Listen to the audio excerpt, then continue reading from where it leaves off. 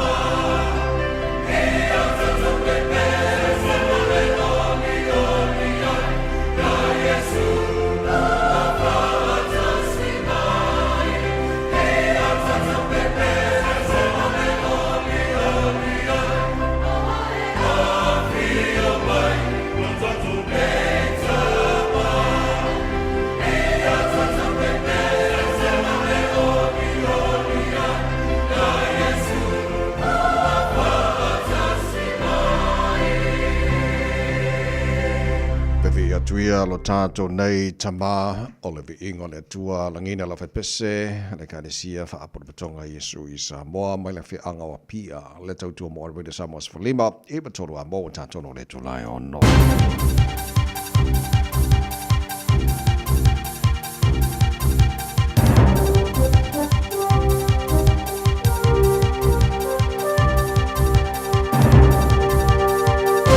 Good morning. In this update, New Zealand remains on alert following yesterday's 8.8 magnitude earthquake off Russia's eastern coast. Large waves have been reported in parts of Russia, Japan, Hawaii and California. Officials here say people should continue to expect strong, unusual currents and unpredictable surges at the shore. Auckland University's Jennifer Eccles says with tsunami warnings, it's always better to be safe rather than sorry, even as far away as New Zealand. Nurses aren't backing down from industrial action over workforce shortages. Tens of thousands across the country walked off the job for 24 hours yesterday morning, attending strikes at more than 30 locations. Claudia O'Neill reports. Nurses will return to work at 9 this morning, but the New Zealand Nurses Organisation says members are in it for the long haul. Chief Executive Paul Golter says if Health New Zealand values nurses and patients, it will address staffing, resourcing and workload issues. Health New Zealand says it may take time for services to return to normal. And expressions of interest open today for registered nurses wanting to become nurse practitioners.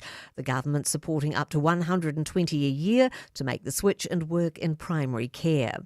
Fonterra's canning and packaging operations in Hamilton are coming to a halt. Around 120 people are losing their jobs at the dairy giant's CanPack site today as it closes down. Fonterra says low product volumes and complexities in production have created challenging economic conditions for the facility. The Dairy Workers Union says while it's disappointing, all members got an outcome they wanted, whether it was redeployment or redundancy. And a longer wait for Aucklanders to learn the future of a stadium at Western Springs. Today was supposed to be the day the council met to discuss the issue, but that's been delayed until after October's local elections. I'm Kay Gregory and that's news. Sport now to the Queen's Sports Club in Bulawayo. In the air, gone! It was the leading edge from Muzarabani's bat, and New Zealand complete the innings. Zimbabwe have been dismissed for 149 on the opening day of the first cricket test. Pace bowler Matt Henry returned figures of 6 for 39 from 15.3 overs. The Black Caps are 92 without loss in reply. Devon Conway's 51, Will Young 41. And Erica Fairweather's placed 6th in the 200 metres freestyle final, won by Australian Molly O'Callaghan at the Swimming World Champs in Singapore. Lewis Clareburt has made tonight's final of the 200 metre medley. That's sport. Ua na ole Radio Samoa se furulima iwa toru a mo e tautuaina o e ilaungangana fitu aso le vai aso. O bonei Taeao o whaantalofa ma o whaafelo e foi ia ma o whaantulima le amate le lava ma le whaaloalo sa molo watanu pele le pa ia ma le mamalo lo whaafonganga ile nei foi Taeao fo ma le nei Taeao sengi ma lo lava le sui fua manuia. Ia whaamalo fo le tunu folau manatu o tele tale manua ai titi mala le nei Taeao. O le Taeao ua e mole mawina ma tātou mole mawina whaatasi le hanga le lei silsili ese o le tātou matai siri le langi lo nā lofa o tātou o ria le nei aso o le aso nei o whaia le tua tātou te ori ma tātou Fiafia iai parapatia le hanga le lei o le tātou tapa o siri le langi ia le fua mole mailo tu si fua mole mātou malosi wa tātou siri whaia e manua o mara nei Taeao ia fo ili vi inga ia te ia whaftai le tua ia le nei o tātou siri whai i le toi aso le nei fo i masina lona fitu o tātou whalaunga o le lua fe lua se fulu ma lima us mai na whaafonga le porokalame malu le Taeao Radio Samoa Sfalima Eva Toru Amo e whio ngalman manan tāsho vai lua so mai insini o tātou Facebook ma YouTube Radio Samoa Sarah Tasi Pantea ma whio ngapis Taeao Je Lucio ma tau ona nei tawai meni tau tui no se pai le tula Eva le Taeao nei alo se fomalia na whio ngalman manan nei Taeao La nge mama fo I lau sisunga le awa o tawai, tātau whai awe le mua I le atua le nei Taeao, ia ona whai fo ina le nei aso fau I le anga leo le atua, tātou e whata fiti o le nei fo I vai aso, ia whata alo whata fo I a te oe Samoa la tinu pele. Whata fiti ai umai maramasi ngaso le, oi a woi ka fe, ia, ma lor whala manuia le tinu, smaila whafonga o le heloi tau ma le aso.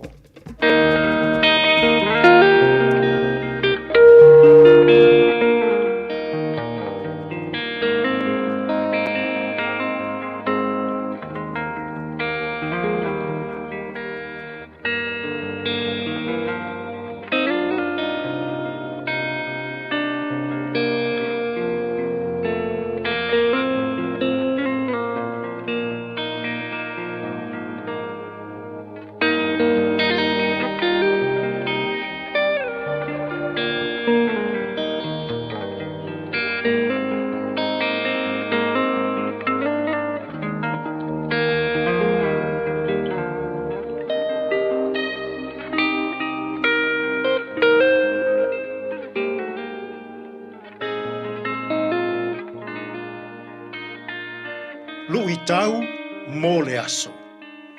Ulu atu i le whai totoa va api api. Enter through the narrow gate. Ma teio, ma tā upu e fitu, o le whai upu e se fulu ma le whā. Awa e va api api le whai totoa. E lau i titi fo'i le ala e tau atu i le ola. E toa i titi fo'i i la tou o e maua. Ulu atu i le whai totoa va api api. Enter through the narrow gate. Stasile nei o vaenga o le launga i Yesu i lunga o le maunga. O le autula vaia o le launga i Yesu i lunga o le maunga.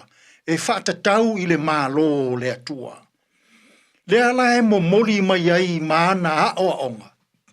I le itu a inga o langa mo o mia. E tatau o na o la ai le tangata.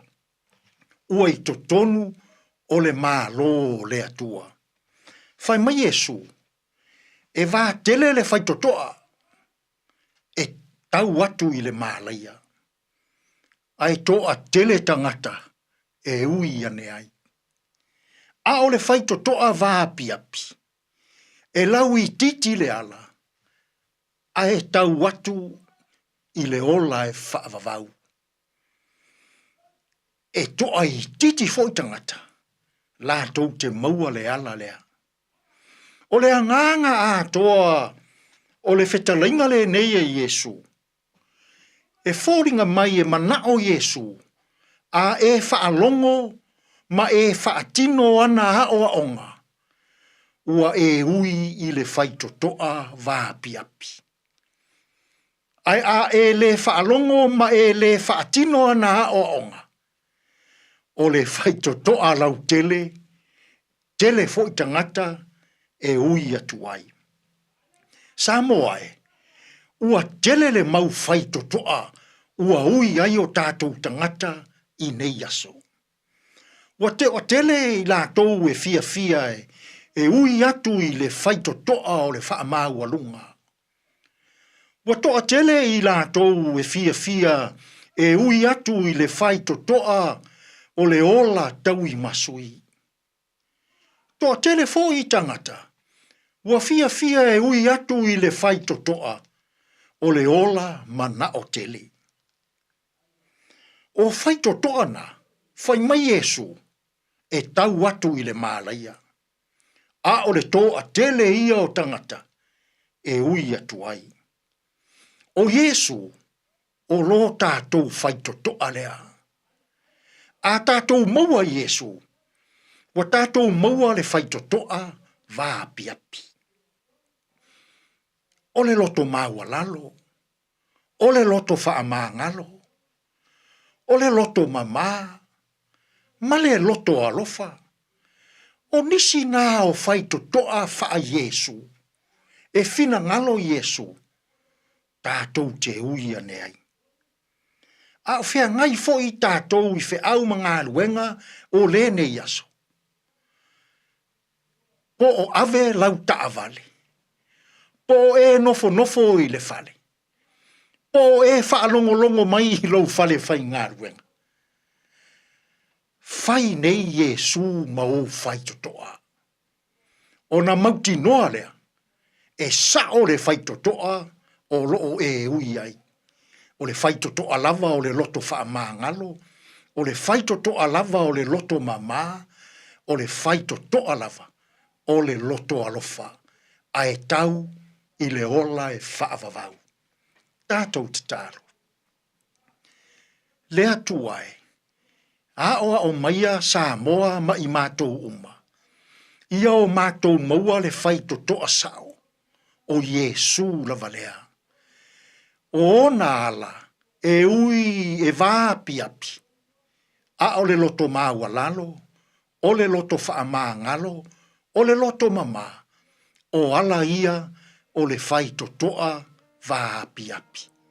Tātou ia i whe au mga ruenga o le ne yaso, e manu ia ai mea uma. Lou lava suafa Yesu ua mātou tatalo atua i nei. Amen.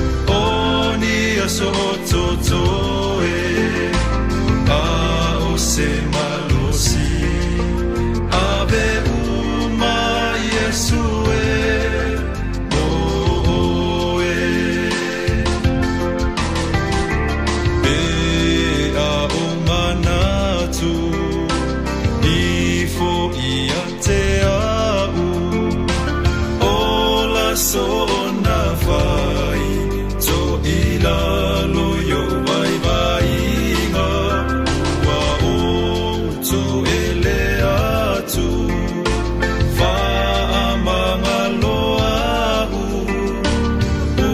ua o salamu talia mai i tailo mamalu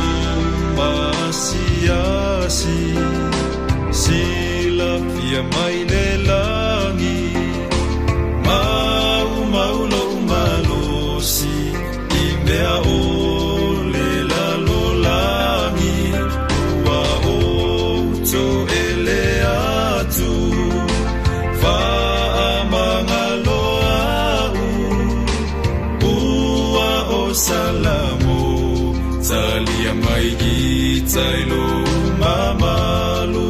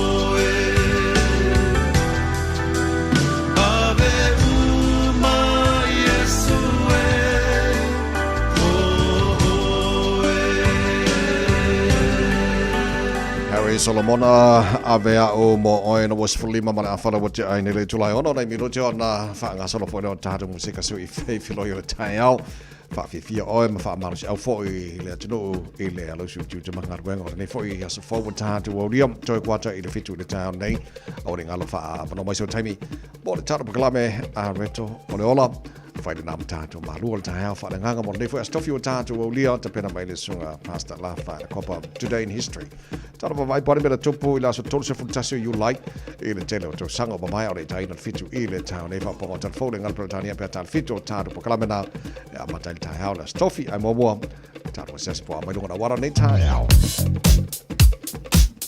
Malo soifua ia ta vale nei foi taimi ole Taeao tatou lua ili poti fo ile nei lunga ole awala telo lo mai tawa tu fo ile nei taimi ia amatanga ole Taeao ole na lo ofile mu mai fo ia lunga ole tatou awala ole na lava lo solunga le lei ele o ia se vaenga wa pisi mai le nei foi taimi ole Taeao le o ia foi se fa lave tau ta vale ia ave ta vale tau tu na lava ole saunga le mu lava i lunga ole ala tele ia ole tau nu manuia fo ile na o fainga malanga nei taimi Taeao fatalo foi apta vale na wotoe a mata foi na ngai mau tamalawa mai a foi ngaluenga le po malo le ono sai Malu le Taeao radio Samoa no se full fit me nutse te aile tu lai ono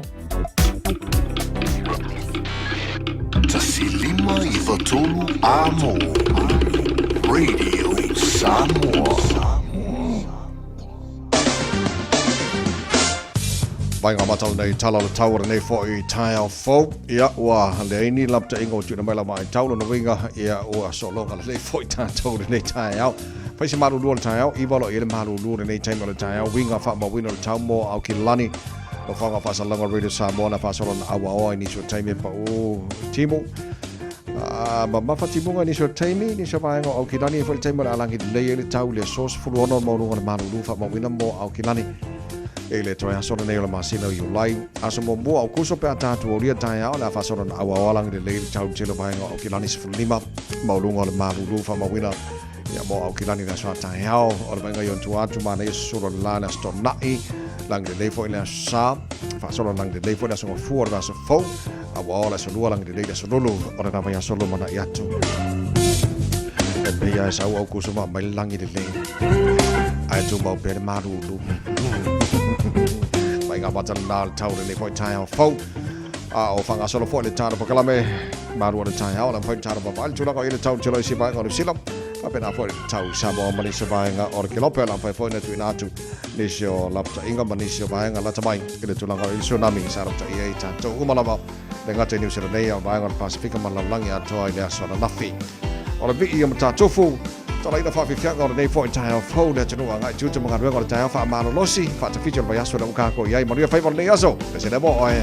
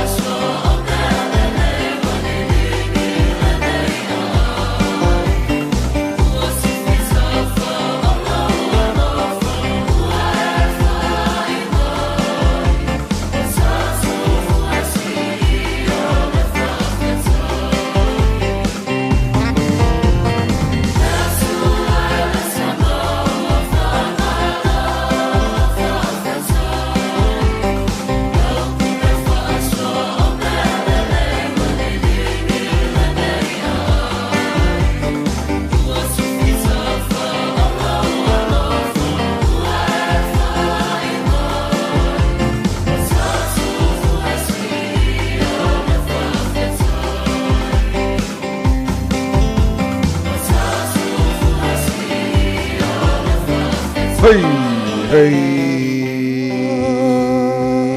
manga ya. Manga ya. Lois for tolu challenge July ono.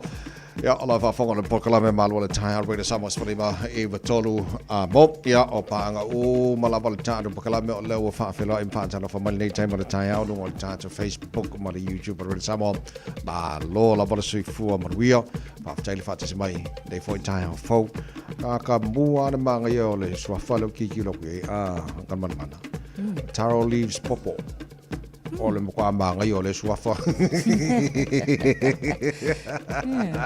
ana ya malo se fo monia ya malto tele lava amosa Robertson malo lava se fo monia fa taile fa tas malay time le Taeao ora lia le manua malo se fo nei Taeao Evangelia Mayava Tanielu ya malto tele o tana paanga to Ioane si papa sa vili male Timoteo Taufi malola versifu manuia nei Taeao fo fa fo wina Tanielu ya male malu si osi pio ozo ya lo fatu nei Taeao fo uska ilea Diana ngi yaso fa mon ya saur ngi yaso o ke fa longa ko wa le uska o ngo le Fiafia lo le ya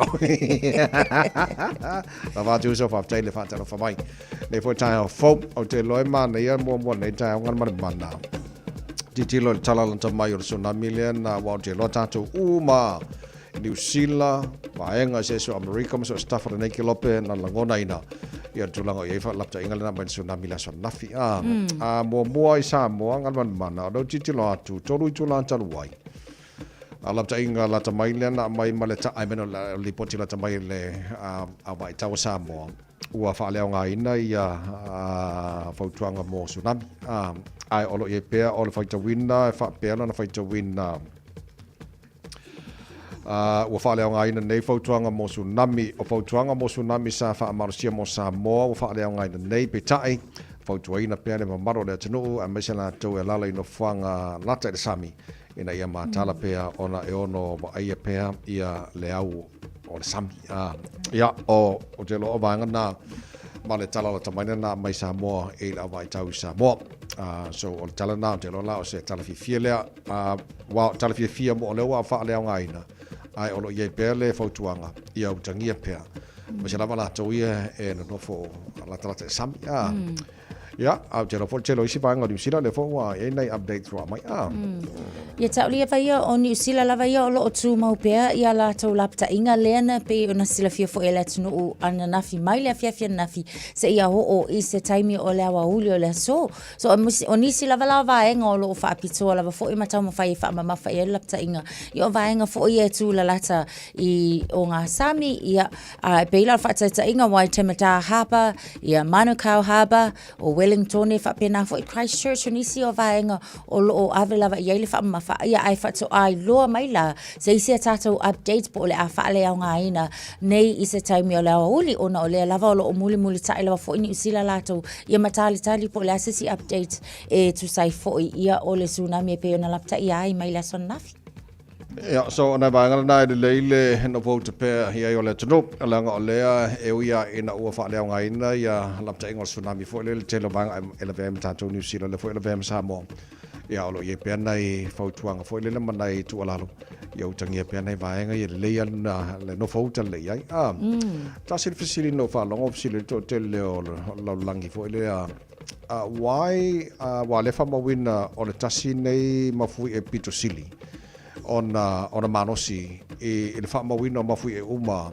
e lo langi anto ai e leo ye ni me o fa la ngai fo ia me la ki ngai vai fo le fa la ngai fo le ia a fu i si fo ma fu e le fa la ngai le te lo isi tu e ma lo si ma ko ma fu e le ia le o te le ni vai nga fa la ngai fo le ia ele mko ile lo ka ko na me o te lo lapta inga sa o ma ia is better to be safe ia nai lo fa ko sorry mul muri fo le Ia te lo nei whawhang fo na mo tātou nei tai au.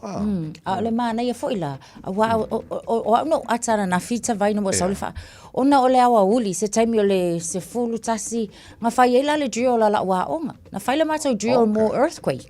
Ai o nei le Fiafia ai saulo le yo fa pe se kila la wo la fa ngau ia nga fai la ko drill ka o la tomato. Ta wa fo ele loa o tu langa e fa tau no ina ma fa tino ina ia pe o vai ke mi fa pe ngi pe o fo ina tu la i fo ia to inga fa lave a fa natura fa pe.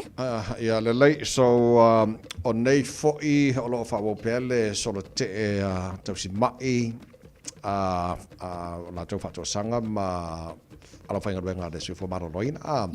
So nurses, midwives and healthcare workers o lo whaua pese e paile tula heiva nei le Taeao. O te leo loa sa tau nuu palemene le sona nafi nisi whailo ma whaaleoro la tau le Fiafia tu lango I negotiations sa whai mo te tongi. Taurosia. Ia walau no whalongo atu le lipoti la tamai fo le ua tausanga le minister se fo maraloina Simeon Brown I le la tu umo le whai negotiations. Toi o toi talanoa. Ia ma whai polasi si la sanga tauno I. Ia tawa ia pawala o whaitionga. Ona ole tūlanga mal whaale tonu o nau iei fo mai. Ole la tu tutongi.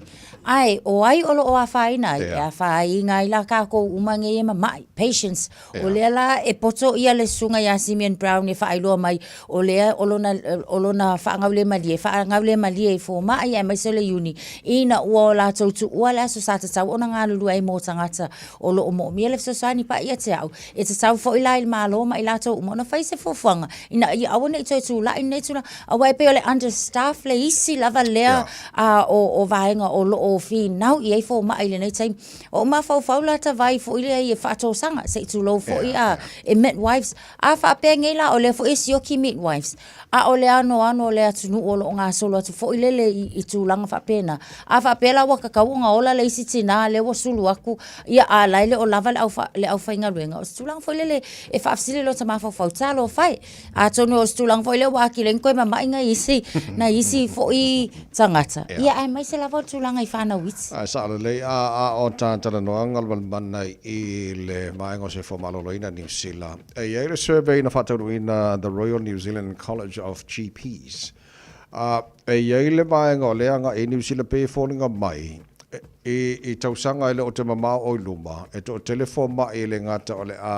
retire mai la tunga luenga e to telefon fo mai ole atu o New Zealand fo ele o ya mo ke no nga e alanga ku e la to nei ele nga fo mai fo ya o si fo ia nga luenga fo ele e alan tu ole se kong ya pe ole survey na fa ya ele the Royal New Zealand College of GPs e ta mai o se vai ngol o ke lo se ele ska Fiafia mo New Zealand le tu la ole se senga fo ile lo ta va ai ona ole mai ta watu ole to ai la tangata ole o fo le retire wa le la kilo aku tolu su fa pasene o ila to ia GPs ole o ile fo ole retire pe amale 5 sanga ilumatu ia ole I mai ya woi ya okay le ma ko ma wa fa mo mole ya bai ne kasila le ba ngalen kakala ngel ka ole I mai si ba ngale malo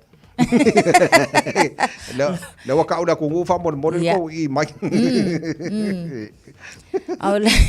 ole si foi la se fulu ole se fulu fitu pasene ole ke kilo aku I o tangata fo ia wa over tau sanga a la vaeng a lulue o la wa ile la tau sanga fo ile le wa tau ona retire a la vaeng a lulue pe ole 5% o la tau ia ole o nga lulue rural areas fo ia o la wa fa tia ia o la tau tu la fainga luenga o isi se fulu valu pasene ia o over tula ile luasu 5% le time nei o le la o le luasu 5% la na o la wa mau ki ngoala tau fifilinga o le atu ua New Zealand ia aya ia tu sa ili mela langu me mata le vau ngo wa fa le fo le langu le vau ngai sila la so pas e fai la lo si o fa no nga foi ona a fu la nei mau swinga uma ma nei fo fanga uma ale uma fai ona sui ai le time fo ile le anga ia toilet patients eva ai le GP ile kai mele wa fa tu langa fo ile le va ai ngole ole tanga sanga se fulu 5 minuto ko kongi la su 5 minuto a fa pe fo ile over ia o se tu langa feinta ole sila le na o tu langa ile o Fiafia GPs ona ele o mafai ona mai ai ala latu ngaluenga ile 15 so ole model lo fatino ina nei it's so for instance nga yel fa nga malo mai sim tanga luenga so fo malo ina ia ni swinga ma ia suila mo le fo la va nga GPs fo ia la latu ngaluenga ile le ole fatino ina sa le te lo se folo malvalo minuto lo John Charlo le tul fitu ala fa tale to roll fantasy mal tala pakala me manual Taeao with some more than 40 Taeao fo asa mo molina you like ia mo le tulangi ia la la fa so korse fulu vanga le o America ya ma ko do wa so kor kasi so le kape fe le ano ka sangari fa vi fanga Taeao alo se fo good morning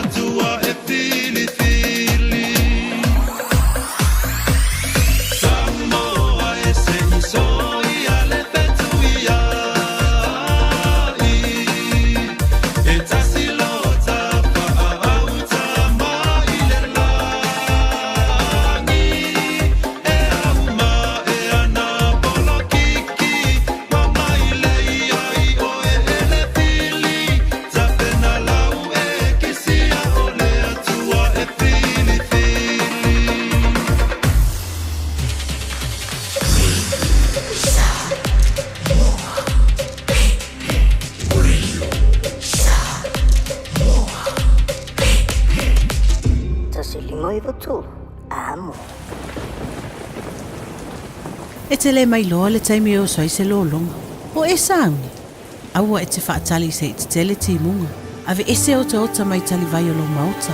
Wha maule le i lalo mea tō tino e ono wha aleanga ina.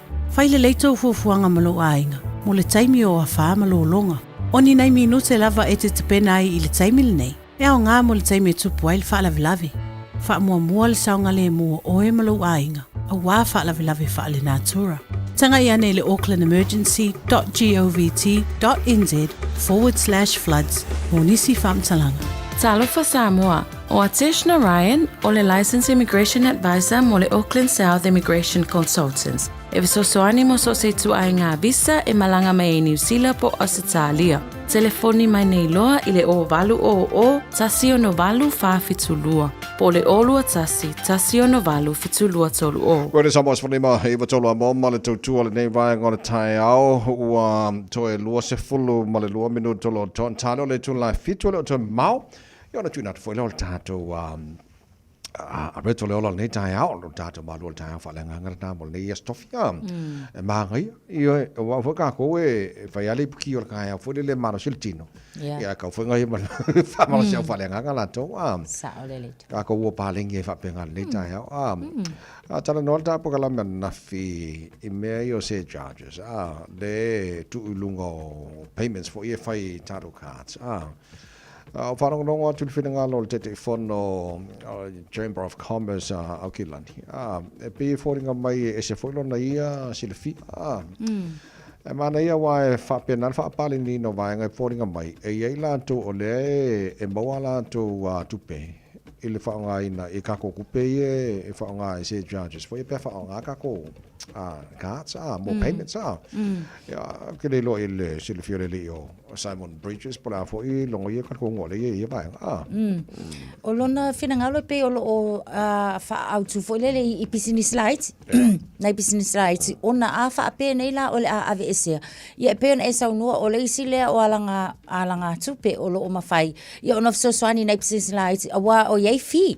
O fi e totongi o masinia le whaonga ina tātou. Lea e alai ona iei le pasene whaau popola le nā le ma e tātou te anga i atu i whale oloa o la. Wa iei al pasene whaau popola whale oloa la ko iei mo tātou. So o fees la na e totongi a whaapengi la o le a pen. Fo i lea po le a le to e whaatanga ina le malo ni koe whaau popo inga o fees nei. O lona winga. O pisinisi la iti la o le a tau mawhai lava la lātou. E totongi e lātou lava ia pe a whaape o lātou whaonga ina pea. Ia so ia te awala ia fo i le lo wa ia manatu. A whaape longa winga e vai aku. A whaape e whai ai le ai se vainga fo i le se malili enga e autasi uma iei pisingisi la ki ia ai mai se fo i o le malo lātou. Lona winga. E unko e fo i tātou le whaonga ina o le cash. Awa o kamala ngai le ise fi fo i le totongi e pei lava fo i. Ona ia se mamai ia te awala ia. Ia a kongwe awa wa inga koe fo i tātou le whaonga lava o le se fulu tā la lātou ia. E ungo mal. Ia le maanga ia fo i o le kādi le ngai vai tau asa vai. Ia wanga le alua kua tik. Ia alu. Tik. Ai pei o le mai tau atu. O a whai nai la. Tātou tangata whaatau. Ona o le tupele ua whao popo po le pasene whao popo. Mai i tau a tātou whaatau. Awa o le mea sao e lau tiltilo. E wholinga mai o tupe e whao popo i lunga o tātou tau o loia tātou whaatau ina. O le maui kupe a lātou ia le masingi na pawana al porenga forele wa pe whaonga for cash. Ai te wasi i lunga lātou le tau forele kau whaapalengi se judge le la aves. E o le melanga e le loa kako. O le kau kia kua kako kongi kau o loa man whapea. O le kau sa wala le o le manga e kau ngofi. Ai le lau whapopo fo e lunga male. Ai le kau o mai a kako. Yang kako o pongi sa ia le kako o ngawa ia le whapea. A le maui kupere vanga le whai pisingisi. Kano whai. E le lei o mea umanga le lau langi de kau kei. Para ai le whaila whatau te le mana au whangara se judge ia ngā swipe on au card code pin number. Simple as that. Uma. Mai alo whawhianga pa le 5 stars and lei Taeao. So mo le se tātou li poti manunga o na wala. Ia o na tūna toi lo leo tātou. Porkalame. A reto o le ola lau te pena mai sunga. Pasta la whaere kopa. Toi aso le neo masina lor fitu. Tātou wholaua. Ole lua when lua se furuma lima. Maro whalauma ria le tunu. Good morning.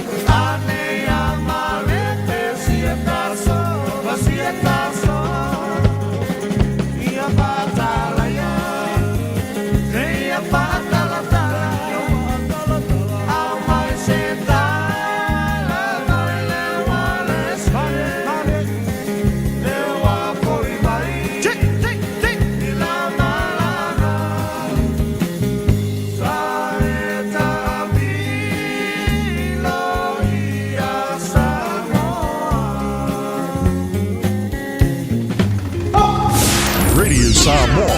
Tasilima iwa tolu amo. Mai tau tu taimila nei Lincoln Road o le na ua matana slow down tātou ia delay fo i pēr male 5 minute le travel time o lo whaatulanga mai ai whapena fo i le mai tau watu i Onera Road i le taimila nei ia o le na fo i ua whaisi delay ia pēr male 1 minute fo i le travel time mo tātou ave ta avale anga ia tu fo i tātou na i lunga le awala lau papa le fo i lau ua mai tau watu ia o le na ua amata lawa fo i ia ona si i le Taeao ia ma ua amata ona feo lolo le pisi nai vaenga nga o le ala tele takanini le vao takanini ma i le vale i papkura le ua amata ia ona pisi mai foi i le taimi le nei o le Taeao nisi na vaenga o le na ua iai tātou au isi vaenga o le na ua feo lolo lava foi i le nei taimi o le Taeao le isi ta avale la vea ia tautua na pe av ta avale le saunga le mu i lunga o le ala tele nei taimi o le Taeao o tu isi 15 minute na ta leo le tulai fitu Talofa, we're the Katinas, and you're listening to Radio Samoa on 1593 AM. Bread of life sent down from glory.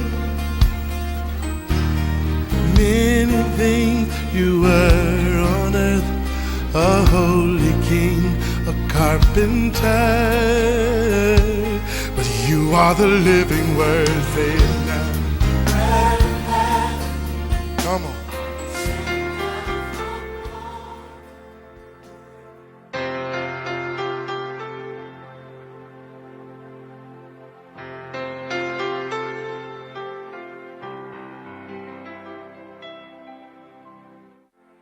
Au te whawhiroa I tātou atunuu, mai tātou porkalam mele nei, o le areto le ola I le nei fo yaso, ma lo le soifua manuia.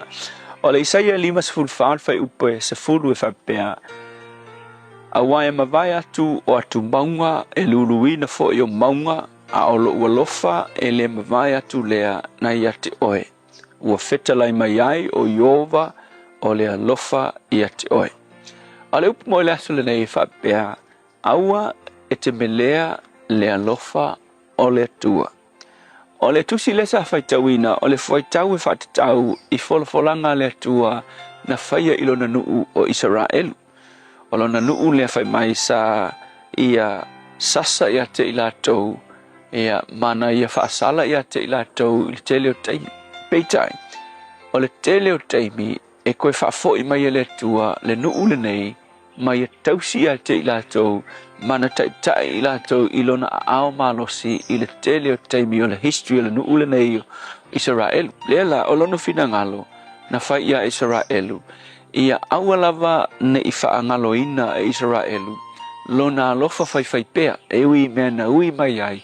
A ia toe tepa Israelu ma ia latou wa aia ilo latou history po le tala anga o Israelu.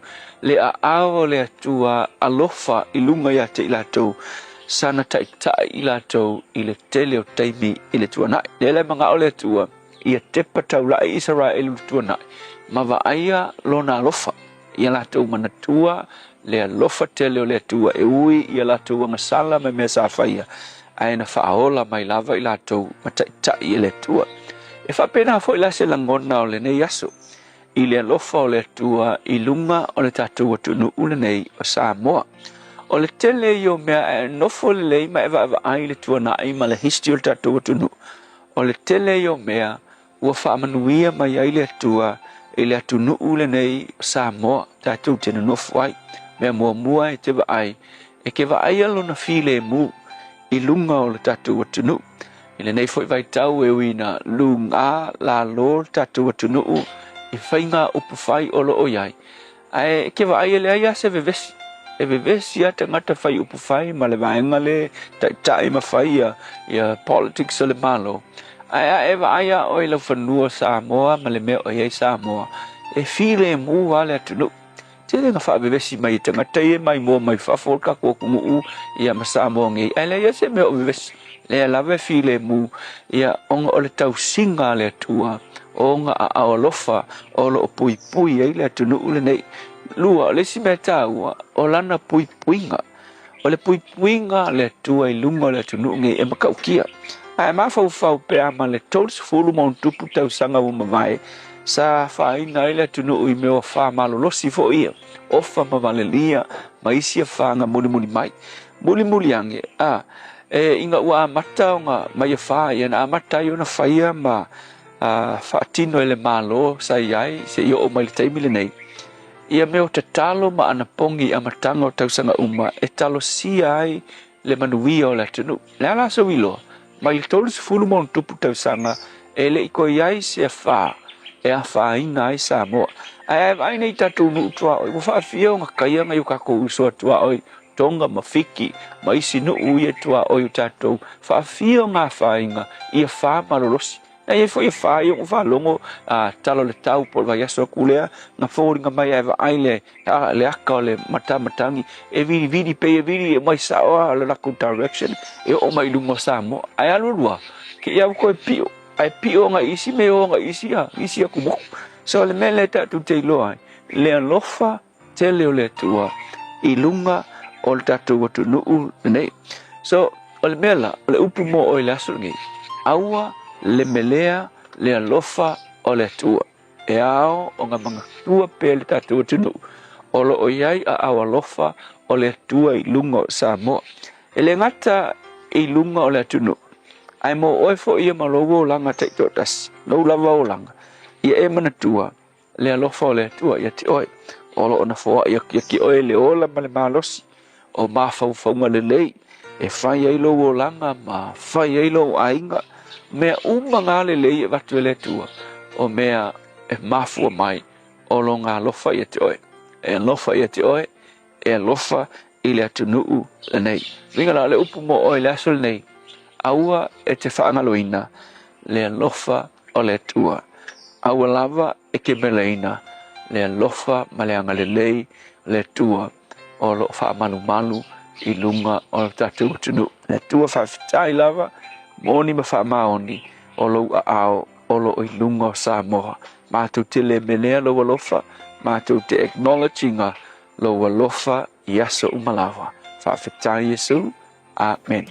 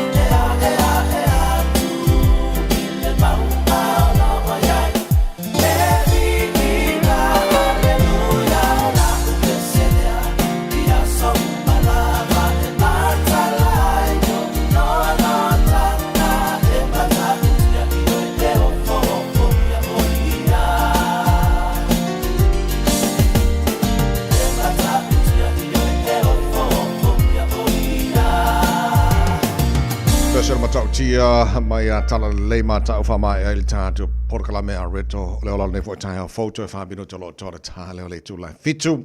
A so tolu se fultasio you lai ane mea na tutupu ne ia so I tau sanga wapai. Sanga sa siva ono lima ile so o le so na whaangata ina ai pe sa tapu ai loa o na toe whaalawi loa ina ia ni whaalawi loa mo le sikaleti I lunga o le TV a le malo Peritania. Lua afes fulu ma le iwa o le tausanga lea na whasutia ai ia le atali o Osama Bin Laden o le na fuafua o le aso so o mai le no fua inga ia e se tasi fo I oso fa inga a le militeria Amerika. Tausanga lua afe lua suma lua na whapena fo I na whasutia ai le tai le nei o Al-Qaeda le susunga le na ia Ayman al-Zawahiri o ia lea na fesoasoani I le faufaunga o le osofainga I le 9/11 lea la na whapenau na fasitia I le CIA drone strike I totonu a Kabul, Afghanistan ia ele military American ta ua fo ila Joe Biden o se tasile nei o osofainga sili fo I ona mawa ai ale military talu mai ai ia le whaato I laloina ia po le whaumatia ai fo I o le susunga ia Osama Bin Laden. Nisi le nao wa ainga mena tupile nei aso, tau sanga ua mawai.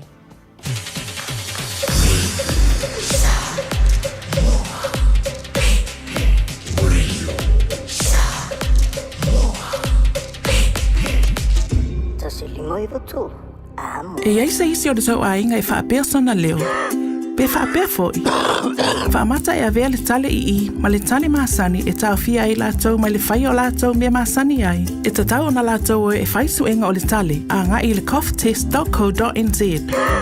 Pai le suenga o le tale ma whai loa le fō mai coughtest.co.nz e le ai se tatongi.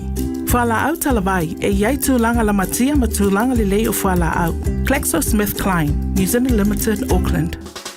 O I sauni malanga I Samoa, mana tua loa le mana rentals, e maua so se taavale e te fili mai ai, e tusa ai malau manao, e mawhaiona pikila taavale I le malewa lele I whaleolo po o whangalii, whapealo tātou ofisa au tui ala fua, pe mawoli atu fo I le whaletali malo o loo e whamautu ai ngā whaabitoa, lo I le tātou insurance cover e te fili mai ai, ina rei tupu se whalewelawe ai o loo I le puipuinga, mana tua lo I le tātou account New Zealand, pe lafo sa fo I le mana rentals e whaonga ai le Pacific Easy, pe whaonga fo I lau credit card, e whaatiro ai le tongi ina o lo sa. Monisi whaamtalanga wala au le Pacific Easy I le ovalu se lau o tasi ono, po numera masani au kilani o le lua fitu ono fitu iwa fitu wha, po le lua fitu ono fitu iwa valu wha. Matalo sanga e transfer o e I le moana, pe asiasiane I le Facebook a le Moana Rentals, po le tanto upenga te wha ilangi o le moanarentals.com. Moana Rentals o laupa anga e taitoloina oe, a oe malanga asiasi I Samoa.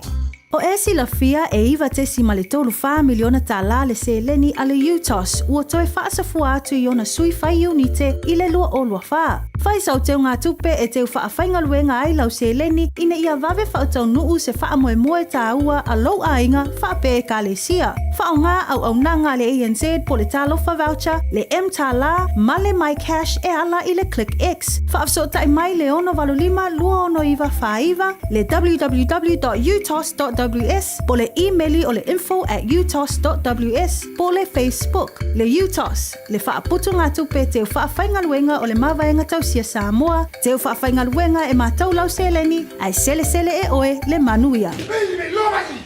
Hey, hey! Oh!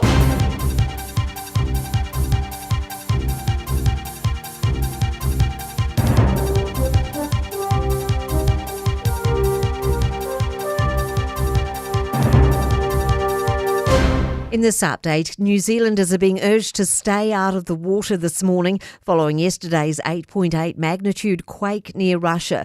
Officials say there's still a threat of unusual currents and unpredictable surges until at least midday. It follows earlier strong waves in parts of Russia, Japan, Hawaii and California. Inter-islander ferries are being detoured away from the Tory Channel, and NEMA's John Price says waves could be unpredictable. There is a danger for swimmers, surfers, people fishing and anyone in or near the water or the shoreline. So very clear, stay away and wait for the danger to pass.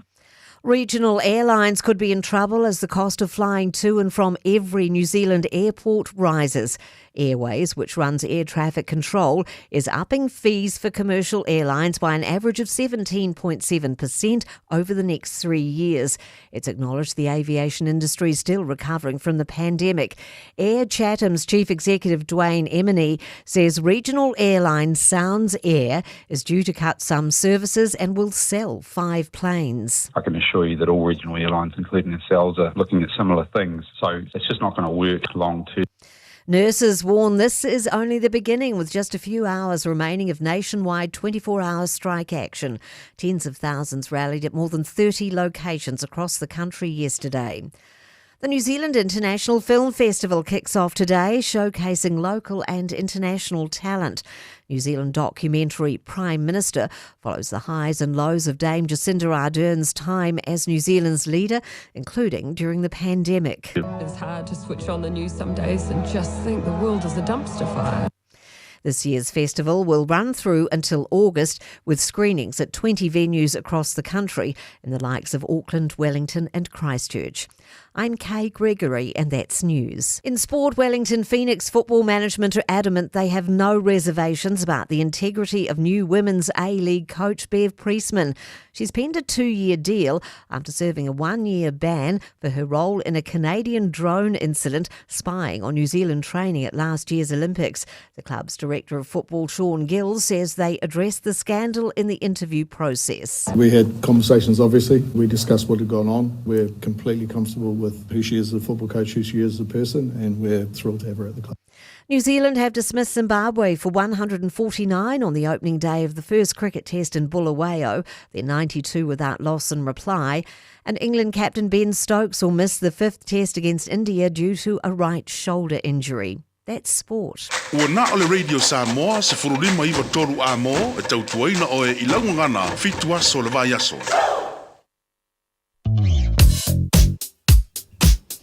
Ni se vaenga o lunga la tele le football mai ta watu taimile nau faisi bisi Mount Wellington on State Highway 1 southbound anga I maile na I manukau o le nao lo faisi bisi le taimile nei whapena foi I le va aiatu westbound I Avondale and Lincoln Road o lo o mai ta watu I le taula inga o ala le nao le nao ua pisi tata o le nei foi taimi te attitude south on eastbound I le anga iatu le nai le taulanga faisi bisi o tata o le taimile nei la tatu lunga tata on ramp Mayoro Street on a northbound and southbound o lea fo i lo mai tau watu I nā whaisipisi I le vaenga le nā tātou interchange fo I lea. Twin Coast Discovery o lo mai tau watu whaisipisi le taimi le nei Whiteout Valley and Rosedale northbound and westbound traffic o le nā o lo o uapisi le nei fo I taimi. Weary on a northbound and southbound in the State Highway Louisville whaisipisi I e whapena fo I launga delay mai tātou I nā Puinui Road interchange I le taimi le nei o le Taeao. Avata vale tautua nā lava le saunga le mu au e whianga ye fo I mawhainga malanga le taimi o le Taeao. Na ua whami inu te te aile tu lai fitu Malu o le Taeao Radio Samoa. Radio Samoa. Taslima I watolu amo.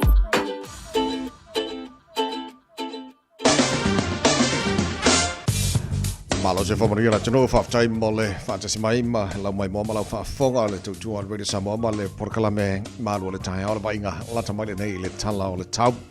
La tātua a mata mai Samoa nei vaenga o le Taeao lua se fulu ma le tasi o le ilma whanawhana le e Samoa ua te arabalu Samoa o te papa I atu o lo awaoa langi le leifoi I anisio vaenga o Samoa I le nei vaenga o le Taeao winga whamawina o le tau mo Samoa I le so le a matele na awaoa le tau lua sumaraiva degrees Celsius mo runga le vevela le e Samoa le so lua sumarwhai lo na maulalo le na matu nei le Taeao na maua le tātua fisa ova ma le tolu I tu la taluai ia le update la tamai mai le awai tau Samoa ua whaaleonga I nei lapta inga mo tsunami ia peona iei tātou Samoa ai olo iei pea nei tualalo ma whautuanga mo ila tualala taula late na sami ina ia tau mamao ma no fauta le pea ina vaenga ia le foi aso tātou iei o te lo lapta inga foi leo lo iei telo isi vaenga o le laulangi nei ia ona le malo sitio le mafue balu tes malapar le na lulu le sitio le sia ile so nafi so ona vanga na la tato va mai pea tul mata ia ye ni si fam talanga la tamai Samoa winga le tau ia la faina tuina tu wal sil fiola tuno pa ngal tana bukalame so sma ngal tuno o Samoa lo fa fonga mai nei tai ma lo lava ia le soi fu manuia se mai le talo le tau to tono ni sola nei le motu saute fa tala fatu ma malo la tuno so sma ngal motu saute lo tata ma futal nei tai ma lo soi fu manuia timaru pa o timu ni so tai milang le fo ila o di mala Fiafia na nei fu mo lo ma lu wana kala ma tele na awa pa o timu lang le fo ila Fiafia na nei fitu mo ngol malu lu fa ma wina mo wana kai le som Queenstown la fa so fo na pa uti mo lang le ini so time fitu mo ngol malu lu ne yaso Nelson fa so pa una wanga lang le fo le taus fu to mo ngol malu lu le so kai kora pa uti mo so time e fo time lang le Fiafia na nei ele pa ya tu in me ka go la fa so fo na awa pa uti mo so time ne yaso baru mo ngol malu lu de niden fa so na awa pa uti mo ni so vaenga de need and so malu ka malu ya makala stetel va ya tu el teme pa uai wanga la lang le for tau mo to de yaso pa unai wanga le tuatu o I Banks Peninsula ini so time is a furu malu ka malu fa mawina mo kala stetel so il motu matu kaitaya le pito la vai lunga New Zealand la fa solo ina pa utimu ma mafatimu ngani so time is furu no malu ka malu le la mo mo tone malu la persi fu mo wia le nei Taeao la fa solon pa o nai wanga ni so taimi lang le lane la o di mala Fiafia na nei se fodu mo ngale maru fa ma wina mo winning tone le song la fa solon lang le le tau I tau ranga nei ya som fa solon na awa pa utimu lang le Fiafia na nei tau pa a rotorua fa solon na awa pa o nai wanga ni so taimi se fa mo ngale maru lu te lo ba ngo Palmerston North pa o nai wanga la fa solon na lang le sifundua mo ngal maru le song pa utimu ni so taimi lang le fo la Fiafia na nei New Plymouth Napier ele taimi pa utimu le nei asos for lima mo ngal maru Masterton ya ola fa so fo lang le la oli pa mai atu nai wanga pa o nei Taeao ele telo ba ngo Hastings la fa so na awa pa utimu ni so taimi se fa mo ngal maru Gisborne awa fo pa utimu le nei asos for no mo ngal maru kiriki no Hamilton la fa solo ina po le Taeao pa una wanga lang le la Fiafia na nei sfulima mo lunga na maru fa mo wina mo Hamilton ile so tama ki makora wa kilani no fanga fa salonga radio Samoa I volo il maru ile nei wanga le Taeao le aso mo wudi nei le masina lona fitu taro folo wa dua fe lo se fuluma le lima tu ma winga le tau le so awa pa wanga ni so taimi lang le fo ni so taimi le so sfulona mo lunga maru fa mo wina mo kilani ile ne foi a stofi o tatu o rio Taeao pa dio la sumo bor masin la lona badu o tatu folongo re nito sangam a waolang de lele tau telo ba ngo au kilani se fulima mo lunga maru lu Taeao il ba ngo tuatu ma na yelang ile leo la sto na imala sam lang de lele la sumo fuor na ba yaso mana yatu a waola so lua lang de lele so lulu o ba yas fo pe a auria o fa mo mo na tu na mai la ba tau ile nei ba nga ole Taeao le tunu o lala papa au baanga se se nei la lo lange ile tunu ngo lo mo ia mali tau mo tau ile nei aso fo o tato o lia to mo be sa mo sfali mai tola mo wa ibo tele tu la fitu na ma wol tato fi sangal man o pepesi ile danki fi vai Samoa o le ufa mo ni mai ele sui pulisilio mtango wengo se fo malo loina ya urungia Dr. Tito Kamo I se tasi fo I o te matiti na maliwa na nafi o to waila to le ua fa mo ni o ma liu ya fianga o le fiva pona ifi o le danki fiva ya a tono te o fa lo tele mai taru tala mai Samoa ile tala valu nei Taeao ya na ma wol tato fisa ya le sinali potin tu na mai ele so nafi te lole se tasi fa tara nanga le media Samoa le na ma waia ni so report which te tau fo ona fai ma fa fangu mo tato ma sa tato le sao ni malanga Samoa ai o manai fa na ele no fo tele ai nei tu langa ia ona le fo ua fa mo ni mai wo to roila la to so for the main refer mai le mo tanga singa se Lufi district hospital ya I tono le matotua ya ina na mai lona ola ya le so na fiu to roila la to so se tala fa no fo le tulanga a fianga lo yesa mo le dengue fever ya ai mana ia fai fo le ma fangu mo tato monisio ta fa sa mo ne vai time le malu lu tato New Zealand ya Taeao mana whanau langa pea o nei whanau le sinan mawhatia fo i tūlanga o ia a whianga telo le dengue fever. O tatono le pui ngala vol tanga tsa tasi lava e sili on tauna whaataua ia wai ke au ia o koe mga kunga kule namu. E pe unga kaola mai fo ia Samoa I la tau sanga o feo, you know, e ia I lava manamu. Ia e pe tai ona le nevai taimi I le o lewa pe wa avea mahala mai.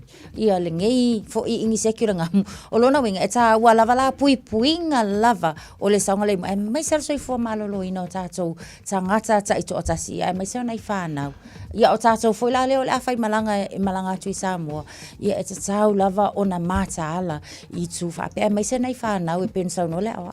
Sa le ia le lei a o e whaafonga mai o te penal tō malanga I Samoa I se aso rene yaso ia pore na foi yaso fo o le ua whailo atutulango ia fianga tele o le dengue fever ia pole fever pona I Samoa so o le ele o se tau whaafefe a le whaamanatu foi lele ia o te pena I le I tātou mātua ele le saunga le mu umo o taupo o tāwhao ia pone se foi fufanga I Samoa ya le le o le le ta pena ma se lava nei fa na mo ia sa mo le mul to malanga I Samoa tu langa na ia tala no I Samoa lo titi lo pe o Taeao pe asa lo fai tau na po ya ma tai ta mo sanga le OFC under 16 o le mo sanga soka le under 16 I Samoa o le sa fa pe longa o lo titi lo o le afa mai el pulenga o lo fa foina il ta mo sanga le Oceania football for le under 16 event o le se me o fainai o lae o lo o le ya le mamar bui le vai ngol dengue fever ya o te lo foi le sa faina o au uma ya le ya I Samoa wa te vai to le I te au Pasifika yeah o lo mana ia le tulanga le pata o lo mai tawatula ia I le lato respond fo ila le anga I le pepesi o fa mai ma nga ia na ia lato vaenga ia wata pena lava ia lato ina ia pui ai mai le afianga fa mai o le te mai tawatu le ia lato hand sanitizers ia o tono no fanga o le lato fa nga ina o la fo iwa ia ma vaenga e tau ona mautino le tau si ai fo ia o le tulanga tau le tu mama lava fo ina ia awa lava fo na ia ni se afia mai ai o ile nei foi a pepese yo le fa mai yo lo ia so o Taeao la so for really evalu au lo o tabai le tamasanga le under 16 ia au mai fiti America Samoa ia male au tato Samoa New Zealand New Caledonia Tahiti Samoa Islands Matonga so au manalela tau sini o Samoa ia ai o tulanga la ia o la ia tanjonunga e le afaina le tamasanga ya mai sa au ia malanga atu fo isi atu moto Pasifika tono Samoa o fia tanto le dengue fever kala fai ya mas ka ko ki manga yo ngia skofi manga ia sin koko Samoa wale wa ko kiki a mo vai aso ia ma ko fa pupunga la kamanga atavai ia o singa avoka fo I masi fasfalawa umal Taeao asale ya le se ka ka ma fai le ki fa mo le se mele telefone le tia tanto fa mo le Taeao o le o fai le tia nga mana lo tel tunga la ngol to telo tanto le ya le ma fo le fai ngora ngaruenga ai mole lol ma I lol manga bokako wa makua I out a core system bokako wa makua le functional system bokako vole le le ma fo le ngaruenga la fai ya ol melana le fa mana tul tar bokala me ta wo tel fai ol ma dol Taeao ko ale le ya le mo fai ngaruenga Fiafia fo ia wai ila tanta fainga luenga fo le yo all time yo lana break a le wa mole le la walo pena esa o ka ava aila tanga ila e ka vai le kau ainga oi ka fefele kau ainga o ngei lima o ke ia wa fa o pe langa misa male au fainga luenga ia au tulanga na wa misi le puki o ka ia o ka tu salava fo ipele faia kele ia yai lava sina mea lava fo ia tali ile la walo ile Taeao au le amatainga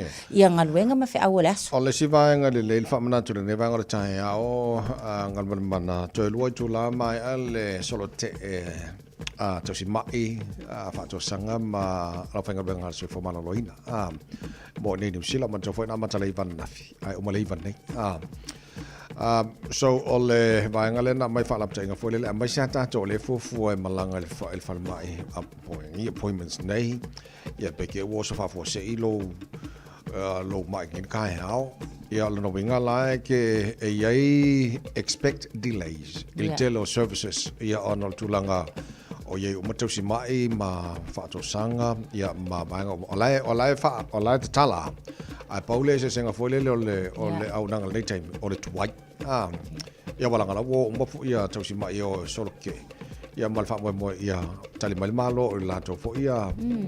Fe awolo ba to fo le. Kau si la kiki la ko kongi runga. Ia.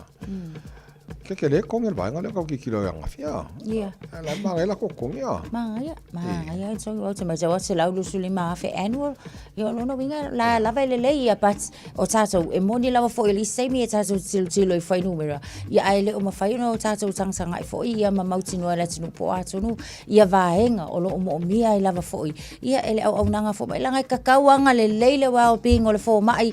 Ia sulu atu tato a la fo ia ma kua I fits le fo mai ia ma lo silele a tono le tuta wala na tau ona a mana ia fo ira malo le nei vai tau le le ofiti o le atuno o le le o la tina ino la kapia fiti o le winga la tala fo le a titilo I super rugby o la ia au fiti le Fijian draw a titilo fo la to plan de fo mo au fo le mo talonga fa ba malo o le e ona host fiti ta longa ma tunu o te loye Engelani Scotland ma ia mai sia tunu o lolangia ta longa le ta o ta le Six Nations o le ta longa tonu na o le wa ma ta on tilo fiti il taibile nei a tonu e o atu lava ma fai pe ia feutana inga a o la wa yelo la tu tatununga e ma fai ona o la tu hostina o lona inga se tu langa ma na ia telefo ile ia wa e host la ko ia o le marketing a kili fo ile na fiti ia ile la lo langi ato pe a o ai fai e tau nu fo ile le yeah, exactly. Le so ole titolo atu tier 1 team. Ole fiti le venu al tier 1. Yes. Wow, sorry. Kwa manga ya sorry. So ele ava no host fiti. Talonga tele nei ole le. E wala ngai lo mo tanto ia fa mo nianga. Ole le o au nei fa te inga la au ia mai Europa. Sorry. O kamaya malanga rio ke fa ko e lau ka alo e se fo lau sapora sari ya fuala tua leonga le I Australia ko kikia como I sapora se leonga le paka ke pola alfia ke de paka Australia e ba ko mu fa to ba ko le vegali yo to nga me fulana ma wai au ia pe malanga mai e ma ko ai fa ko mu dia yo le tele la le tupera la sa e tono le le tel fo mo economy fiti la to mai pega mo ka ko Samoa e ko nga ava no fa pe ka no fai ya malo a fiti pula benaka sfurvala bala fo tele tula fitu mai fa fanga fa na Jerome Gray fa po le taal po kala bengal Peltania think a minute malo si fo Siva siva uanga io no fa pe uolo suiti somali pe se poi awe la taru pe awe tangi awe oro ulo tolea towina fa pele minoi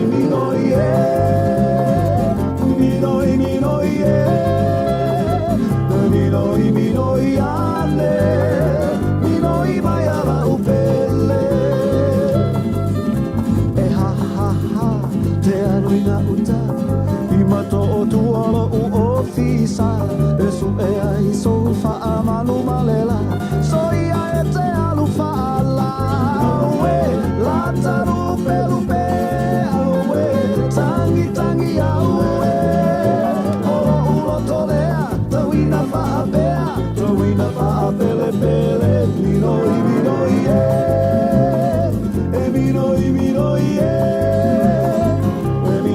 minoi ande minoi vai alla upele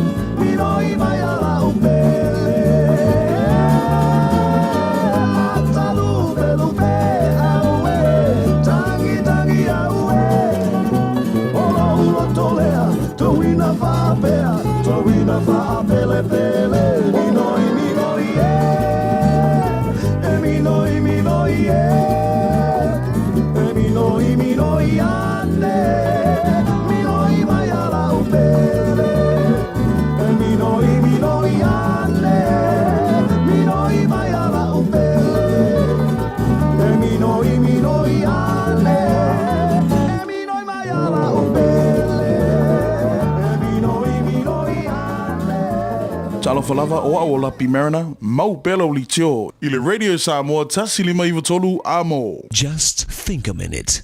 It could change everything.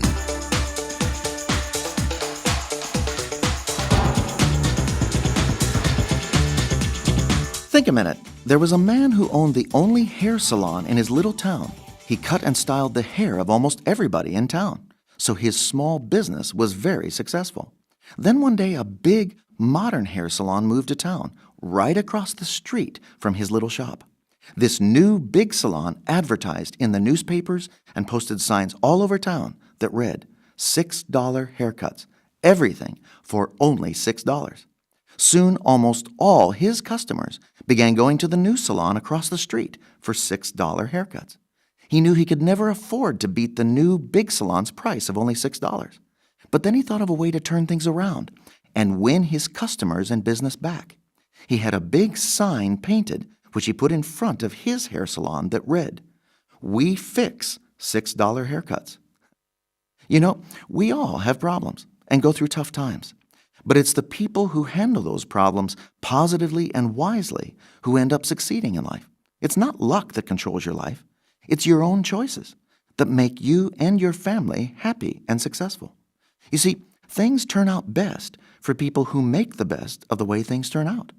No matter what happens, these people just keep going, since sooner or later, tough people win over tough times. You know, when the stormy sea is raging, it's no time to jump ship. Difficult situations can actually make us a better, deeper person, just like the strong opposing wind makes the tree grow stronger, deeper roots. As one guy said after he went through a very hard and painful time, "I learned lessons I didn't know I needed to learn." Remember, the same heat that melts butter also hardens clay. The difference is their response. So how do you respond? How do you handle the heat of problems, pressures, and tough times in your life? No matter which way the ball bounces, it's still your game if you choose to stay in the game. So today, if you'll ask Jesus to take full control of your heart and life, He'll start working everything, including your problems and pain, together for your good and happiness that lasts. So why not start living His way every day? You've got nothing to lose and so much to gain. Just think a minute. If you'd like a free CD of our top 40 programs, write to us on the internet at www.thinkaminute.com and catch us tomorrow at this same time when we stop and think a minute.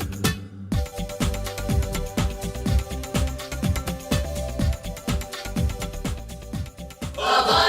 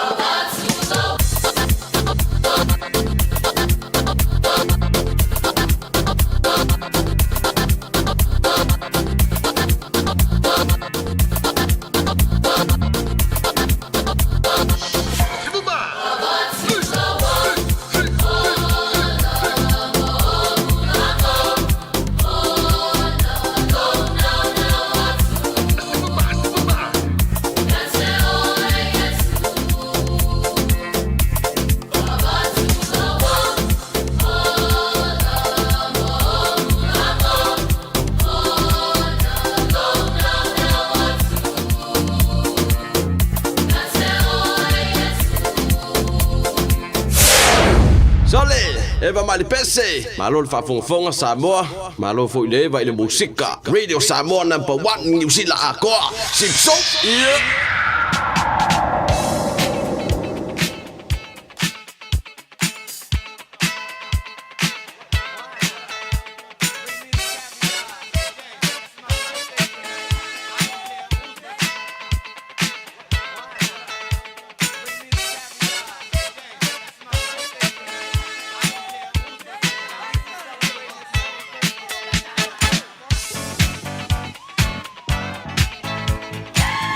Afatono le tula fetu famre ngas fanau mola stoffi nei tolu se furu mola tasi e yaso JUL on tara folongo le nei sanga lua fe lua sumara lima ma tara le telefoni mo o e tolu fetu tasi lima eva tolu o lo mo pole mo le tato email On air at radiosamoa.co.nz.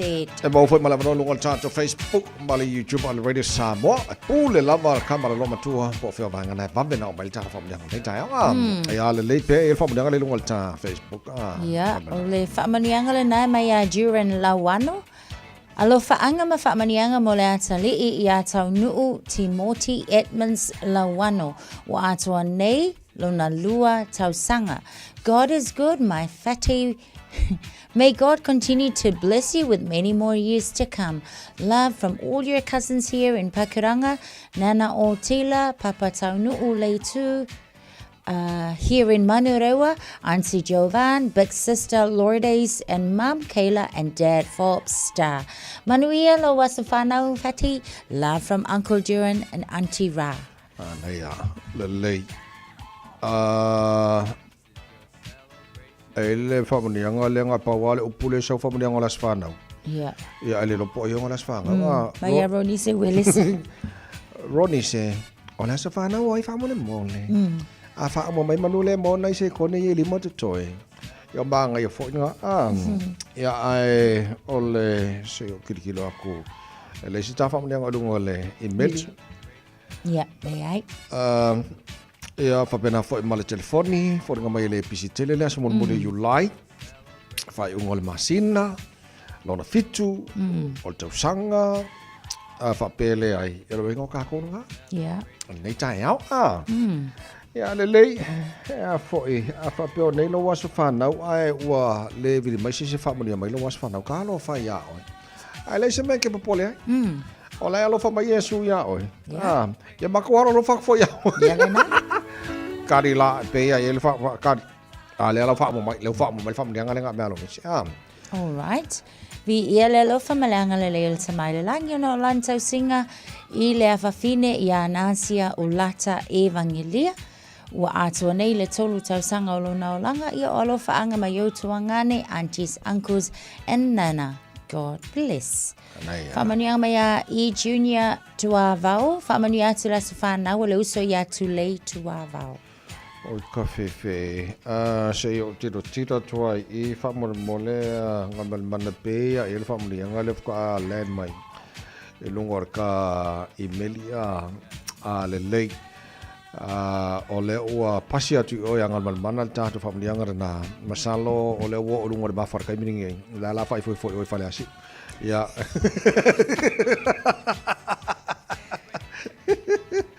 ya o mo lontar famili yang na ya on mai and foi le famili yang nei tai famili junior tu abao famili atu le asofana o le uso ya tu lei tu abao Ya lele, tu lei ai fa mai, o lo fa atu I junior tu ama mo lo waso fo nei aso. Ya, o tato famanianga mai lunga le tato email e mai a Sylvia Brunt. Happy 11th birthday to the professor of the family. Our little Francis Brunt turns 11 today, the 31st of July.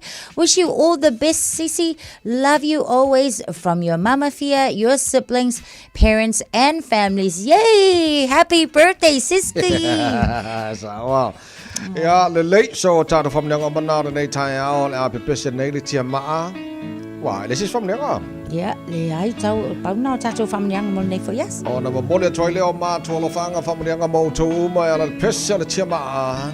Ele ngata male pulenga mana fainga boy kar bali Samoa fa pena fol tar bokla me manual Taeao. Bangun nu ya tele lava o to was fana. Happy birthday Francis, love you. Yeah, to dos por lima. Malu.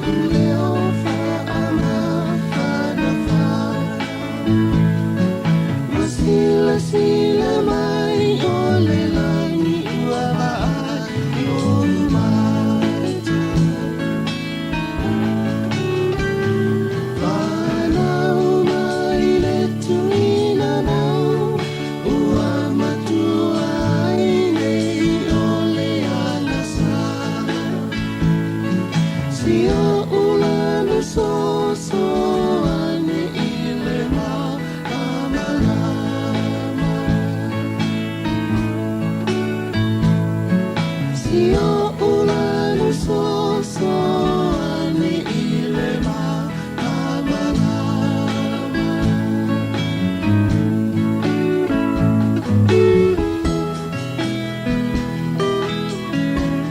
Taraflava o David Tua le nei, o lo e whaafonga mai pēi le Radio Samoa, tasi lima i watolu a mō. Samoa i manuia lau whaafonga ma lau whaasausaunga.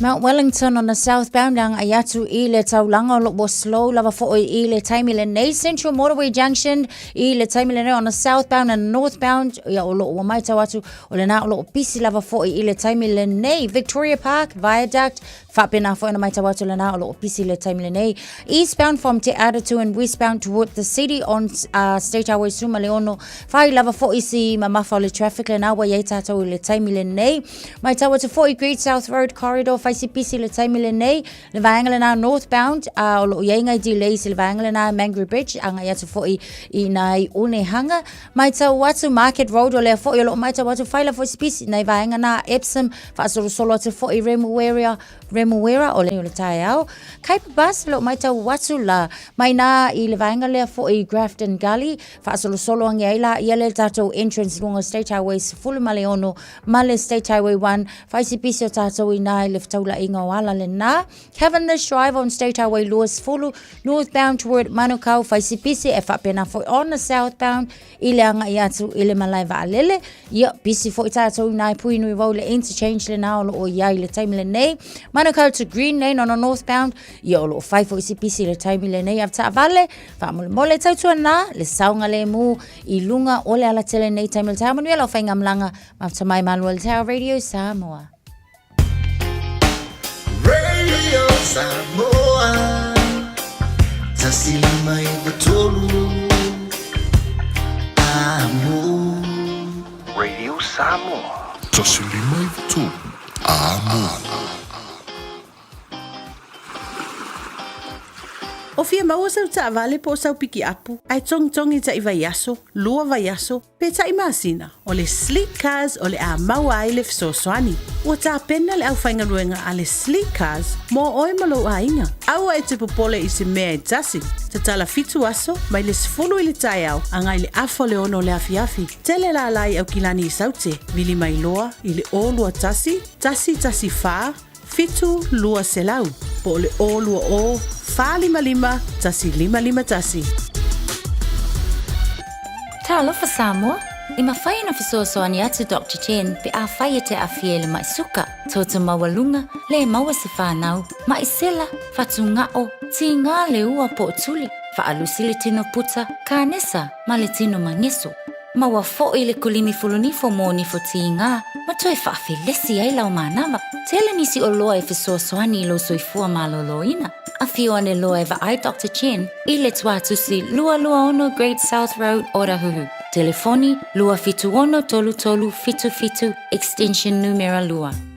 Mo tupe wha moli Samoa mana tua lo le Pacific Easy. O lo wha wau pea le tātu wha metoa e nao le lima tala te tongi pea e wha ngaina le Pacific Easy app. E wha tino ai au tupe wha moli mai lau telefoni Fiafia. O lo awanoa fo le tātu direct transfer. Tiposi mai ai au tupe le tātu account. Ma wha mali aina fasili lunga o telefoni. Ma wha tino la foino lau tupe ai ka wha metoa. Mo le tongi no pilio le vai. Mo li te ngā tupe so se whale tupe Samoa. Pe le tongi nino no ngā tupe le nupi wha. Samoa House Corporation po le Samoa Land. Ma so se au nanga Samoa. O lo mawhai na whaatino uma e le tātu au nanga le Easy Pay. Maratua e late le fitu se fulua tātu la wa wha sopoli ai New Zealand. Wha peo tātu o fise tolu o Tara o Tāhuhu mamangele. Pe wha ngal Pacific Easy app po le direct transfer. E wha sawa ilo teimi. Ai sili atu na wha sawa inau tupe wa taunga tāle penisini. Mo nise whamtalanga pala au le o varselau o tasi ono. Po numera masani au kilani. O le lua fitu ono fitu iwa fitu wha. Ma le lua fitu ono fitu iwa varu wha. Pacific Easy. O laupa anga mo tupe wha mo moli Samoa.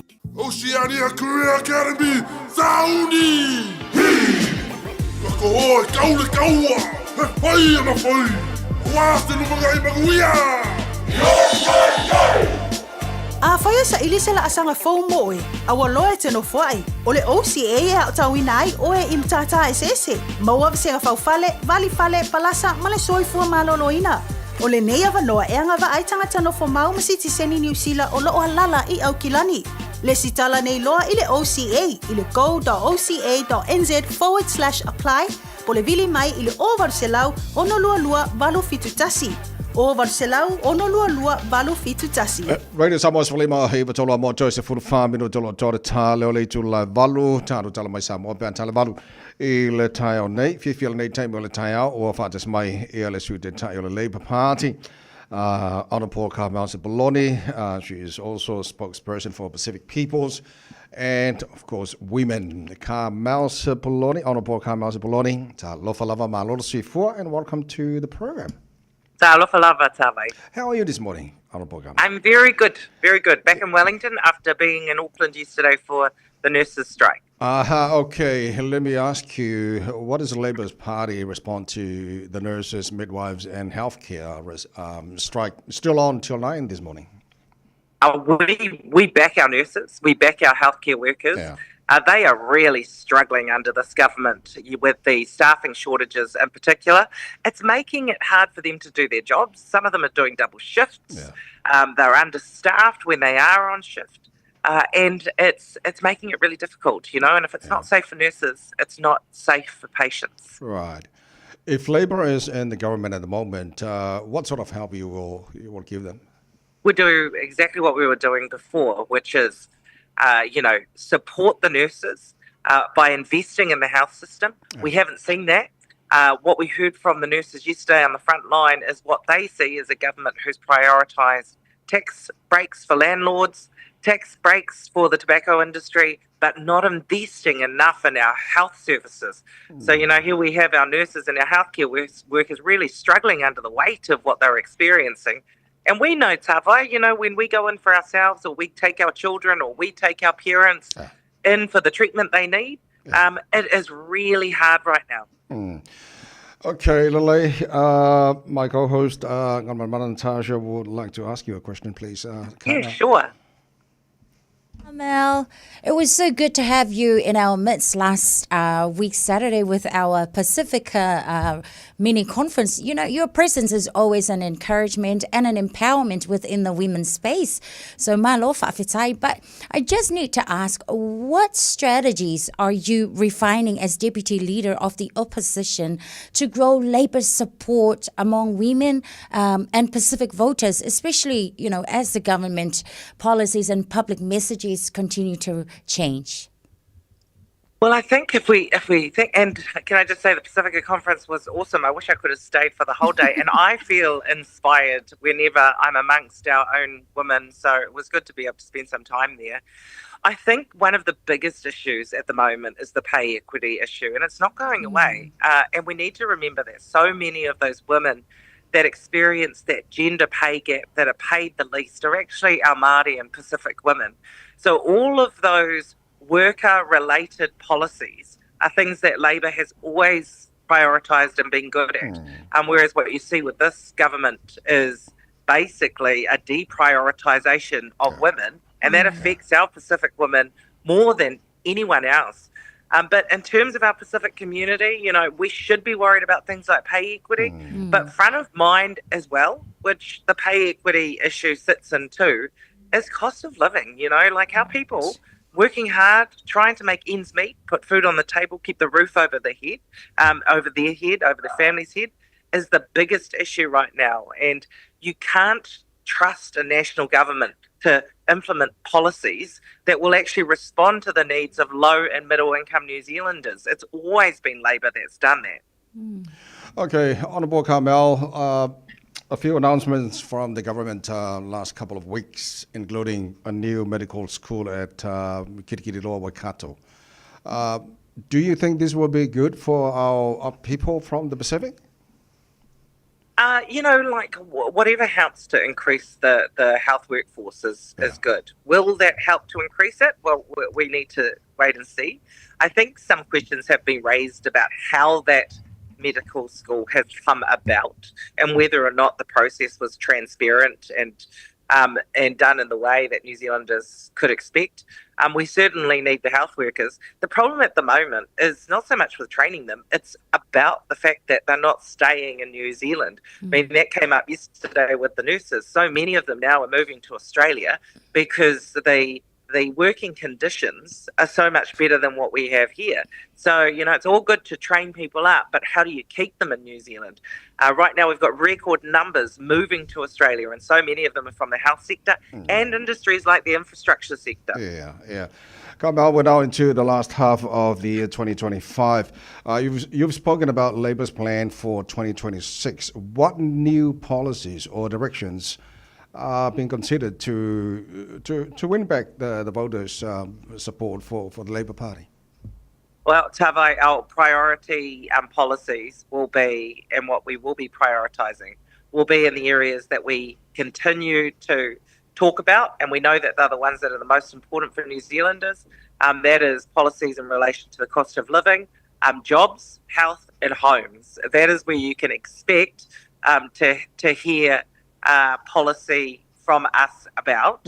I can't announce that more than a year out from the election, but I can tell you what, that's where we'll be focused. And we won't be focused on things like changing whether or not the Te Reo Māori is on top of the English language or below the English language on the passport.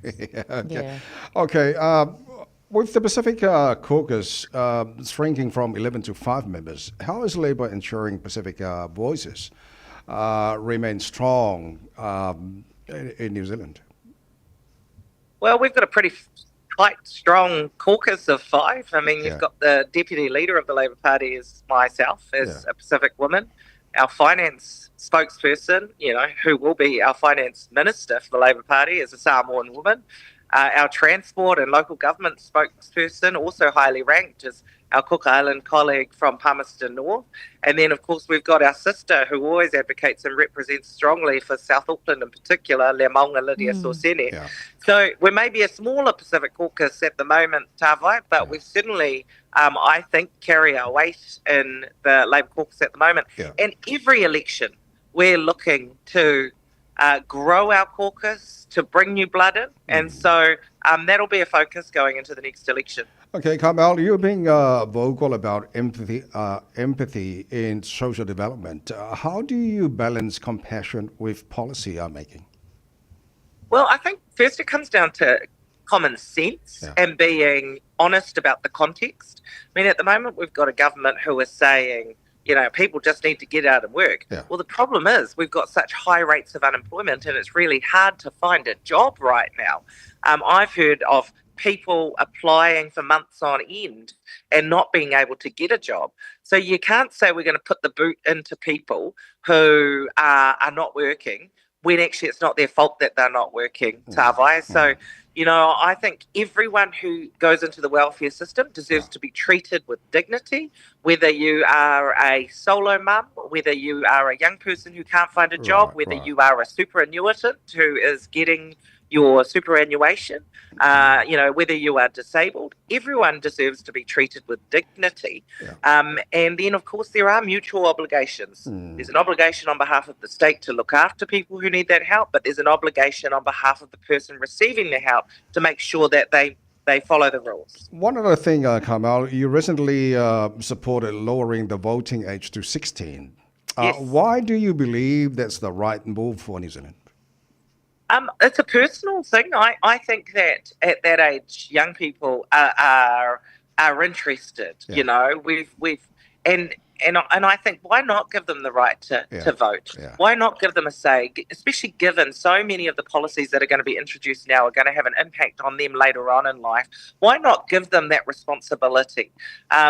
We also know that those who vote in their first election are more likely to vote for the rest of their lives or in subsequent elections. They're at school at that time. You could get the civic education in there. You could make sure that they're enrolled to vote. You could get them excited. And then hopefully that'll mean for the rest of their lives that they participate in the democratic process. Right, okay. Finally, Carmel, how can we better engage Pacific youth in politics and civic life? I reckon if we started that voting young, it would younger at 16, it would be helpful. Right. You know, keeping in mind too, Tawai, that we've got a much younger demographic, and so if we dropped the age to 16, there'd be a lot more proportionately Māori and Pacific that would be able to vote in the election. Let's get them engaged. Let them know what their democratic responsibility is, and that they have a say. I think that would help to engage them really well. Okay, excellent, Honourable Carmel. Is there anything else you want to talk about before we finish? Oh, probably so much, Tawai, but we'll save it for the next time. Okay, once again, Fiafia, Tele Lava, thank you so much for your time. Manuela Aso. Thank you. Honourable Carmel, o le Sui Te Tai, o le Labour Party, o ia fo'i o le so upu, Pacific P, o le mta upu, ia po le Tangaluenga, Tangata to Motor Pacifica, ia ma le Tangaluenga o Tina, te tōna New Zealand. Ia o nei vanga i o te loa le fo le fafo mo le tino ofisi le sui o le malo a ngal malmana. Ia wa pe o lantou ia ele ngata o le fina o mai le malo. O lantou fo i o lo kau fa apalingi ia fu fanga ma o le malo lo ia nei. So talosia ia wa a malo sia le una ile le ba fo ile. Ia o la fa pena fo i on kul malo i le fai o mela le mo lantou. Ja, fai mele le mo kala kele le lake so o le tausang fo le si fanga palo ta New Zealand. Ja, te lo ti lo fo I fanga malo la to mala to fo I policies le time. Ja, ma ka nga ya ko ila ko fo I mele le. Ja, ku le ka usanga la ku ma war support la. New Zealand fo I mo fanga malo lo ini. Malo va tai owning alo tato local boards local elections fanga solo. Ja, mantuane ja la fo e to tele ja tamari I malo tam fana usamo. Ja la fo tule au lunga e fia fia tava mo tanto po fanga malo ia fa pitonu le le na ia mo ko anga fa ma ski ko fa mo le taua tele ia langa ola fa ka ko fa ma ski ngo le solo fa ia o nga ka ko nei Taeao o mo fa ma ski no so mo tato tala sa mo nei Taeao ia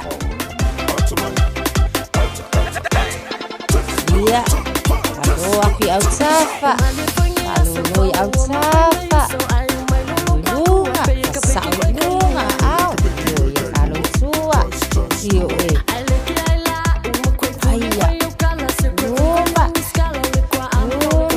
Aya, oi luma.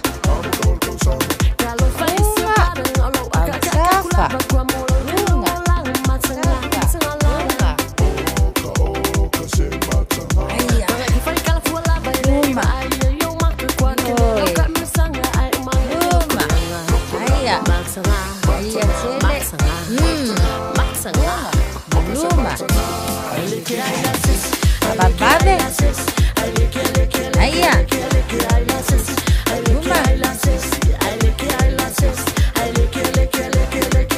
Aya, mangaya. Aya, iya, alo ye tau au. Aya. Luma.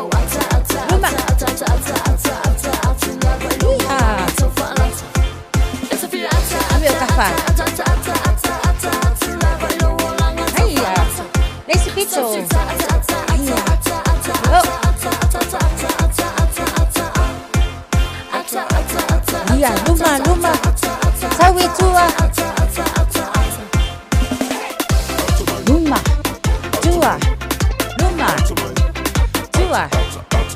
Ras.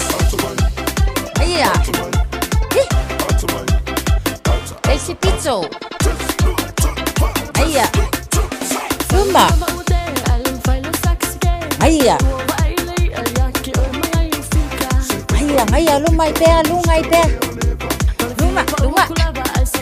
Iya. Iyo. Esi pico. Yo. Iyo. Iya. Aya. Se furse luma mse ngai luma oka. Aro fa malolo sile nei Taeao. So fa so fo oi mana vai ton oi ka fiola mana ko. Fa fo mana vai ton. Nandalo ifa fo. So fa so fo mana tele nei aso.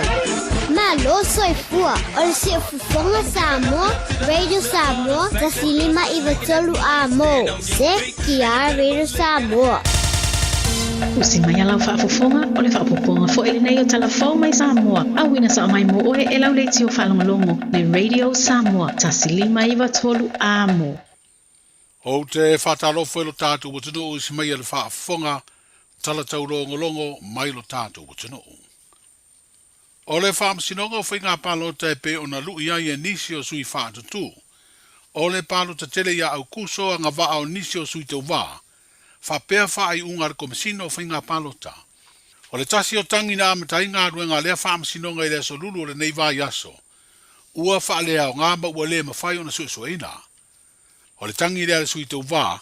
O le vaenga wha upu whai o le wha tuatua i le tua Samoa o tasi. Le fionga mua au wha lele Mary wha fowina Taeao. Na lui ei le anga wha o le sui te wā o le vaenga wha upu whai. O le Samoa ua poto poto. Le tō whale atinu u Wayne so i alo. I le mono tanga whale no. O le whungaina o le tangi na mua fina winai. E le lo ia le atinu u le tūlanga wha au au sue sue ngā le wha amsinonga i le lu i le nei. O na ua na o le tangi na wha aulu. Ai reini wha amatalanga tusia e wha iloa atua i le wha amsinonga. Mau e langolango ai le finaunga. Sa langolango a tiri le finaunga i le lo ia le fionga fui mono sa rona poni fasio. I se talo sanga e wha lea o ngā aire sue sue ino le tangi. Le talo sanga lea ua ta ua o le strikeout motion. I sa i ringa le wha amsinonga o palota i mau na tu ina atu le lo ia le tu tangi. Wha pea mau mai le lo ia le tu na molia. Na taunu uai le wha i unga e wha lea o ngā le lu ina tu ina atu. Ona e le mawhai e le wha amsinonga. Ona su e au noa mani mau. Ato e te talafo i le avano i le tu tangi e wha mai a tuai tā penanga. I le tu ina atu leo mautus tu sia po affidavits. O le sila le wha amsinonga. E uti le teimi ua tapena i le whai ngā palo ta tere o le tātu o tanu. Ma ua le tā le whea ngai lea fuanga. O le mafuanga lea na wha lea o ngai le lu i wha sanga i lea ngā o le montanga wha le nuu. E peo na sa wha auru e le sui o le wha tua i le atua Samoa o tasi. O talia i fo i e le wha amsinonga ma le tālo sanga. E tau fia le sue ino le finau ngā le tutangi. O le au mai mafuanga o le wha i unga le nei. I se tūlanga au ili.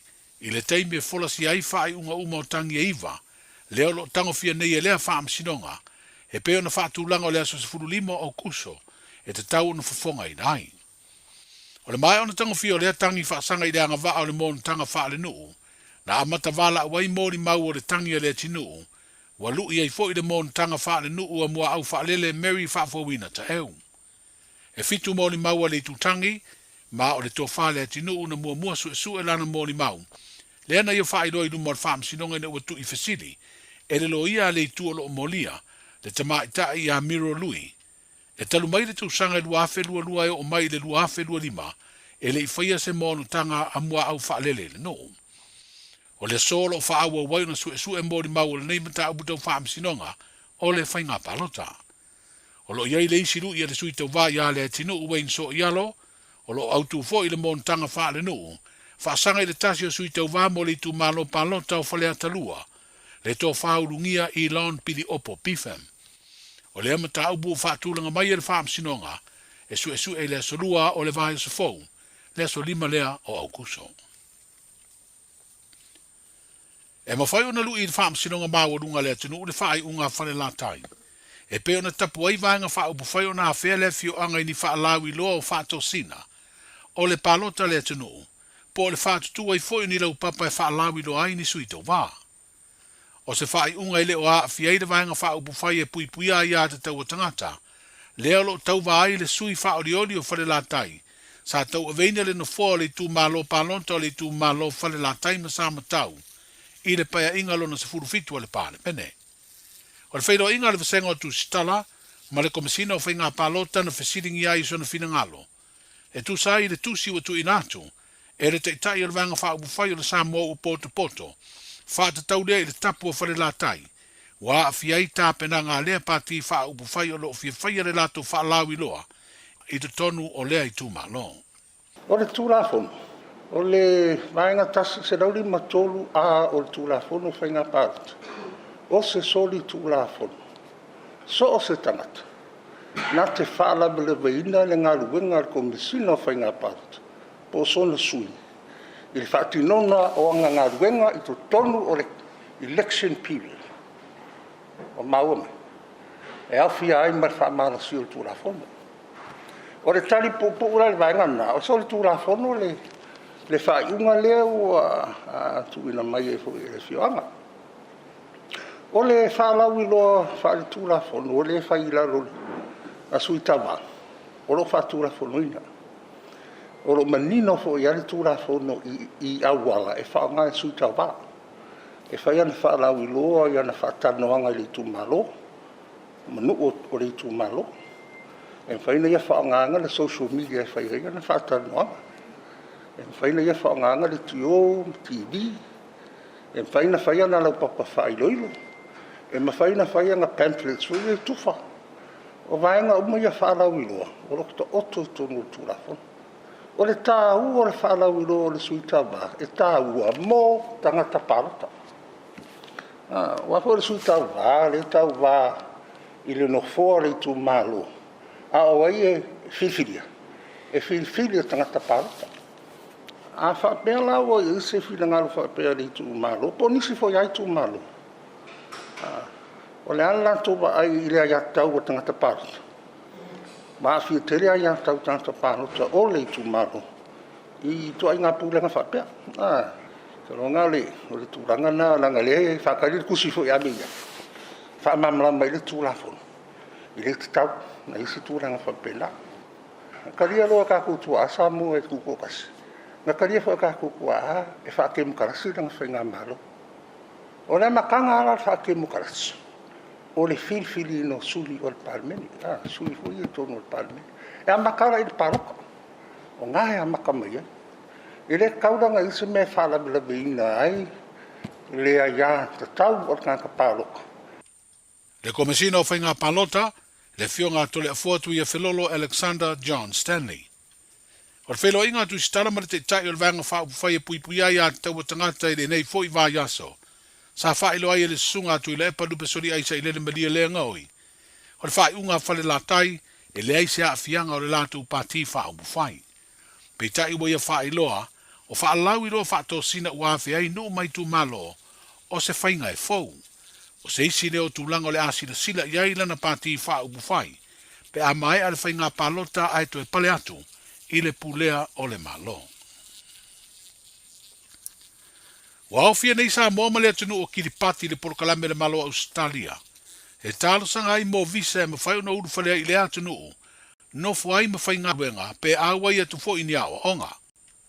Wa whai ngua ina lea porkalame o le Pacific Engagement Visa ma o lea songa fua le vaso nei luas furu valua iulai na whai lo ai ele minister le vai fafo Australia ia Penny Wong le tatalo le avanolo na lua ilalo le porkalame tau whemalanga inga alo na malo, talo na amate le tau sanga na te nei, ma uao fia i nei ma Samoa ma le atunu o Kiripati. E se furu isi atunu o le Pasifika e au fia i ma le atunu o Timor-Leste, na amataina le porkalame le nei, e tasi le afe tangata ua amata o na wha mautua i Australia, ma ngā lulue ma awa i atu fo i awa onga. E tolu afe talo sanga ma i atunu e au fia i Samoa, Tonga, Fiji, Nauru, Palau, o Papua New Guinea, Solomona, Kiripati, Vanuatu, ma Timor-Leste. E avanoa na tu ina atu i le porkalame mawhaia i aile ilo ilonga, ma ilo ai talo sanga e whaamanuia ina. E limas fulono afe tangata na au fia i talo sanga mua mua, sa te talai lea porkalame le malo o Australia. E late le afa miliona po se alfa inga, e fase lau limas fulfitu afe, valu se lau iwa se furuono ta la Samoa. Le tau na whaatu pēa i se fesoa soania le malo i Apani. Le ngā ruenga le suawa i mamā mo le tu malo o sātu paitea. Se ngā ruenga mo whainei o na mauai e tangata. I la tau lo wha mautu i te tonu o sātu paitea le suawa i mamā. To e saonga le mu mo le whaonga ina. Ma o se fesoa soani. Sa langolongo ai le wha laptonga o suawa i tu maotia Samoa. I le talo sanga ina le porkalame fesoa soania i Apani. I le tausanga na te nei lua orua wha, ina ia mawhai eo na wha tupe lea ngā luenga. E wha fio anga o lea i tu marolo o maua le suavai mai lea ngā luenga, e au fiai ma le suavai mō le whale mai wha i tu malo i sātu paitea, lea sā umusa ma te tale lea sforeile ua mawai, lona wha apoponga, ma umusa i fo i ma le mauta fau e wha mautu wai le fo mai, o lo ngā lue ai i lea mauta ngā se ngase. O le ngā ruenga o lea mauta ma le whaapoponga le whare mai whai tū malo, na whaatupe e lo tātū malo. A o whanga solo ai ngā ruenga o le puipuinga o Samoa mai le pepesi o le vairusi o le fiva o pona iwi, ma tāpuni ai fo i maa onga le nei vā yaso. O leo whaelo i ni li poti le tamai le whano o le ola, o se tamaititi 5 tausanga le matua, mai a unga o lea wha mai. Ma ua wha mawina i nei ua tolu whanau, ua whano ola i le tanki fiva po le fiva o pona iwi, talu mai Januari o le tausanga nei. Ua wha maunia le fo mai o lo wha ururu i eile whale mai o tamaiti, i le maota ngase ma tua i se li poti le TV tasi, le whano o le ola o lea tamaititi mai le wha mai, o lo pesi ai Samoa i le teime nei. Wa whai loa fo i le fo mai lo va ia leva enga o le au nanga i le maota ngase, o tupua tamasese mea ole, le tō whaurungia Dr. Tito Kamu i awalo whaasana launga le malo, le leitio lea ma le televise, wa mōri mawina le pa uai nei o le numela o ngase au inatu, i mo tua i rao whainga i tōru se fulu. O le amatanga o le vai aso, na te talai mo le luas fulfai tū la, le vaenga o ngase tau sa vali i lea maota ngase. E whaamute le vai o ngase masani le ono le Fiafi, a e te tala mai lea teimi o atu le varu le Taeao, mo ngase o le fiva pona iwi. Tala i o le nei aso, wheroa i a Taeao mo le taualunga, soifua. Talofa, we're the Katinas. Talofa, this is Pat Lam. Talofa lava o aola pi marina. Mau pelo li tio. I le radio Samoa tasi 5 amo.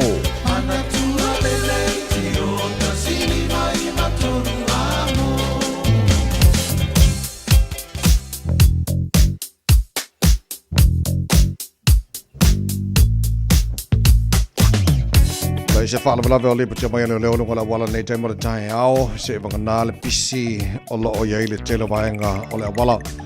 E le nei vaenga o le Taeao fau. Whaisi pisi o tātou lo malanga mai si sifo, au e lunga o le State Highways Fuluono, o le malanga mai le sifo ngā le taulanga i o Kilani.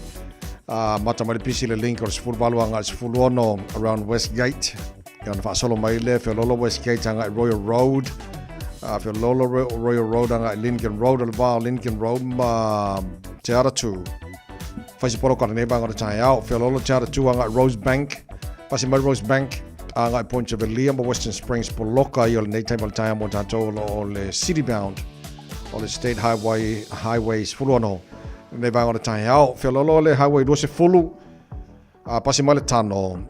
O lai pisi, o lai flowa, Fta poloka i le vāo Dominion Road on-ramp ma Hillsborough, pasi mai Hillsborough Road on-ramp. La wala la papa i ona hanga ma ngele ma naia, la fo i pisi le malanga ma lava le lai flowa, Fta poloka lava le southbound o luas fulu i le lai faisisi lo o le vāo Massey Road on-ramp, anga i Puini Road, o le vāla Puini Road anga i Lemby Drive on-ramp around Rainbow's End, kua poloka, nei te mo le Taeao.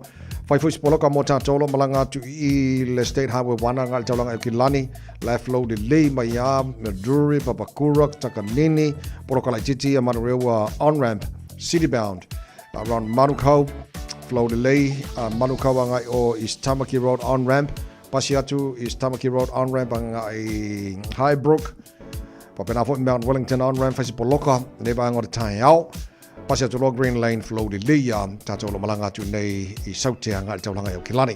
Whai fuisi pisi on North Shore, city-bound Northern Motorway, around Glenfield, Wairau Valley, Takapuna, whaasolo mai ai Ismond, Northcote, whaisi poloka nei vanga o te Taeao, lunga la wala papalai flow di Lia, se ia pa ia la wala taulanga i o Kilani, o vanga o manai lunga la wala, whaatese manisi vanga o la wala, whaisi pisi on nei vanga o te Taeao, au ta vale, toa mani taima lava lon sai. Wai nei tamai tia onga avel wha mo nei whanau te me kolo sena wala mo latu sanga ne mura nei po i Taeao. Talofa Samoa o Jerome Gray le nei. Pe o e e lau ta vale po e whaafonga mai i lo maota. Ia tu upele ni lo lau le tio le 15 amo. Radio Samoa, numera tasi i New Zealand. Wai kana tamale nei le tala o le tau nei taime o le Taeao, mua nei Taeao, o lena maua le tātu ofisa, i le vavea o neina mai le update la tamai, ia ale awa i tau i Samoa, i le tulanga o iei lapta inga o le tsunami, o le whaitawina i lona ngana wha Samoa, wa wha leo ngai nei fautuanga mo tsunami, fautuanga mo tsunami sa wha amarusia mo Samoa, wha leo ngai nei betai. fautuaina pea le mamalo le tunu ia mai se lantou e lala ino fanga tu la lata le sami ina ia matala pea ona wa aia pea ia le au ia po ngalu malosi o le sami so o le tulanga na mai ia mawal tatu official nei le vaveao ia wa foi le silfio le tunu Samoa ia nei vangor Taeao wa tu le awa mo le tau e Samoa nei time o le Taeao langi le foi initial time e foi initial vangor le tunu e pa o timu to maure loose fulum malaiva degrees Celsius maurunga de vela le esa mone so loose fu marfa ilona mawalalo pa nga mal tara pakala so svango la tino pere Samoa ma lola ba ia le so fu maruia ya se atu le ba inga la tamale talo le tau na tu atu la vasa tasmeni Australia ma lola va so fu maruia pa nga tara pakala so svango Australia falo il maru lui Canberra le la mo ile nei vango le Taeao o la fa solo no po ora Taeao awa Sfulu doan marunga Malu fa mawina mo Canberra le so tasi lona mawalalo. Tutusa le Malu Canberra ma Hobart sfulu doan marunga Malu awa for the tau. I Hobart fa wisi Malu Melbourne faro il Malu ne vanga Taeao la fa solo na awa sfulu faro marunga Malu fa mawina mo Melbourne. E ne fo yaso sfulu marunga Malu Adelaide la awa for the tau sfulu ona marunga Malu Sydney Australia ola pa utimu e le ne fo yaso o le tele o isi vaenga ma nei mafanfana o Perth faisi marulu al Taeao nei ia ai ona sulula ia matau mafanfana tole tau mo tau lus fulu lona maulunga Brisbane marulu vo nei vanga o Taeao o le popole la sul matau file la ma nei mafanfana rusu tasi i lona maulunga ma nei vo sulu le la veve la ia le ai Darwin o vaenga o mana Australia matulanga i le tau nei vo stofi wa tatu lia Tama ki makaura o kilani no whanga whasalanga Radio Samoa i volo iai i le maruru nei vanga o le Taeao baba iatu o le mana mai e ui ana awa o maritau ia le fo sul mai malela le na manga ia ko le lei e le omnoi mai ngai o lau ngiu ia le o ngala to le lei tau mana ia ka sia ai umi o winga na tau le so le whasalanga awa langi le lei e pa o timbu ni so taimi sfuro no marunga le maruru fa mawina mo au kilani e le nei fo yaso moli o le masina lona fitu o le tarafolongo le rua feloso ma le lima aso mamua au kuso pe atatu o ria Taeao o le fasona na awa lang de leili tau sifu lima o le maurunga na le maruru o le aswa Taeao asto nai lang de leia pe akau maruru mai e lasko nga sifu tolu o runga le maruru le asto nai mane sula le la mane fo ilangi de leo le asa lang de lei fo le aso ngafua le vaso fou awa ia laso lua lang de leili aso lulu le nava yaso o lumana iatu Vaingala tamane na le talo le tau ne vaingala Taeao le tautua mo oi ale Radio Samoa se fulima i tolo amo ina o se fulu malvalu le o te ai nei ia le tu la e valu o le fatafitio tatu tala mai Samoa pena whaafonga le tunu nei Taeao te whaasalawina pena tala i tu la se fulu malilua a ore le so marfitu po ana nei tau runga o tatu tala mai Samoa ne vai aso o le tala valu i le Taeao a Taeao o le na wai whaafonga o whalongolongo wai se le fia fo o loa o mea nao le o tupu Samoa pena le pitia le nefo i Taeao fau kua se lau pa sene wha mal maina e le komsino whainga palota Samoa ia le tulanga i tula whono whainga palota ia me se wo campaign ma ngaia se lau pa sene o la atara whate tali wa le la ata pena le tusi ave i o la fio anga o whalatai tulanga i latu whai unga fo i leo le tarieina o iswe vanga whai ia lato whai loa i tono la fio anga ia ma le tu malo ia se ku uai o la lava i eile le utanga lo loto i le komsina whainga palota ma lona fo i ofisa ia e whiutanga ia i fo i vaenga ia ma wha moi o le a tangia mo maulunga le whaata waina o temokarasi o i whainga palota le tato duro i Samoa ma lo te talo ma lo non sa i mana mia lava ia awane ngalo le alau teimi talo nei aso mana tuane Samoa e lau te talo ele nei fo yaso fa mole ya ale tau tomo albe Samoa swalima i vatola mo o lo se fulu te ale tu la balu o si mai ila fa fonga fa te feature nei fo yaso tato ma fa Samoa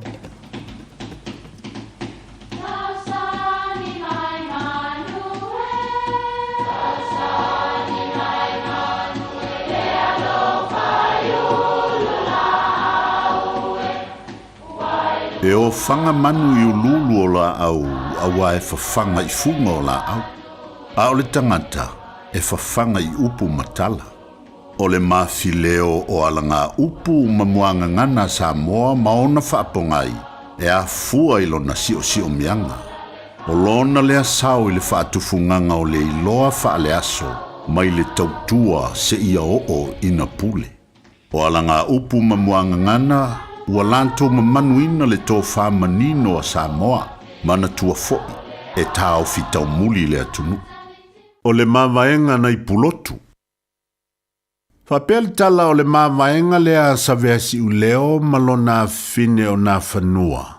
Ina o le alu le teine tau le taua o lea e sifo. O se tasi o sawanga, whapel tala e whaatonu na itangata e o e toli niu. Ai a fea e o na ule ilunga o lantou aufanga. Ai u ilalo o lantou wao, po ulu. O le mapuea la po o le mapusela a le isi tamaloa ilunga o le niu. Na langona mai e le toa le nei o savesi u leo. Ma manatu o lo whailoa e te tau o na langa le to ilalo. O nai o na tangata. E iai o na maua le tasi upu ua longo I pulotu le mapu o le tamaloa. Tampena le taua o na whabele o upo savesi u leo ia na whanua. Sau ina alu e langa le to ilalo o lo ta a inga. Aua e te fefe. O le a tangata loa loa le vao. Ai a pa ia le pa I fualanga. Sua le tuli a wale li o a inga. Le li o a inga e whapea se tasi mau. Sa I whai a ai. O se li tum ta whanga o le tausonga lea o na whanua. O le mawaenga le nei nā talafo ia lona winga lilo. Ina ua tau nuu le tala le lei ma whaamala malama e misionare le fuafuanga le atua e lavea ina ai le tangata mai le polonga o le angasala. E ala ilona alo Yesu Keliso. Ae molo tanto wo langa masani whaale aso Samoa. E whai a mo tātou le aso atua I wheau mga luenga. Ai a whaifolo le aso, ua te tau o na sua le tuli a wale li o ai. Ua te tau o na tātou tāpuai ma whaaftaia le atua, a wā o ia o lo tātou wala I malo I le whao le tanga. Manuia lau whasonga Samoa.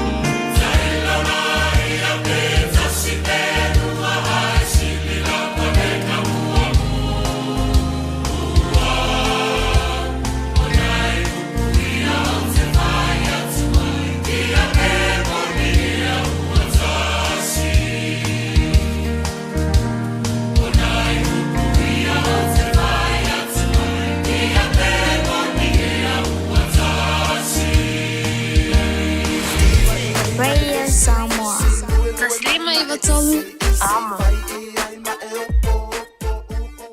Whai mea alofa I a inga mawo I Samoa, e ala I whaatawina o se hotel ta alofa voucher. E mawhai ona whaongaina mo aso ta ua whailongaina. E pei o aso whanau, whaipoiponga, pe whai malolonga mo ta whawhau ai whaiungo vai aso. Whaatau e oe New Zealand nei, ai piki e lau a inga I Samoa. Tanga I ane I le pacific40.com/hotel. Ma whaatau nei loa. Pe vala au I le o lua tasi, o valu tolu tolu, lua lua lua tolu. O lua tasi, o valu tolu tolu, lua lua lua tolu. O e mana o mia ni lau papa anangata, le lei o na tāpena ina, masau nia a wāwhausanga o maota, maso se tu ai ngā whale. O le Wood Mart I Penrose, o ai longa lana au nanga, o vātu ma le lua se fulima tausanga, o lo iai la mātou whaapitoa mō Julai ma au kuso, e ala la mātou finance, e fiso swani I o mana o ngā tau lau papa, e se fulu lua māsina le interest fee, pe a o vātu I le 5 awheta la lau whaatau. Mō e kālesia, mātou te toia foina le 5% mai le tau atoa o le whaatau. Mala au mai le telefoni o lua tasi, lua whaono, 5 Facilimo Chris Ulberg. Mo tupe wha moli Samoa mana tualo le Pacific Easy. O lo wha wau pea le tātu whamitoa e nao le 5 tala te tongi pea e whaonga ina le Pacific Easy app. E wha tino ai au tupe wha moli mai lau telefoni whaamai. O lo awanoa fo le tātu direct transfer. Tiposi mai ai au tupe le tātu account. Ma wha mali eina fasili lunga o telefoni. Ma wha tino la foino lau tupe ai ka whamitoa. Mo le tongi no pilio le vai. Mo li te ngā tupe so se whale tupe Samoa. Pe le tongi nino no ngā tupe le nupi wha. Samoa House Corporation po le Samoa Land. Ma so se au nanga Samoa. O lo mawhai na whaatino uma e le tātu au nanga le Easy Pay. Maratua e late le fitu se fulua tātu la la wa whaasopoli ai New Zealand. Whapea o tātu o fise tolu I o Tara o Tāhuhu Mamangele. Pe whaonga le Pacific Easy app po le direct transfer. E whaasawa ilo teimi. Ai sili atu na whaasawa I nau tupe wa taunga tāle penisini. Mo nise whamtalanga pala au le o varselau o tasi odo. Po numero masani au kilani. O le lua fitu ono fitu iwa fitu wha. Ma le lua fitu ono fitu iwa varu wha. Pacific Easy. O laupa anga mo tupe wha mo moli Samoa. E iai le whale o loa o loo fia whaatau atu I le ai o Glen Innes. E au fia I fo I ma le potu moe I tua. E mawhai o na e no foai. Mo nisi whaafisili, whaafso tai le emaili lucia888@extra.co.nz Lucia valu@extra.co.nz. Talofa, we're the Casinas. Talofa, this is Pat Lam. Talofa lava o aola pi marina. Mau pela uli tio. I le radio Samoa tasi 5 iwa tolu amo.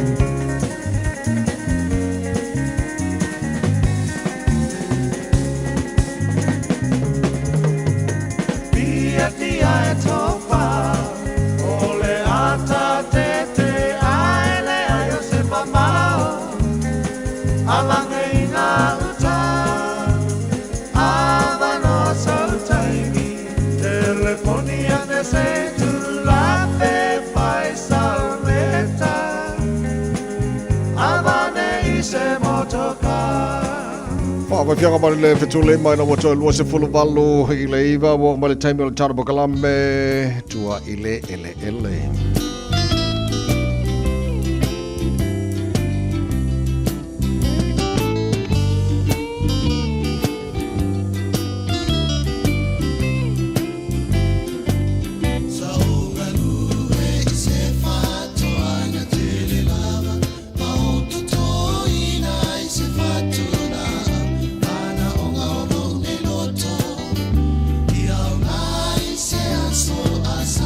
Ia whaatalofa le tāna pokalame ia i lato malawa e Fiafia e whai le whaatoanga to tō le whaatula au ma le whaamoemoe e fua mai mo a Taeao matua ia i tātou to tō nei le kapisi ma le whaamoemoe pe a ma le tōru whaawa ia solo mana i wa fua mai o na whai le o kako sua kapisi o kako whale kapisi.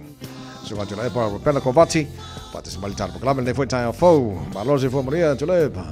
Malo se fue la segunda vez para tal vez fue el malo la fafonlita ya malo se fue muy langima. Malo ya wal mana ya na la lo se fue le cor capis. Que la qua yo qua ma ko foi malo qua fale. Le ka ka la manga yo fu mai manga foi fai ka ko fai capis ni ya so. Foi le un tono na ta pokalame tom fai no ita to yo I ku sa pengo for state house. Kom fai fa nga to pala pala na toni la au le kapa ku kapisi la kwasa la mai ala ye. Boleh Bes wala foi nga ya lu to sanga to fa nga o silver peach Silver peach que la ko Fatima ila la pitolalo e o la o mato sanga la o silver peach. Kele iron silver peach. Ma naya.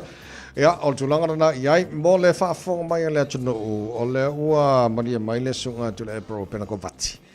Tala tu telefoni po e se me te fia whaafsili ai ma jofo le tele o tātu superfood sa tātu tala noai. Masina o mawai. Ia le fo tātu le masina lona fitu la sumu le molina le masina lona fitu le tu sanga le la mata fo inkako woa ko le whai ungo le winter. Ia suia ngai o le spring. Ia o ani mea o ngai ki FCDA ia whaamanga ia lau ko ngā la aunga iai po le ase la au e manao te tō. Ia mua so se mahenga lamo ta mafa feel free e wala mori tāna telefoni. Tolu fitu tasi lima iwa tolu. Ia so swana tula sunga tula ebro pena ko vati. E tali se mahenga olo e fia silfia. Fia malam lama atidi ia maisa kako e fia telefoni whato. Anga au newa i taimi o leo kako le masinga longa fiku asumun muli. Ia ala maka whenka o sui mali tau la tau Io tal sia ia o lava i timo foi vangale ia kapili o lava i kim se su mosela. Saole le. Ia e wi anga le foi timo ia le mola. Ia a too much foi o le foi moka ko. O foi ngata o me foi tamo tai fala o langa la o foi ngata alu pala e sala ia kapisimo vegetables le termine. Ia. So le la wata tu ye nei le so muli o le masina lo no fitu tu sanga yo te lo foi ua ye ne vanga tonta pena ye tato foi ia fifia felfatu anga foi le ia o mai le spring ia wa o moloia julai au kusole la so o te pe aulia ia nga mo foi le vai tau o le winter la to wa io na te mi le ta pena lo pala lo tonga la mo le spring planting or vegetables le spring mo sama tapen pena le pala pawal me i pengatana no el pala termina la pi ki le ususu ki le pala so al fengatala na on fai foi le se fa moenga to ila au ia ai fai madi ha se i kau mangola ki pala fai go foi le on fai nei vanga na mo fa tonga na la to la thing fa nga compost so ye de fa ka mo la como lo trailer o le central landscaping my lo trailer compost ye la mai le fa mix ma para lo to la o fa nga le to ye la vegetables mo spring le lei o le tulanga ye le tele o tātou la au le mwhai lawan te tōru vai taimene nei au tātou ye le tau whai wina o le winter ka pisi so se kuainga ka pisi ia la fo ia whangau ki a pula le isungu i lalo la fo mwhai whana tōru le taimi ia na te mi le to te pula le sa fa ga kalo le o monga ai le winter ia fa ga te pula e o mo spring am to na ola ia te pula ma fa la o mo left to termine o fa la o le te va ia seedlings o garden center o fa la no left to termine e ka pisi so ka pisi broccoli cauliflower brussels sprout e ma silver beet ia ma celery ia me o monga le to termine ka monga le winter mo ka sanga ko Le lei so o le tulanga na iai se vaenga te fia whaafsile ne whale lei atiri lau whaanto angalo ko ngā ka pisi mai si la umana e te mana o te tō i o tua maota. Whai ona maole vanora ne fwoi tae afso sona marisunga tu le epa lavalon silfia i le tulanga le mō tātou ia o tātou i le muli ne o masina lon fitu o tātou wholau ora ne fwoi tusanga ia la maka fwoi ka penga ngari a tātou whaatu anga ma konga la au ia le lei mo le vai teimi fo o le foto e mai o le tau mawhanwhana la tō Yeah, well, temi lea nei fu to fruit tree, so fruit tree level am fine to temi nei o le apple, o le pear, palamu, o le peach, o le persimmon, maki polo, la am fine to temi nei wa o le tema spring ama to na fio sofi lau ma o la lima eu lau ai to to le ma lu se fikale se ka fa lau la le to. Ja, maar nee, on le fa te tarista telefoni nei foi Taeao ai o telo ta superfood santa noa i foi va yaso ma vai la vele avoka ia o beans ma peas ma isi vanga uma ia nga foi mo le tenu ia le alfa ta o ne vanga ina ia mo se fo malo ina le wa pe me ai e se son tele se fo malo ina Yeah, we no le tu le ta vai ma tele fo ta promotion le fa mana tu pe mo le 5 plus a day. Ole 5 plus a day ina ia la titi pe lima pe sile tola fa fruit and vegetables down ai le asetas lima fa tele lima me nga mo le fruit tas o lu su lima me nga te mo le asetas fa tolu na suila o lima na tu se ofisu lima me nga te mo lo tino le vai aso ato mo le fitu limpa sini o kwa se la pesenga ko o malo si o low immune system o fenga o fia unda se te tu fa ma o sfa lo tino malo si lo immune system o healthy kako. Mana ia lele se i a mai le fsile sunga ia tuile fi a mai tui malo se fua. Ja, malo se fua lo fi ona wa. Malo, ia o la ta fsile nga. Ia fa ta mo le ngota vai. O se fua le sunga ia ia prepa. E fa mo le bolea. O la u ki la se fa inga fa o la ki polo. Ia, wa luang i kausanga. Sorry. Wa siwe ko ko ti foi le si ku par palanga ro pala mo kwale ai ma se fua ole almo lu o lo ti por wa ko se micro lo ki polo ele ku pu ke le foi nga lo ki por nga fa ka mai le mai ra se i kulo wale apa ka mai ya ile pa elo la mai ma pala pala ia mai la i foi nga le ko ko yang fa ka mela ka pala pala li o al mela la o la o la foi nga le ma lo ti ale la ngola yang ale paual me lai fa nga lau fa ia le kokolo ita am kwale ai ma se fu e o sa pa no ka ke lo baking soda ka lo se baking soda o ka fa nga fuila ile ya o ka for pala i o ka for me la ia o ko pala ia la ko pala ia ko lo se baking soda nga fuila ile e o sa ko kiki la nga le fa pe ko lo fu lo pe ko kasis ka sanga fu mai. Okay, yeah, Ton fitina fana fa ia baking soda ia lulu ia tafa o mela ia o le tipolo. Ia o ale o pela fu mal kaki polo se kwa i fu mo ki atu. Pa fta iso. Ia ale ia la vat monel nei Taeao le se ta to vala au talofa. Ma lo se vozo.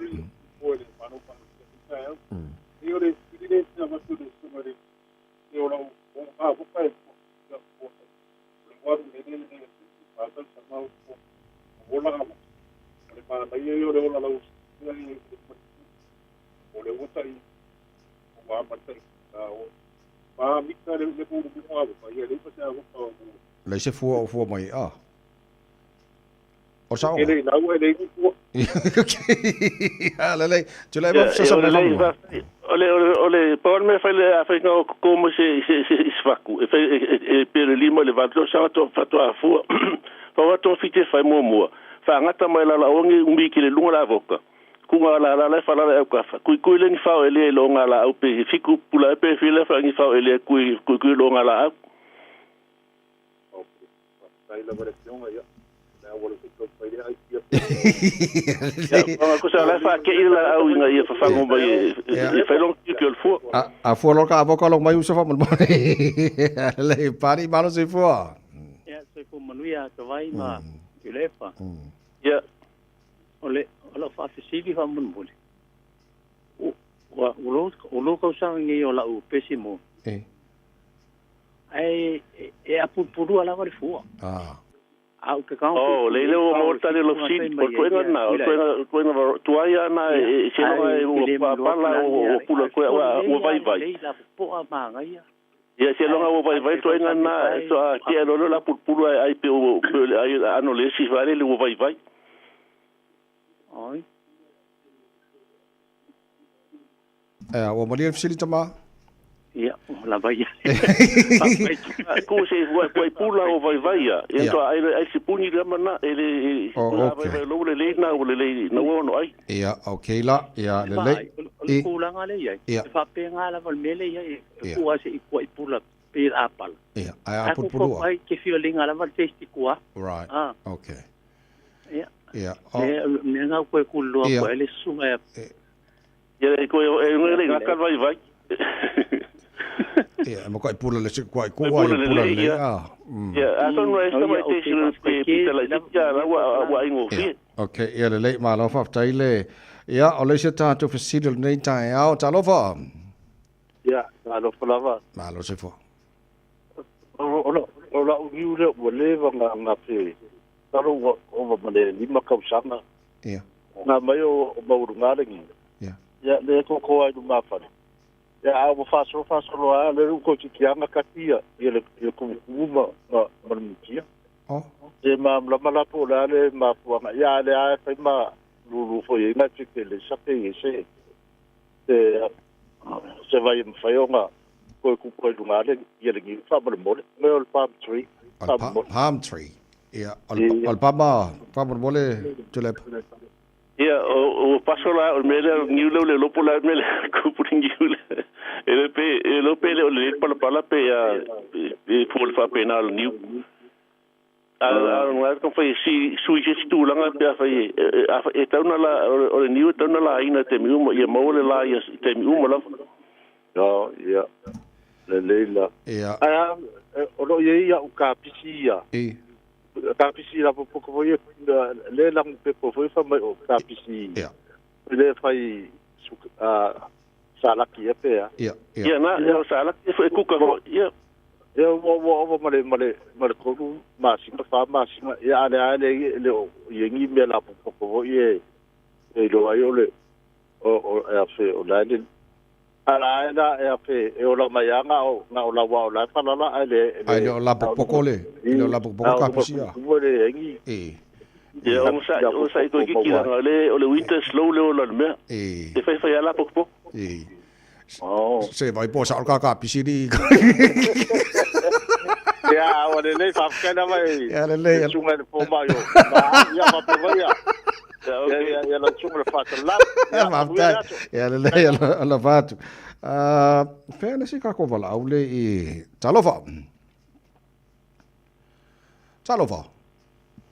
o ka fe ya ole ya saudes talova hello malo se fo hello io malo se fo ya alo por so fu lo sumo la ya la ka fsidi alo e fa mol mole la vala fsidi le fiunga ya le sunga ya tule o le solo ki polo le o va ku male ongo le fiku fukule le bangorunga aki polo e fua ale kaluanga fua male ki polo e ma lili ale fua le pe kele le alu le pala ale ki ki saulu e faunga le pe le menga e mo se so ni mele le fomba yo la o la me ma foi ngambalili for ki polo a tulip ole a foi e fua kele ki polo fua ya ole si me ole la e lo mo fia la wa fa la unha fa tia unha support je full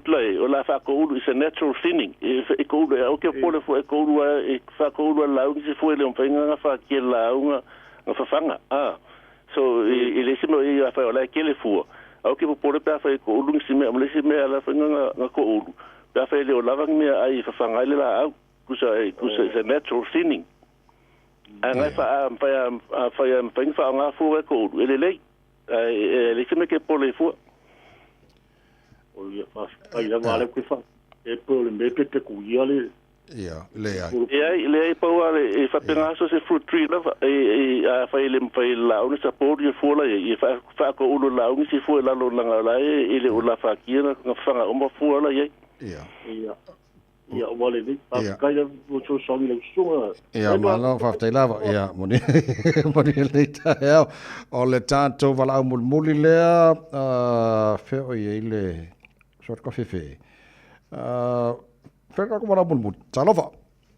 Talofa. Malo si. Ola u le meo le avoka. Ia. Ia o whiu koe le fua. Ola kulo whai. Ia. Ke le fua lo kausaga gei waku fua le kālo ba oila. Wa fua mai la? Wa fua? Le ai. Wa ne uskai o le avoka iau. Ara o kumbale sa pelu o whai. Ke le usikai bai lo kālo oila. Ala le fua? Ala le fua. Ke le usikai. Ia le lava kun foi lau avoka. Ala le fo le vanga tulepo. O fau. Na mo tau tu sto mamo mo fa e te le me kempenga kanga fai o me mo fa ngata mai la lu ia une umite lunga la avoka. Ale me no lu tu en fa le se fitu pe pula pe spuru lu ni fa le kui. Nga le si me for sa fa ka ko sa mo le ulu. Song le kingo le ulu fa le fa mango. Ka se va con fike kanga fa ia. Ko sa la fa ke la avoka ale o la la ki pio la. Ia, o le mele leia. Ia, whaongai whona lauanga ese. Ia, whaere kulanga ngal ka avoka leo pe ke ua okulu masinga fua mai a. Kuing whao lea nga se fitu pe sfuru pe sufa. Whai mo kengia le. Whai mo kengia. E ale lei, maria lei Taeao. O isole, langa leo saule ska ko wala au le wha malitatu Taeao, talofa.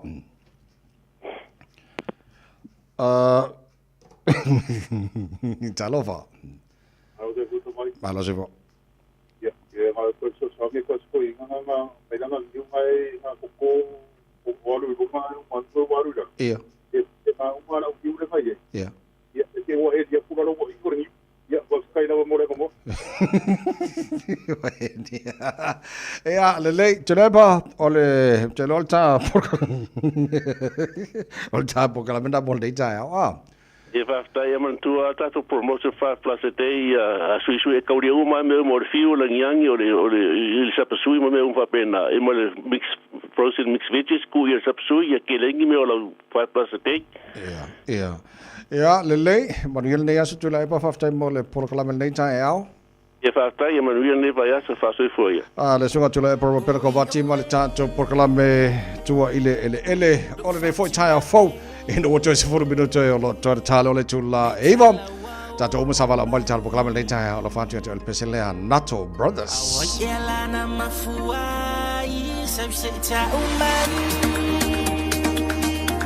Se ale pongai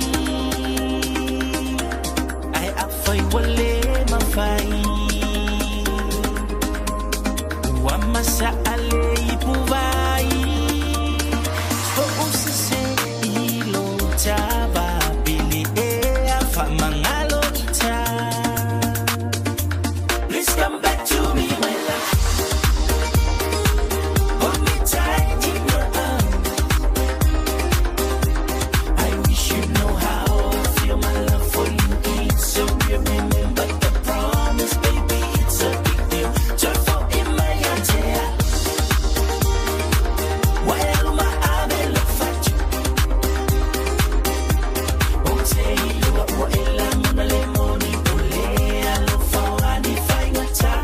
Oh, say you follow all la belle, say me low man, you buy it to say so belle, say me low man, you buy it to say so belle.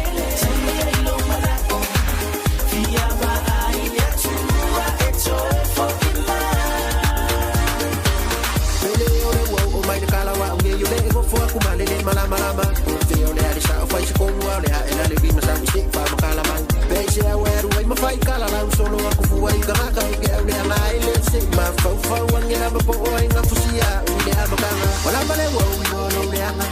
They are still with a ba ma le lo fa sa ba tu le ma fana le wa so le fo le mo na fi fa ma cham sala au le lo fa fele mo i fe o ye le fa ma ni wa na o ma wa le ai ma se mo ya le ni wa e so le o so to fi wa ma se ma na tu si di ai le ka le ko ni so o se se I lo ta ba bili e a fa mangalo ita.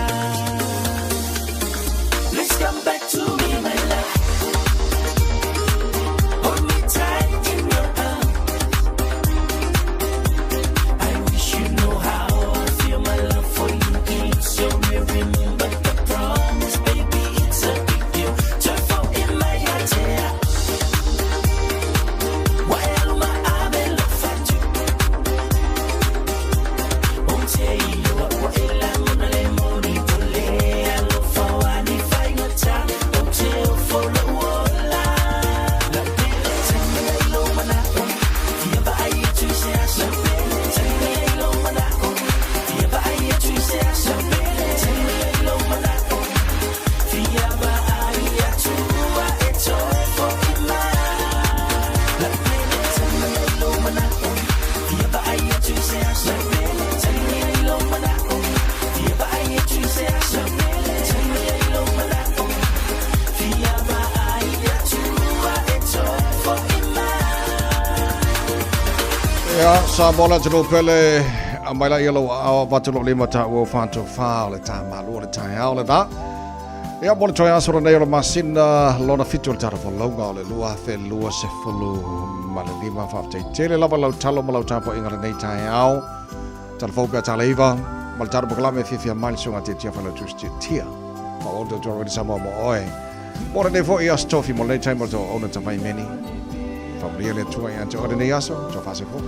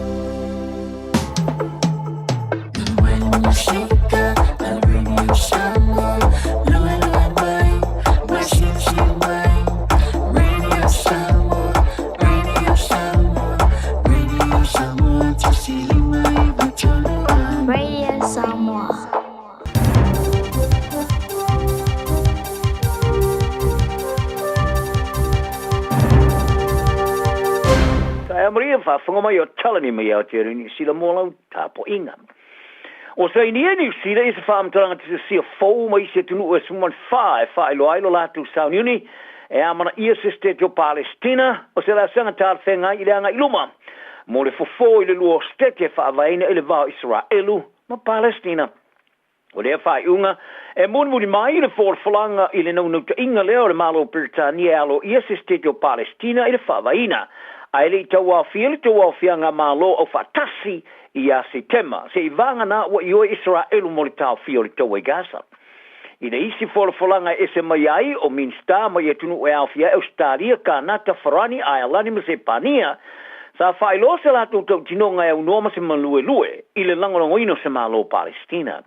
Sa lato vala au diai se tunu e a waifa tasi mai lato e tāpai le whaavaina se state o Palestina. Ma le teimi lava fo i lea sa tāpai e tunu e leo awa yatu ina ia toi te liu e le toi whai o sotang masani ma Israelu. I le tari fo i tau le whaamtalanga tisia le malo Peritania sa whaali ai le pāremio Israelu Benjamin Netanyahu. O tau wia le pāremio Peritania i a Keir Starmer i a whainga whaatupu whaalawalawe ma tau tia a Hamas ai whasaleina tangata sa a fiai. O lea saunanafi sa tāpai le pātia le Greens i le Maloni Sila e whaatino na upu mamana ia se state o Palestina. O lea matanga o le vaiaso sa whaari ai le pāremio o New Zealand Christopher Luxon i lau whaile poti e tū maulawa New Zealand le mea oiai i se state o Palestina. O whai tioer kom sina silo ai ara tau o tangata le whainga malo so whaatasi tu sa malana toi whaatulanga no whainga palota. I le whaalia o se stepule i toa mo whainga whaatia mo kalasi.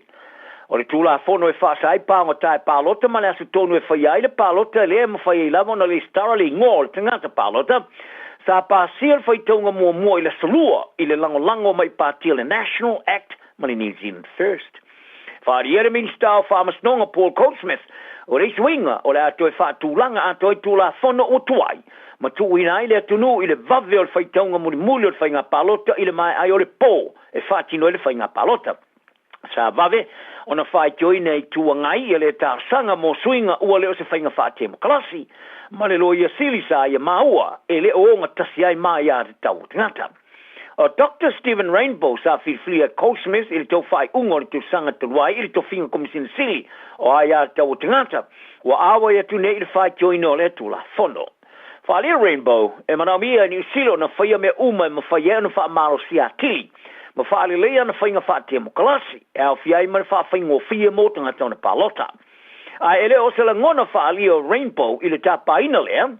Pe o lea se whaalongono whaalio Rainbow i le tāpaina leo le whainga malo so whaatea se solo ia le tu la whono as ai whaalia. O le a whaia sana tārsanga tisia e whoro si ailun te te i le tu la whono i le teime o tuai i le committee whiwhilia al parlemene. O le taitai o lotu kerisiano tu mautua le Gloria Vale Christian Community i West Coast i le motu i sauke, valsun malim tu sanga le matua. O ia tau tino le monio molianga in wha o lima matanga e whaia i teine i tilaiti. O Howard the Temple, sa mo muatu ona te ina le monio molianga e lusu man wha soli ngā tu la whono i amiong wha o ngāri i, sa au fia i teine i tilaiti le lai te iwa tau sanga. Habitai. I le amatanga o le asolo na tolu o na whaamasnonga i le na o le toa tasi le whaamasino i le whaamasnonga wha i tūmalo i Greymouth. A sui le tautinonga Temple i le moni o le afone morianga. O le morianga e au fiai mo morianga i lima i le wha o lima i winga matanga, pol indecent assault, lima morianga i le whaio ni a mionga matanga, ma le lua morianga i le wha o lima. O isi morianga sa tolopu. O nei tau tūla whono sa ia whaatino mai le awhi iwi salau iwi sumadvalu le loafi ma le nufurulua, sa au fi ai tēne ti laiti mai le iwa tau sanga. E o le lua su tau sanga na mātua. Ma ua sai sa ia nei se ia auria la su tasi le masina fō o kuso, pe a wha amautuina le aso e lau ina i lona wha salanga. Tala noa i tā poinga o tā ua le tā poinga mamona ele o manino pe o le li missionary Amerika sa tua ia ilo na sawa ino to mai kia o ngā tonga ia me o ngā whaunungari sa whai tonu o lātua lava whale. O William James Purdy sa moria whaamasnonga Utah i Amerika i lasa sa fumale ono iulai moria ngai so tanga mani ia mionga sa whai ai tamai to sa fumale wha i whafo ese ma Amerika. Wharia na matanga ruenga o whaamasnonga i United States I whaamaumaungan whaamastonga sa whailoai o Purdy Sa malanga le taulanga o tonga inu kolofa le loa samarifitu, mo le tase o le tausanga, o le misiona i tapo inga le kalesia Yesu Keriso le opa ia o aso inga tai. O lea ta mai lus futausanga i lea taimi, sa tua ia ilona turi o ni tamatalvo ilona taimi lea e kalesia ai le itoe te liu i Amerika. Sa whailoa i nei whamaumonga an whamasnonga, sa toe te liu peri tonga i lua samariva. Ma whaia onga i lea onga i no kolofa. Le sa ia whatawa nau masa wai nai se numero tama onga ia mionga whaunungari ile te rotu sanga. O nisio tama, sa latu no nofo whatasi lon whale. Sa tua i ailo foina e peri, o mea lofa i tama onga e au fia i ti vaisi mo fsota inga whaona ponei, ma sao fia i interneti. O foina i ei mea ai, mea ta alo matupe, ai tu tongi ne whaio ni a mionga whaunungari. E ieri te tununga sa ia po ina whaari lolilo ato ni tamatalvo i te tonu lon whata ele. I ona no whanga SS sa whaamautuai ili taulanga.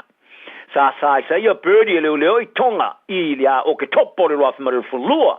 I no wama ana whaelo e stamai ti te valu tau sanga whapea. Sa waina o ia birdi ni a mionga whaungari ili taimi o la tua o onga. Ai wile sa whawawana tu la fono ina o te talai tua. Mai le whare pui i lalo a inga ia mati o le roa whamare futolu. Ma sa uni uniai tu lai mola na whamasnonga. Ai peitai. Sa sola ese matonga e telu i Amerika e whaonga ese tus whalau pepelo. O Richard Hunter o suiso upa le kālesia mamona le Pasifika sa i whalia. O lo tilo ma le toa iai le whalapa tonga i nei tua inga. Tā longa, e whoringa mai o le whaatolo stemi laki le mo le alo Samoa kiwi Carlos Ulberg. Awanga i atu le sa ili o le champini o le ta amrasanga o whai plenga whewhilo i tono pawai le UFC Perth, Australia. O lea tama fusu whewhiloi o Aukilani, o lea whau tu i le tama sanga tele di UFC Perth, i le lafta winga mani tama sa i aluina le champino lo langi Dominic Reyes. Se la fusu anga e whaalua na whaamautuina e whaia e whaalua fo na solo ia. E peona ti e de valua fusu anga sa so e au noma sa whaia ina taru maila na whaia ina lava tasi, i lana urua i fusu anga mua lava le UFC.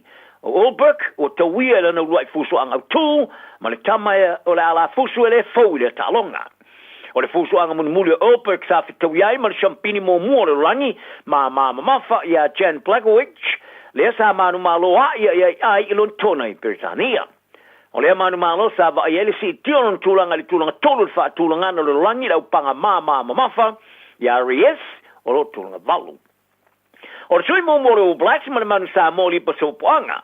O toe te liu mai ne te alo i New Zealand se whate inga le toe te alo ai le te amarasanga o loka piwha i tu malo le NPC. O le tau le tosu whatau sanga i te alo le numero se furu o whilwhile le 4. O le au whare o leo i le te alonga mua ma au kilandi. I le pōna nei i le malai Eden Park, ma le au ai kato, leo o whilwhile iai. O le te alonga mua le aso poanga o le NPC tolu mai le tau sanga i wafes furuono sa te alo i mo Southland. Ai le ianga i te alo i tunu whafo. So poanga lo fa leo mo reisi sui mo le Blacks, Aaron Gruden, mo le awa le Malus. O le tamata ia Bev Priestman, sa avea mo mawhaia onga leo soka kanata, le sa whaasa, ona olona sao e whewesi inga sa li mai, le vaalere pe ala titi whatun tonu po le drone. Sa whaale le ina spy to le ninga au soka li teimiro Olimpeka i Paris Ferrani. Wa whilwhili ne ave mawhaia onga leo soka tamata i Wellington ale Phoenix. O Priestman sa te ia leo soka whaabao malo kanata, ili champini le pine aura Olimpeka i Tokyo i Japani. O ia saini e nese whea ngainga male au soka le lau mua mole lutu sanga. E la tome nei, whato a maa e le whaasalanga o Priestman, mo le tu sanga i tasi e whaasai, o na toi a waini mta whaio i eso tanga male soka, tuluai, luna sao le whao ngai na sese, e le awa kanata, o nei vaalele pea la haiti li ta'alonga o Olimpeka taluai nei frani. Sa wha malolo i a Priestman e le tino e pulea soka le rangi a le FIFA, ino wa mai ona suenga mailo ai, o ila tō Malaysi vaengo whaia onga sa lato whao ngāne wa alele pea lai te spaiai i tō lininga le awa New Zealand i l'Olimpeka. Sa whaari e Priestman, sa le iai sona whaalongona sa onga le mui kānata ma ia maua se la whtanga i New Zealand nei. Ma ia tā uai, whanua noa i le mea sa tupu mai. O leo ne ti polo tamatai ki Wheeler Silver Ferns, o lea ta alo i ta alonga whaitau lia lua ma Skotilani, ma le tolu ta alonga ma Englani i a November. A o ta pena atu le au mo le ta alonga ma lo le tau prenga i le tau sanga fo Glasgow. O lea se risio ta alonga whaavao ma lo se vaenga au tūleo ta penanga le Silver Ferns, e masa neo na whaia ia an worry le i tui mātua le hemisphere, ai ri whaatinoina i le tausanga nei. O le tamatana o la kapini Plymouth sa whaia i eise whaolima i whafo se kalapula kapi ua maliu nei. O Daniel na neko e tosu fik tausanga sa tu i le ulu i se tūlanga e pera whaaria i leo o se oso whainga sa whaia iau noa man whao so soina. I whafo le kalapa le tiu kapa i le mga alo Clastone i le pola stonai. Ma ua mori ai nei wha mai sengar kalapu le aingo le tama e peona tūsi ai lungo a walaf so tainga lau tele. E o mai ananafi le whailoi nei leo i le ngō le umriu. A sa la tō whaali o le tama sa awhia sa whaorima ua whano le ola i le whale mai le Taeao ananafi. A sa ria putia fo o se tama e lusulu te usanga ua mori e le whaorima masani man wha moe moe. O le atula i lumo le wha masnonga wha tu malo i New Plymouth i le aso lusu tasio kuso. A beitai. Sa li putia le lominga ale the post o ta wai. O le tama sa whaia le aus whainga o Daytona Thompson. Sa e tau tino le monio mōrianga o toe whaia i eis toe teu teunga le whaorima i le amatanga o le vaso nei. Tala nao nei aso, manuia le tunu. 24 hours a day, 7 days a week, Radio Samoa streaming live on www.radiosamoa.co.nz.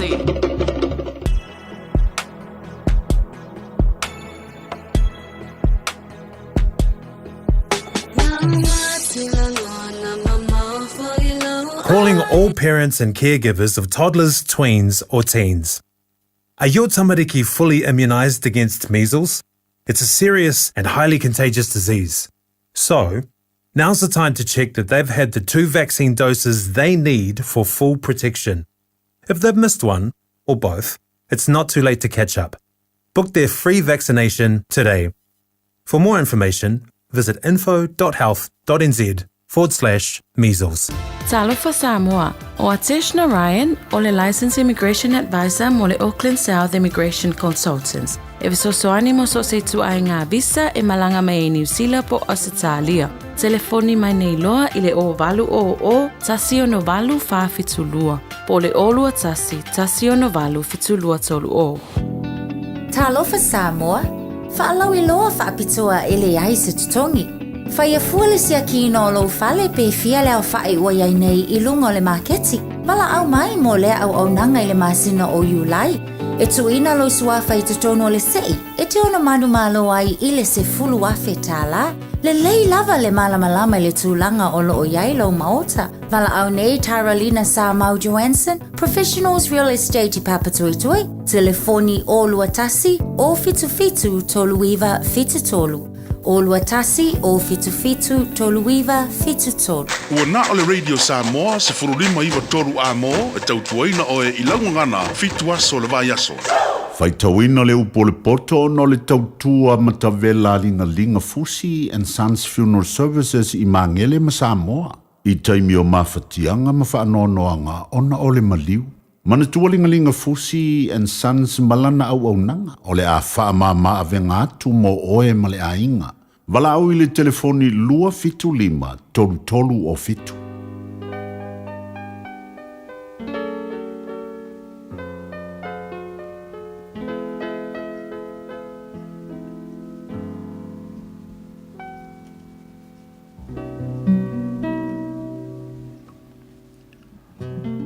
O pole mweli le tupu. O le walo angana au inai o ia e lona tina. Sa ea sa upu iant o e la utamai. Sa ea lava sa upu iant o e na whana ulo umanawa. Sa ea lava sa upu iant o e le tamana o tautoa ai.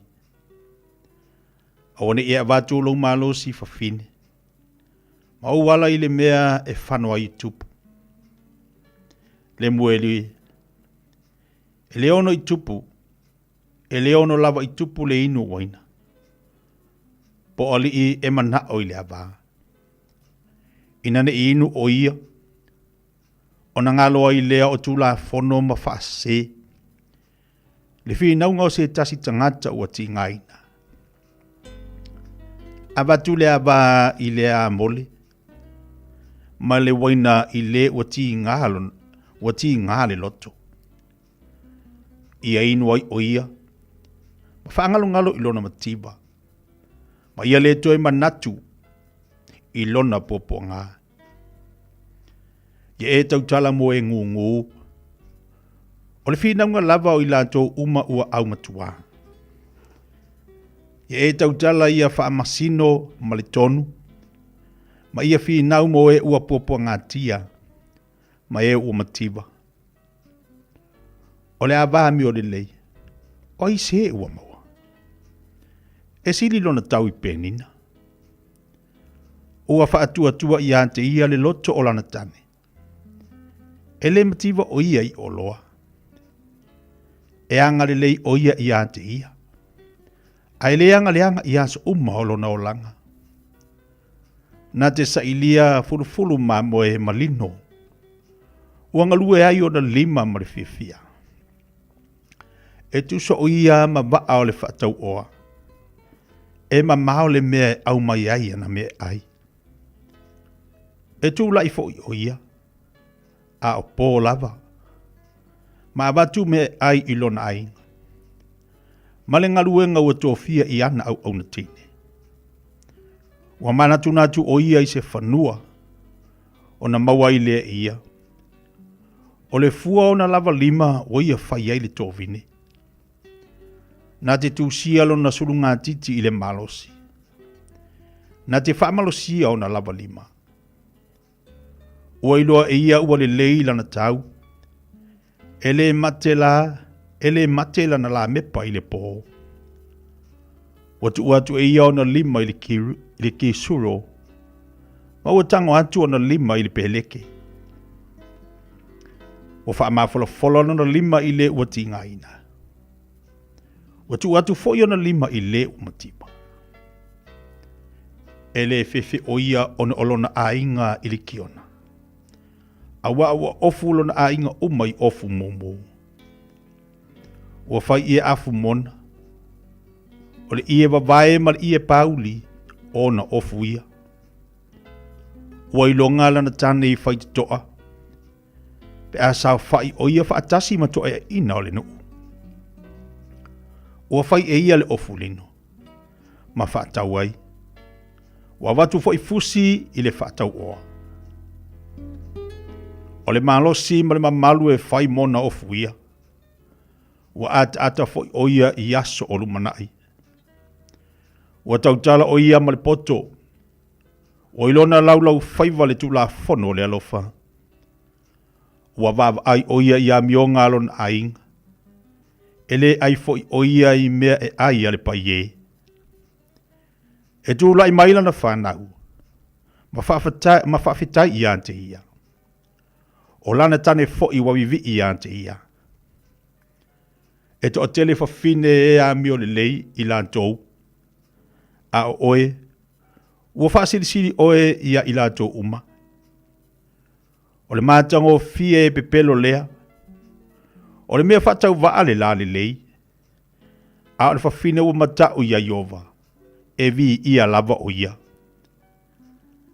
A watu ia te ia le fua o na lima. O ana ngaluenga foi. E vi ia ai o ia i whaitatoa.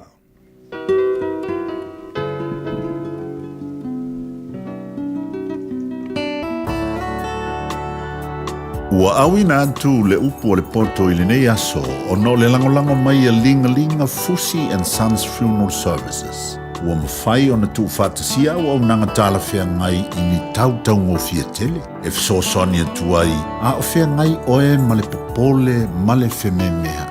E mori whatasia atu ai ma wha mai senga, ma wha mawhana whananga mai a linga Fusi and Sons mo a inga uma o Samoa ua whea le maliu ma le oti. Walau mai loa ia lingalinga Philip Fusi lingalinga. To ia whaapō lingalinga, to ngia si ulavea, pesu mai i le luas fulwalu Canning Crescent i Mangele.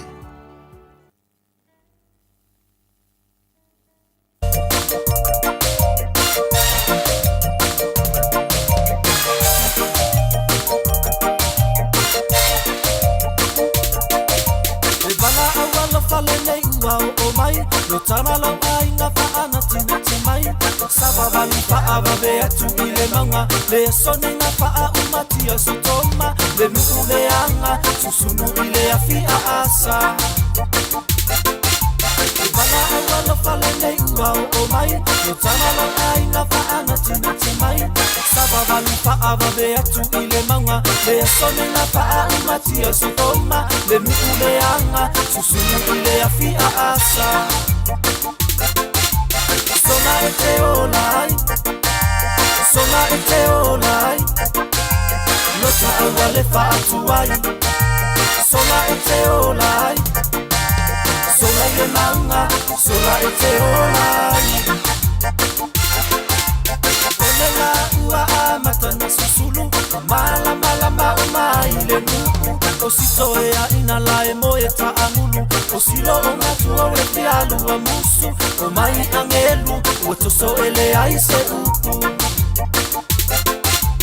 Olela ua amatana susulu Mala mala mauma ile nuku Osito ea inala e moe ta angulu Osilo onga tua weti alu amusu Omai angelu Wetoso ele aise uku Sona ete olai Sona ete olai Lota awale fa atuai Sona ete olai Sona ile manga Sona ete olai Sona ete olai Sona ete olai Lota awale fa atuai Sola ete olai Sola ile manga Sola ete olai Sola ete olai Sola ete olai Lota awale fa atuai Sola ete olai Sola ile manga Sola ete olai Sea oa onga mo oema Feta la Yesu tu ule fai manatu Tatonga lulu e male faa longo longo Ole atu oia ole tau taipoto Na fola folanga e faa maoni lava Sea oa onga mo oema Feta la Yesu tu ule fai manatu Tatonga lulu e male faa longo longo Ole atu oia ole tau taipoto Na fola folanga e faa maoni lava Sona ete olai Sona ete olai Lota awale fa atuai Sona ete olai Sona ile manga Sona ete olai E ala le mani or si fonga mani or wala wala fa pele fa fonga ba ia inisio tatu fa Fiafia fa le nganga le Taeao le na wa tawal ngoto le tatu pol poto le nei fo iva yasol fa fa te fitio le ne foi po kalame fa le nganga mo tanto e au to mo foi po kalame al Fiafia mai pena masine tatu yaso te tasi tai bele wati lo se malia ma le luas minuto te nele tu laiva ole nga Fiafia lava ma loto fa tai le li ole o te mole nei ava normal nei fo ila la ma tango fie lungo le tau tubla danga si fonga le samo te sinima to lo mo e to fa wa yana po kalame ma mo fo le mafutanga Fiafia ma malo le tanto wa tno ia to fa talo fa tu la nei aso fo Taeao fo le deu mai le tua aso fo au mai fa po ya so to se fua ma so ma to wola le nei Taeao ia mo fo le ola fo amatanga fo o se suinga fo vai patalo fa tol po kalame Fiafia mai ante o le nei Taeao ma le nganga o Fiafia ta po inga mau ne tatu tu asina sina tamam tina ma tu mota malawa patalo fa tu ya te olta maltina lewa mau mai fol po kalame so ina la volta tu blanga ale radio Samoa ya po kalame Fiafia mai pe ma senia tatu ata maleva ma Fiafia musika ia e vai tatu fanga tiuta manga luenga ia ore tiuta foi le manga luenga a lo fengai mana ia tatu matu mota malawa ole tapu wa italo fa tu e ia alta tolunga po kalame le Taeao o manuia o tou le lofo le li ave la vi inga le tatu matai sidi le langi ia ona na puipuinga ma tau singa e mai sea ola na fa malu lunga ia te tou tama patina swing o le tau malu lu fo le tau lu ia tatu ia o te lo la ma fana o tou le lofo le tua patalo fatula fenga benga tofia le tua nei Taeao sunga fa fenga nga moto fa le tua fe lava fa ta faita ulanga night mafuta mai ai afio ngai patele ia tamai te sa o epikopo ia o ila tubo ye o la to finga tono so se fa ta faita ulanga patalo fa tu le pokalame Fiafia mai nei Taeao Ele tu ala va fa fe lo i mal fa talo fa wo ma pa anga uma la va fifia mai. Ma ila to fia fa fonga i pokalame le video Samoa ile aso mle aso. Ia le manatu fia le Taeao o lo o manuia tutusa i tātou le lofa o leli. Faile ma vi inga o le tātou matai siri langi i lo nanga le lei malana pule fa soa i lo tau se fua maso tātou wola. Ia wana le se anoa le li ele mawhai o tātou mafuta ana le se anoa o ia ele mawhai o tātou mawani fa manianga o tātou iai. Pati patia le lofa o le tua. Tātou whaftai fo i le tua inu i tau o le olanga. Au e teita inu i tau whawhitai le tua. Olu i taua o lo au mai le aso ma le aso. E tofo ina i lo tanganta whatuatua ma lo tanganta kerisiano. Lo tanganta na tinga ina ia ao lo tātua. Iau wha ia tia. O le whawhitai ai le tua ilu i tau o le aso. E uma le naso, al malanga fiafia tua le naso ma avatu mana fita ma whawhitau. Tuatu manalu i tau alu atu ai fo ilai ia maia. Fotua i mai le aso fau. Sau le sia so fou, au mai le tua le sia so fou. Sau fo i mahisi mea fou. Au ane ngali o iei fo i malu tau le naso. Tatu wala ta pena ma tatu wala fatua tua. Au ane ngali o le lofo le li e tu maua. Au fo i nei avea fi tau li ma mea tupo le olanga e ngoto ai lo sa. Mau pele to vai. Mau pele to vai. Tau lalo sai le li e manuia i mea uma. Ia fa pia fo na wai ala fa i Taeao le se me popole lo loto. Le se mo ti ngai lo fina ngalo. Yeah. Mai e tatu avatu ia te ia mea uma lava tatu te popole ai wa lo manatu mai oia ia tatu. Ya singa fasi mau. Ya fa pia wai ala mangi kao ngai ke popole fa fia tatu le ia so. Deve wati luas fu walo minuto te le Julai vai lunga tau tula udanga si fonga radio Samoa. Just ni ba tolu amo. Amanga ia fu yale sa wole la le kai au. Ava i winga le kai. Ia la ngofa kia kia. E ia i fo i winga le tau. E ia i fo i winga i o le tau.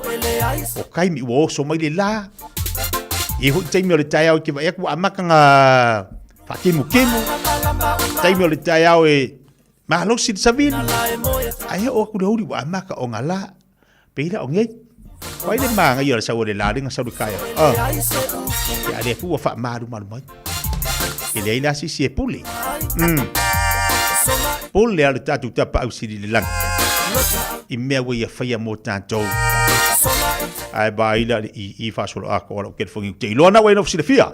Tu langa. O lo ia ila pata inga i matangi ma fa. Tsunami mangalu lolo. Ngalu lolo i wa matana ngai mai. Lapata iai tangata. Atu nuu. Ako ke vevesi arangi o langa mandei lalo langi lo tatu iai. Eta pisa mai loa. Eta pisa mai loa mau mai ia foafoanga le li. Lea ia sisi tu mati te atu. Pau wale mea. Ia tatu lona tatu matala. I lapata inga watu ina mai peila o mea. Kako ke pisa i o, ka pisa. Ia, mea kako ke vevesi ar ngai vai kaimi. Tau ngatao le soi fuanga. Fai mai tātou ua tau ngatao le soi fuanga. Fai mai tātou ia ua tele me o tutupu. Anga sau ar so ngami avari vevesi. E ma fai on kako ke e aku i mea kako ke vevesi ar kemi ngai. Pila tonga tar soi fuanga. Lea, e lo toi pose li lo tatu whainga whiwhiringa, lea kako ke vevesi e fo. E ma whai fo i ona e tū ma te e atu. Te le fia whai ale mele, te le fia whai ale mele. Whalongo ina loala pata inga i ngaru lolo. Tsunami. O mafui. Ke le tai e tū mai whape atu. Ke le fia, whai a ngā meo tsunami. Ke le fia, ka penga ui ngā meo tsunami. Kere fia ka penga kuai pea. Le ai. Ngā sau wala paka i ngā ewa aile tau whai. Tā pena, sau niuni, aisea. Wā whai a olor kei me sau wai kamai. Sau wai ia ngāru lolo a ngai mai ia matangi mawha. Lulu mafu e. Ia olalari unga lalangi. Uma. Uma. Lea ia se tu ma te ea tu tapenanga le tua. Lea ia se nga olo ngofo ma te talo. E olo nga lu fali. Wai vai aku fe kolofi, fe kangisi pule si piko. Olau kivi wa ngalu lupa sa kua. Wai vai aku lo bakua nga sa kuluk. Ia wai vai aku lo fanga u kau pipi. E o fo ia te o tama wa maka. Wa ele mau tonu. Wa ele mau tonu. Te whalongolonga i upor pese. Mana yo upor pese. O mea lai tutupo, le utatu wawa i me tutupo le o langan male. O ngofanga po, o mawhau de. I nei mea, E lea ia se tu ma te tee. Lei ma se tu ma te tee. Sau au lap ta inga, ma ai matangi inga lalak. Ma ai le sungami. Tilo atu isi atu nu walu i mafu e. Tatou wawa ai atu. E ai le tatou nu Samoa. E ai vai ngo Samoa vai atu le alu le vai lungo le wala. E ai isi atu nu wa faina. Ale winga na lau tala. Tatou te tu, ma tatou te te atu i me te tupo le soifanga. Me ale fea kakou. Ba kaunga ka pisa kakou kaunga ka soifanga. Ia a saula sungami. Wa kakafia umakoe ako makako. Ia pe wakako, wakako fefe. Olo mafau ai o auia. Ana po. Au fapea. Ava pe lo ke pisa ngeli kaung kalso ifuanga. Sila maile li. Pisa. Kaung kalso ifuanga. Kaung kalso ifuanga. Fa perfi ngalo le tua. La ava kurola ia mea ia kiria e sei o komar ko me kaung kalso ifuanga. A o lengo kango ava ku ele. Faile ele vatu la au to. O ke olai. Ya le ko vinga me kaung kalso ifuanga. Waki ai va pele ko ki ngaka pis. Olo ma fau na po. Saula ia ngaru lolo. Lu ma fui feoti tangata. Ka kole feoki. Ele umarka ko pisa le olangan. Aka kole feoki ngi. Kole feoki ka ele umarka ko pisa le kong kalso fuanga. Ole opulea tatu di onosai. Onosai. Fa aftai le tua. Le pui a tatu i met tupu le olanga. Ai pe ana vatu se tala to mo. Ia ilu itau raso. E fa afitau le te savadi ai. Te a i maunga te ifo ivan. Lau savaringa. Au ngofo nga pope au. Saure la paka inga. Ia. Ko i fa lau kena fongi angi. Ki i fa ila lau kena fongi angi. Ioi. Vai le makau kia. Ia ongo sa ia tatou ile soifuanga le tatou te iai. A whapea te vinga le tautau soifuanga, ia ongo sa. Kaku baba aile nei vai taimi ta pena oi malu ainga. A matar tausanga nei a matar pokalamil fifia mai. Ia taula ia oe i lou ainga. Taula ia o ilo ainga. Fa ma popo martina, fa ma popo marfanau. Ia leu ka ko va ai. Wa lulu winga me uma. Wa saure mafui e lulu wa lalang. Lulu me nga ke ngofo ai. Oi. O tanga tu lulu wina. Me tu pole olanga. Ia maraya. A o le me nga ka ngofo ka ikamo ka mafu fu nga po e. Wa sau fo ngila pa ka inga fa mai o le wa. La paka i mai o le la sau maka ia sau le ngaru lolo ia o le sungami ia o ka vai aku o isi me o ka vai aku ngo penga ka fa ilang o lulu mai fale o isi wa ka pi o isi wa vai o le o fele le solo ipu vai le maka kia e o ipu nga fifile mu ngor sing wa ka fe kuri fo ila ko ia ma fi wa le lo ipu po dale me la fa ia vangela ipu ole ka ki kia maka ko ia le ola Ia o mosai. Sola ese mai leleanga I ke o lai. Aua e te whatuai alu ese mai. Sola I lele. Sola I lele ke o lai. Aua ke sola I lo next door. E ke ki ngai kua do malau kupe. Ia patala watu liso tatu paanga I lunga tatu po kalamin lei Taeao. Malo se fomaria malo fo langa matafi. Lupe sililo fatalo fatu good morning. Tino tumapu fatalo fatu lei Taeao. Ia mana ia foi. O Felipito no una te fata si mai dunga tatu po kalame fea foi se atunu. O ha mai oto. O ha mai oto le nei temi. Mai la pata inga o mai wa lo te tilo o lo te no vai. Te le atunu o la ave la pata inga. Inga la langi. Yo la langi la ave la pata inga mo tato. Nei vai temi, walulu ina me Pela na te mafuta mai ai mana ia whailo mai po whena te mafuta mai ai. Talo le si ainga mo le si ainga ina ia manuia tato umalalangi. Ula lia le manua whatalo watu nei Taeao. Talo whalava maanga ia whamele mana ia statu atu no Samoa vi ileli.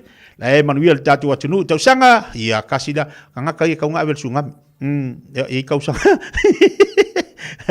Tuan farsi ina mea, alo fatu, fatai para bafto mai nei Meliponi Australia.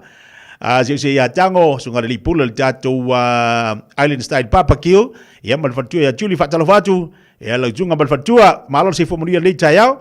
Sunga la ia mayaba, brother alo fatu manuia fa le Taeao, fo de lo famaleanga le le tatu patai si le langi, maria fo ngalu ngalo fengai moto. Fia siamani tofi lau. Talo fatu po kalame nei Taeao, malo lo sai mai. Talo fatu no meneta malu fo, malo se fomonia fa polu ta elenga fa talo fatu. Nita Saulo good morning, se fo lau de lei. Mangele, mafuta mai mangele e seta tango moa ya o mai seki. La fa mai le manuia fo mangele la tou. California le fatasi mai ia fale ali. Siale, fa talo fatu. Ele le fefe ba yama. Ya yo le la kainga. Evan day le fatasi mai ya ia fale ali. Fa tele mafuta mai. Maria sister, fatalo fatu, malo se fo manuia. Lai mafuta mai nei statu atu no Samoa, malo fa tai. Lai fatasi mai tatu atu no lai solo ngale le manuia me oma. Si upapa savili mali. Si upapa fatasi mai manukau. Fatalo fatu le fo Taeao fo. Siatu Kerita fatalo fatu le fatasi mai nai Alaska le va mai ai lunga tatu pakala me Taeao. Lunga tatu YouTube le fatasi mai Emi Toala good morning malo se fo manuia le fatasi mai nai va favona. Le seki mai tatu talo fai e o Taeao fa il tatu fa marstino fa tu siu tinale o Taeao le sfalili fa tu tatu fa marstino Emi Ione matafeo fatalo fatu nei Taeao fatasi mai nai Hawaii. Manuia foi mea uma ya lato ya Hawaii. Sevi fam fatalo fatu nei Taeao fo. Malo se fo manuia. Rachel fatalo fatu le manuia lato inai point inland. Tasi le pitonu uau te loa. O inai point inland. E tau maulalo fo ilea tato inai au kilani. Fatalo fatu ya pia Leila Brown. Ia malo se fo manuia nei Taeao. Pa lepa to mata fatalo fatu. Ia le lei whaftaia I le atua. Io na le tatu loto whaftaia I le lei.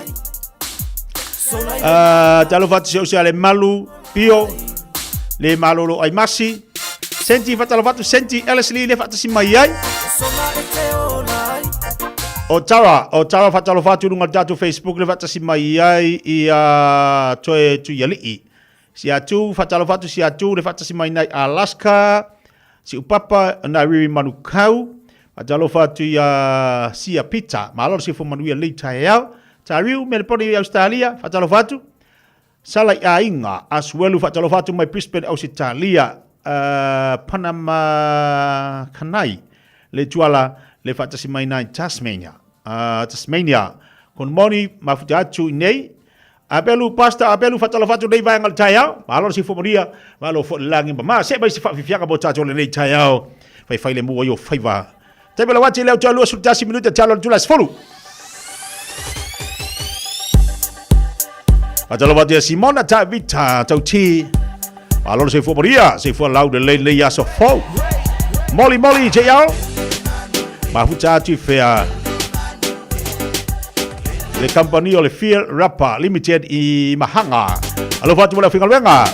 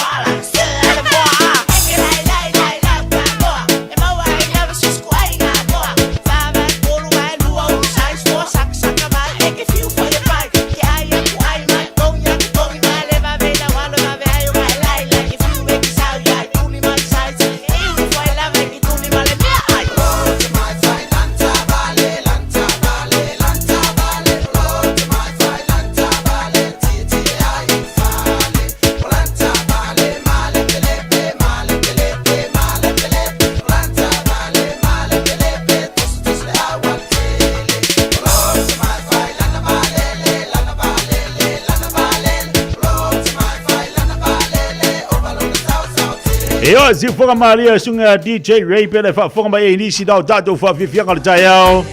So tali watu tato pakala menai la unanga mal tua le Taeao World. Leo fa tsi mai le sunga ya Victor le la to unanga mal tua ile le fo ya so fo. Patalo batu male nganga Fiafia Victor le Taeao malo se fo la le malo fo langi matafi. Ya malo fo lo sai tu bangalu ngal le fo. Ya, se fo mande ne Taeao fo Fiafia malo ngal sai malo fo to lo sunga. Patalo foi lau tapuinga Samoa i tonu mota malao ni Taeao. Paro lawan sa ia tutu. Victor, o amali Taeao o le ia la pata inga foi ele tu ina mai mo tantou ale na lava vava ia tolo su Fiafia le Taeao inga ruenga. Ya, mo ila wa le sunga ile la il mako pikoti tia tanga o ia mako sima mau mari sambia betu langan na apa pele ko la kalakal mako pa usan ke tengo de mo kapungi mako tia o fa pe ai wa fa pe atu tina Victor o te te fainga luenga ni te wa watu le sami e lo e ta fe ai ye vai pole ale le mamao ko mar sami ka on ka fe o kur sami a ngo ya sa o le ona so pa me de tina ya ro fa ko so o le denga ko ko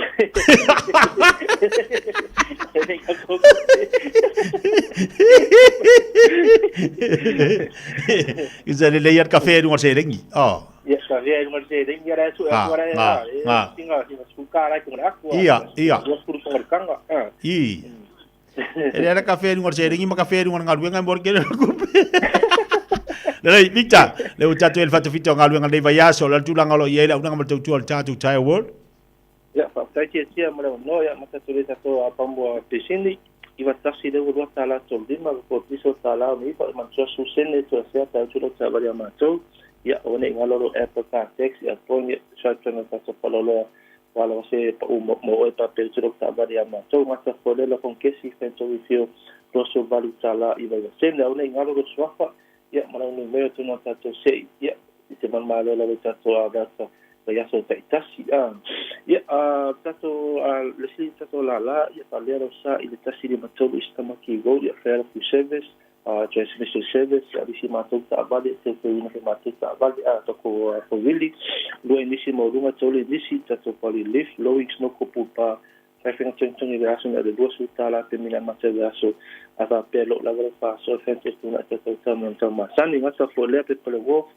tino ia matou ia puk malo malo ia te tela amo fo matou fisa mo sexo swani ole tatu ta avali fa tau lo tele lo ta avali tenana pero ki feeling a matou ta avali fo ta avali tuai SUV no ta fo le o ta fo widi ole ia ile tu ia drive al fo wen ta relax ni sen ta avali umala avali fa ta umon te fa mana fo ta fo umma sa mo tu ia pe for the difference no ko uma pa pe mal pampa uma ta ko wili le se be ke por eso fa to lo uma modify ta vale pa pe te fa to sta vale ke mai si ne ko ere no sai la ma te fena sulanga mo oi lo recene ya sul ma singa ten stem aparece ta vale con la ma te fa sta vale mo lo tinha te pe tar mo oi pe se so ta vale tuai e ma che in for ten ta de fa ta vale ye le che in ya me te foni o iba fitu fa to do o o iba ki tu fa to do o ia mar alma ma se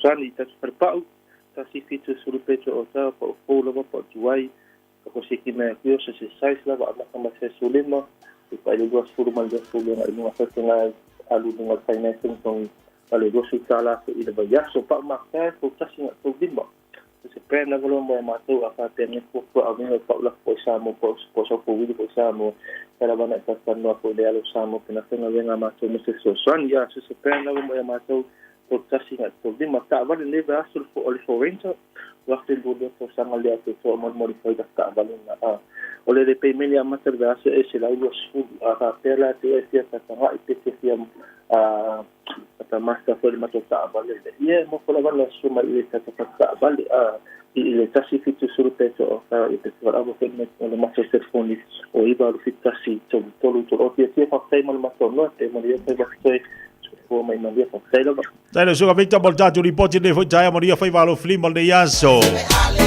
lei vala wan le suga ya Victor ilana telefoni fa ile la tuina tu mal malo tato wa tno ya ole au number to tur suga ya Victor te mawala le ile tato Kalau mesti koe waku ile telefon sunga ya Victor. Olo tasi tasi lima faono. Olo tasi lima faono.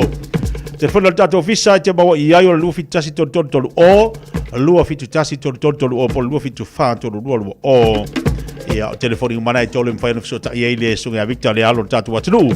o lo mawhai o na tautua mai le aunanga ma le tautua a le tātou company o le Taeao World i Otara. Se mali mali le wati le tasi maltasi minuta tale le tula sfolu.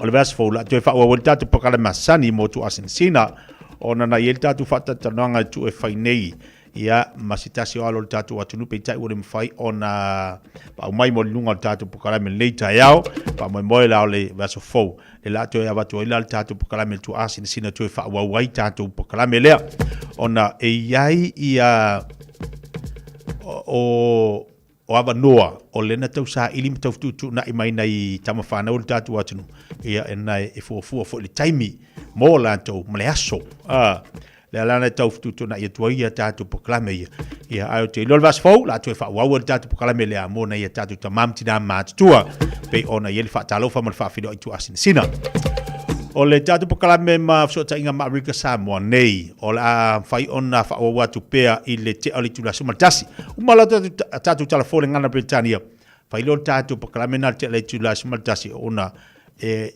fo le no le to fai lo muenga to fai pa au Dr. Royo Sange ia ele fai ona mo mo sia no le te ali tula sfuru pe te masani ala fai la ona fa wa tatu poklame le so ai fa wa i le te ali tula sumatasi na le swinga la titi ala vanao tatu poklame ia aulo fa o pena i poklame mo tatou tantono lo manuia pel tatu wa tunu le ne yaso fa malo atu ne tatu tamam tina matua o te malo lo mafuto mai pel nei Taeao ia fa pe fu le fa to ala fa mai fa talo fa ti ate o to malo no sai malo fo le pale tu te manga ruenga to iwa minuta tala tula sumatasi ave tavale fa talo fa ti ate o to le nei yas fo fale ali siale fa talo fa tu malo se fo manuia faftele mafta mai lunga tato pokalame fatal fati a Ricky Tony Seattle Washington le mafta mai ai o mai utone America Maria sister fatalo fatu famalo atu fo ia lo low levi le fatsi mai nai Brisbane Australia ke le penny fatalo fatu mai sini Australia JR Molly malo se fo Maria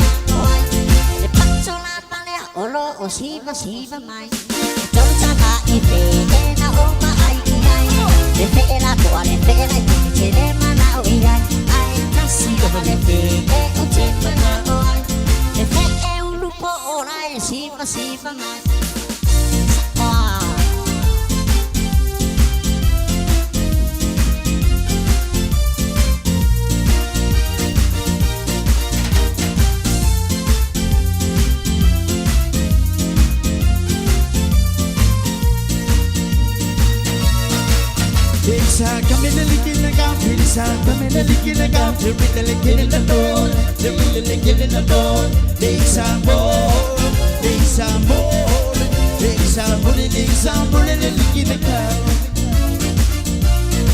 Saka we to the man, Saka we to our man, there is a Valigian, there is a Valigian, Saka we to our man. Elas mursino leina no te master mursino leina no saka we my love saka we my love saka we my love do wanna matai children are you children matai family matai limana matai woman are you woman matai children are you children matai you want my baton, you wanna live, you want a baton, feeling I live, feeling I'm a bicycle.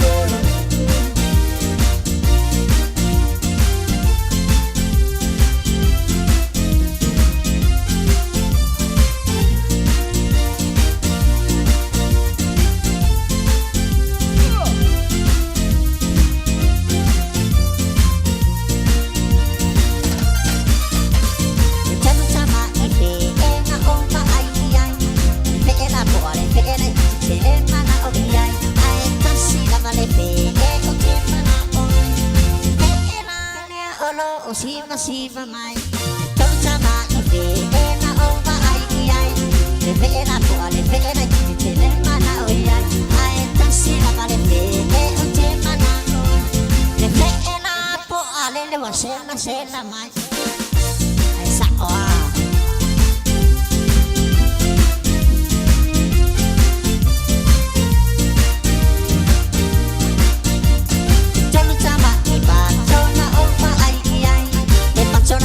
Facciona ti tiene mana oi ai ai tassi la vale faccio con te mana oi saula vai malanda te ne si vai oh esa awasela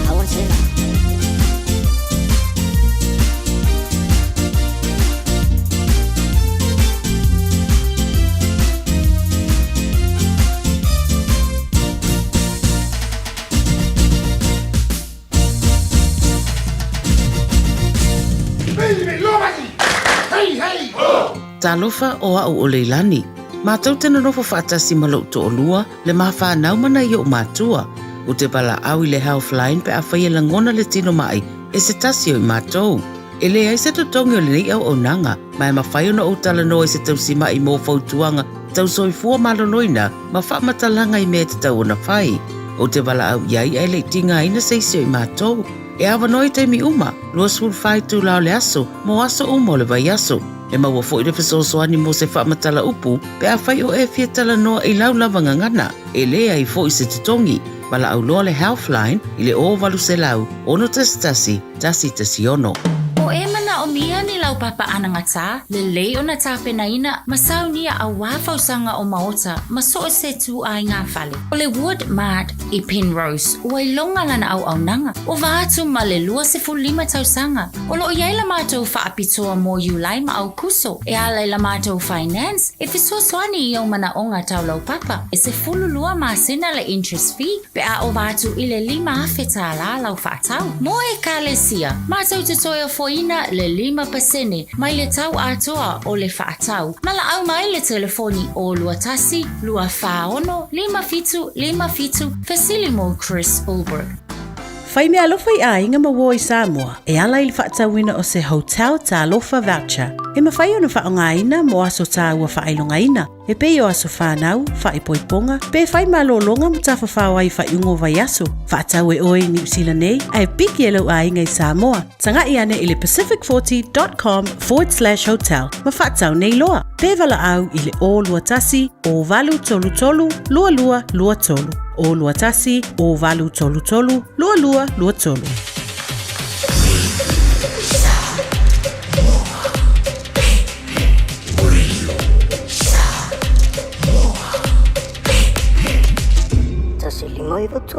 Amo.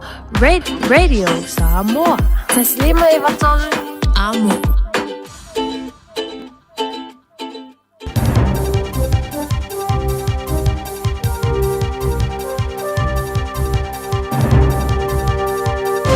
Taeao Maria whaafunga mai o talani mai au te rini sila mōlau tāpo inga.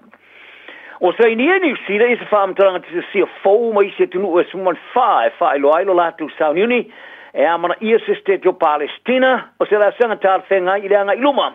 Mo le fofo i le lua State e whaavaina i le vau Israelu ma Palestina. O lea whaiunga e munmuri mai i le whalanga i le naunauta inga leo le malo Britania alo ia se State o Palestina i le whaavaina. Ai le tau fia ngā malo o whatasi i a September. Se i vanga na wa i o Israelu mo le tau fia o le tau e Gaza. I le isi whalanga e se mai ai o Minsta mai e tunu e Alfia Australia ka nata Farani ai alani ma se pania. Sa whailo se la tau tinonga e unoma se malue lue i le langolongoino se malo Palestina. Sa la tau vala au dia isi e tunu e a wai whatasi mai la tu e tāpai le whaavaina se State o Palestina. Ma le taimi lava foi lea sa tāpa e tunu e leo awa yatu ina ia toi te liu e toi whai o sotang masani ma Israelu. I le tari foi tau le whaamutanga tisia le malo Peritania sa whaali ai le pāremi o Israelu Benjamin Netanyahu. O tau wia le pāremi o Peritania ia Keir Starmer ia whainga whaatupu whaalawe ma tau tia a Hamas ai whasaleina tangata sa afiaim. O lea sauna nafi sa tāpai e le pātia le Greens i le Maloni Sila e whaatino na upu mamara ia se State o Palestina. O lea matanga o le vayaso sa whaari ai le pāremi o New Sila Christopher Luxon i lau whaile poti e tū maulawa New Sila le mea oiai i se State o Palestina.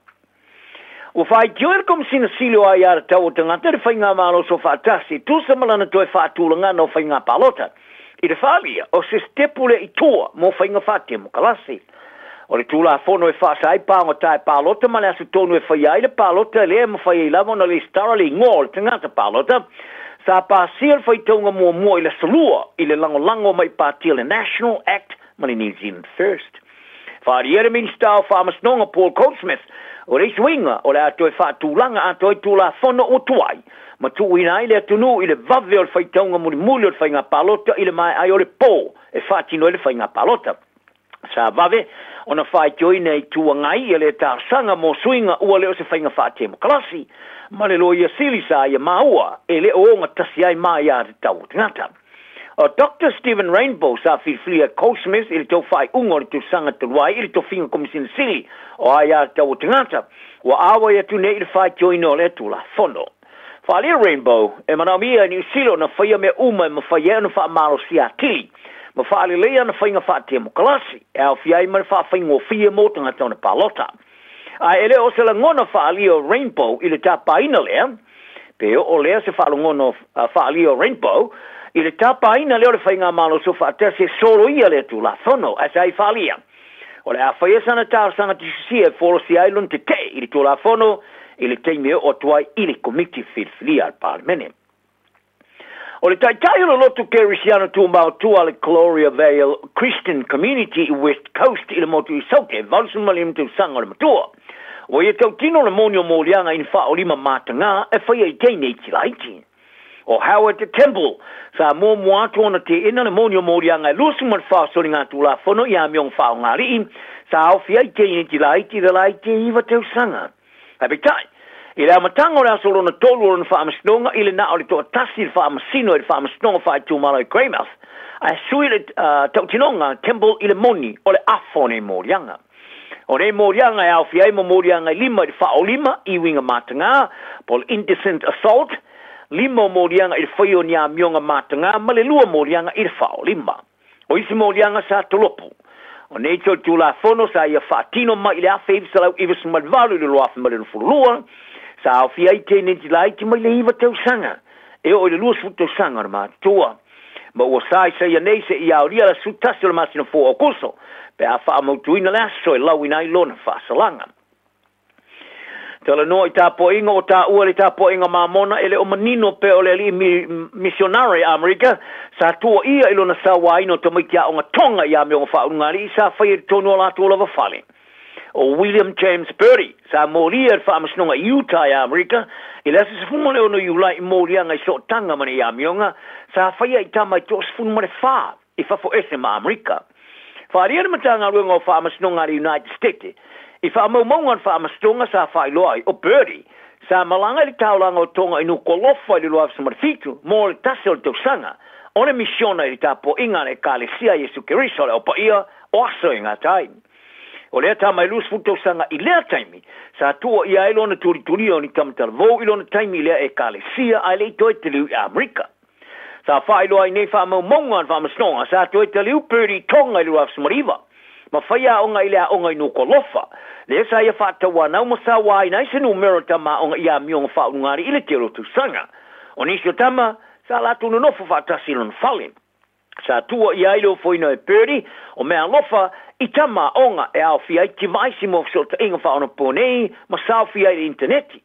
o foi no ia mea ai me ta alo matupe ai tu tongi de fai o ni amionga fa ungari e ieri te tununga sa ia po ina fa lilo ato ni tam talvo tu tonu non fa ta ele i ona no fanga SS sa fa mautuai ili taulanga sa ia Purdy leo i tonga i lia o ke topo le roa fmaru fulua ino o maano fa ilo estama i te valu te sanga fa per sa waina o ia Purdy ni a mionga fa ungari ili taimi o la tua o onga ai wile sa fa wawana tu la fono ino o te tala i tua ma le fare pui i lalo a inga ya mati o le roa fmaru futolu ma sa uni ai tu la i mono na fa masnonga ai peitai sa sola ese matonga tu telu i Amerika i fa unga ese tu sfola o pepelo o Richard Hunter o suiso upa le kalesia ma mona le Pasifika sai falia o lo tilo ma to ia le fala po tonga i nei tu inga talonga e foringa mai o le fa tolo stemi laki le mo le alo Samoa kiwi Carlos Oberg awanga ia tu le sa io champignon ta amsango fai plenga fe filo i tono pa wa le UFC Perth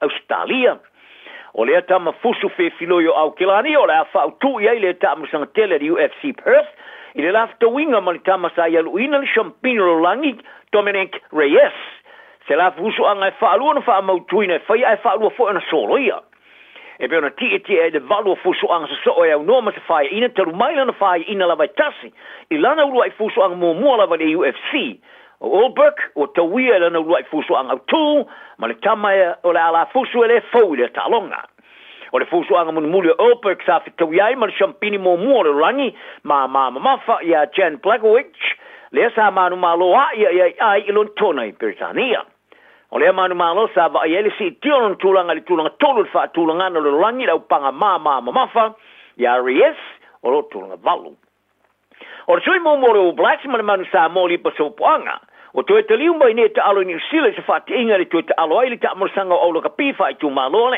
NPC o le tau le tosu fa te sanga i te alo le numero se fulu o filfilen 4 o le au whare o leo i le talonga mua au kilandi i le pōna nei i le malai Eden Park ma le au ai tato leo o whirwhiria iai o le talonga mua le aso poanga o le NPC tolu mai le tau sanga i wafes furuono sa ta alo i mo Southland ai le ia ngā e te alo i tunu whafo o so poanga o lo whare o leo mo reisi sui mua le o Blacks Aaron Gruden mo le au o le Malus o le tamaita ia Bev Priestman sa avea mo mawhaia onga lau soka kanata le sa whaasa ona olona sao e whewestia inga sa li mai le wa alere pe ala titi whatun tonu po le drone sa whaale le ina spy to le ninga au soka li teimino Olimpeka i Paris Ferrani o whirwhilia ne avea mawhaia onga lau soka tama i Wellington ale Phoenix o Priestman sa te ia lau soka whaabao malo kanata ili champini le pine aura Olimpeka i Tokyo i Japani o ia saini e nese whea ngainga male au soka i le lau mua mole luatu sanga. E la tome nei, whato a maa e whaasalanga o Priestman, mole tu sanga i tasi e whaasai, o na toi a waini mta whaio i eiso tanga male soka, tuluai, luna sao e whaonga ina sese, e le awa kanata, o nei waalele pea la iti li ta'alonga o Olimpeka, taluai nei frani. Sa wha malolo i a Priestman, e le tino i pulea soka le rangi a le FIFA, ino o mai ona suenga mailo ai, o ila to malisi vaengo faya onga sa la to fa onga ne va ale pe lai te spaiai i to lininga a New Zealand i Olimpeka a faria Priestman sa le iai sona fa longa sa onga le mu kanata ma ia mau se la ftanga i New Zealand nei ma ia ta wai fa no i le mesa tu mai O le au ne ti polo tama tai ki wheel of Silver Ferns o le ta alo I ta alonga whai tau lia lua ma Scotland ma le tolu ta alonga ma Englani I a November. A ta pena tu le au mo le ta alonga ma lo le tau prenga I le tau sang fo Glasgow. O le se risio ta alonga wha avao ma lo se vaenga au tūle o ta penanga le Silver Ferns e masa nea na whai ai an worry le tui ma tu le hemisphere ai le whatinoina I le tau sanga nei. O le tamatalo la kapini Plymouth sa whaia I eise wha ori mai whafo se galapula kapi ua maliu nei.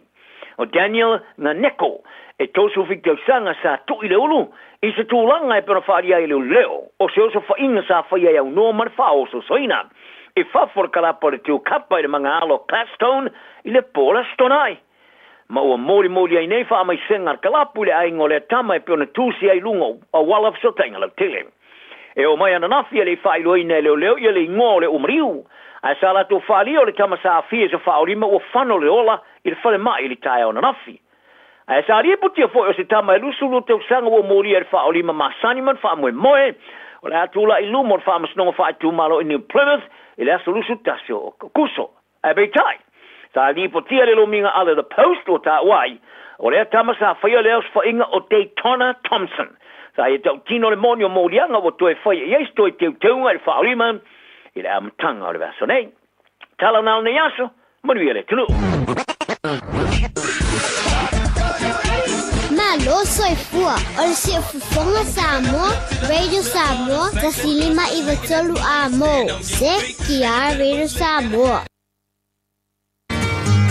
Sa isi tasi whaiwheau e titonu se ai e le mamau e se manitaulanga. O le whaiwheau la lea I ailana leona e tuu ailana pā. I o leona la lea e sea ona talaina I whafofo I lea le whaiwheau. Nei te ua a whaina I nisi o le kalesia po le nuu fo. A le leona e ese ma le lata le whaiwheau. O lo e le tasi aso alu le whaiwheau e malanga. Ia, whaiatulu mo le tara le whaiwheau lana leona. A iei se taimi e te ua e alu e te tawhao I le nuu. Tautua nama o e awane e tango fia tangata la au lotu. A te ua e o sa whaien tangata. Ia, ai ana o tangata fo I e le kerisiano. Tangata e le fia I le lotu. Ai a tautua nama o e tangata ta au lotu. Ole ia a? Alolo mo le fia au e malanga. Ai te ua I leisia so o matala I tule pa. Ia, a ala alo ma le leona e te whawhawa le ai. Ole mela watu. Alu atua le leona. Fa umatia umatangata I tono le ai. Tawa tua I le tangata ai le leona. O le mela wa afia I male au loto le feifi au. E le ai ma se tangata le au loto le feifi au. Na totoe I whainga le leona. Ale mata utia la o le mea le leona le na whai. O ka ai le leona tangata uma tuua na o nei vahenga o le mutu le tangata ele tango fia leona. Ele pai ele leona le mutu. Maua mai loa le whaifi au, whaitu le whaifi au. No whai aku whai eke oe a ero ke ka whao, awange e kango e wha umatia te ngatoro au lotu. Ase wawaila e le ua, ule mangisa lau whawhengelang whene ka le se le ulinga. Ase waila ingo ngi ka kalal meo kupu I whapea. Whai mailo malitala o leona. Ia, malia oe whaifi au.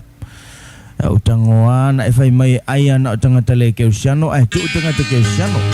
Ia lelangu sawo songi aku. Ia, ai lo ana o lato tino. Ia e tuu ana o la ko ngukua. Nga la ko ngukua le song ya kule e mangongi keusiano mai. Ia tele tātou na o le keusiano I le upu mana ngutu. A le amio ma le olanga e matua ma mao le ma le atu. To tele tātou e fiafia e whaionga le ingoa keusiano. E pa sese ai I le tele o ana mea valea mana mea sese le whai. E awane ngalo fe mele fionga pa ia le tu na tu tino le taulangola pa ia male mali e male ato toa I lumo le tua. No wingo le tangata atoa e te tawana tu I le tua.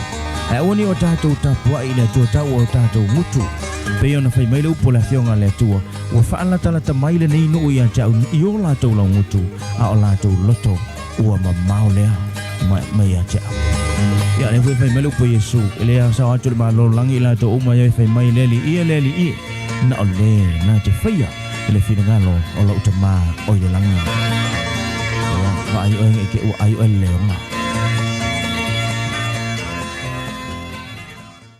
Cleanser and lotion from Chemist Warehouse. pH balanced with a blend of 3 ceramides, niacinamide and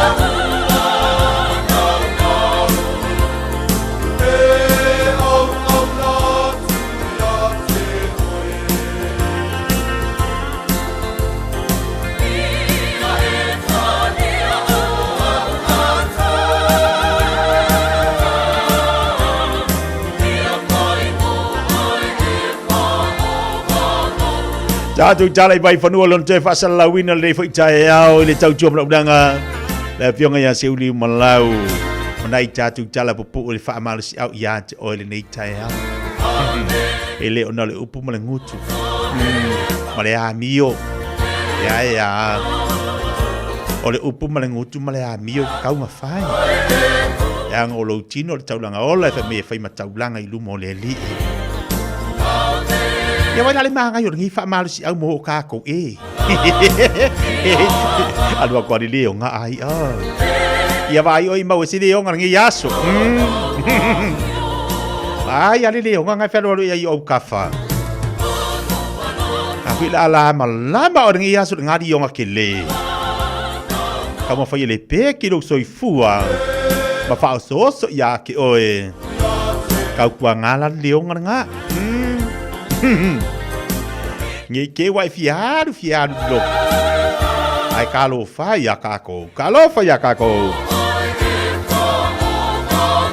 loe paulanga me ngi ke wala ku fili la ku manga lionga pa umakia o ngi yaso ele ngol upu manangoku ai ore amio de simea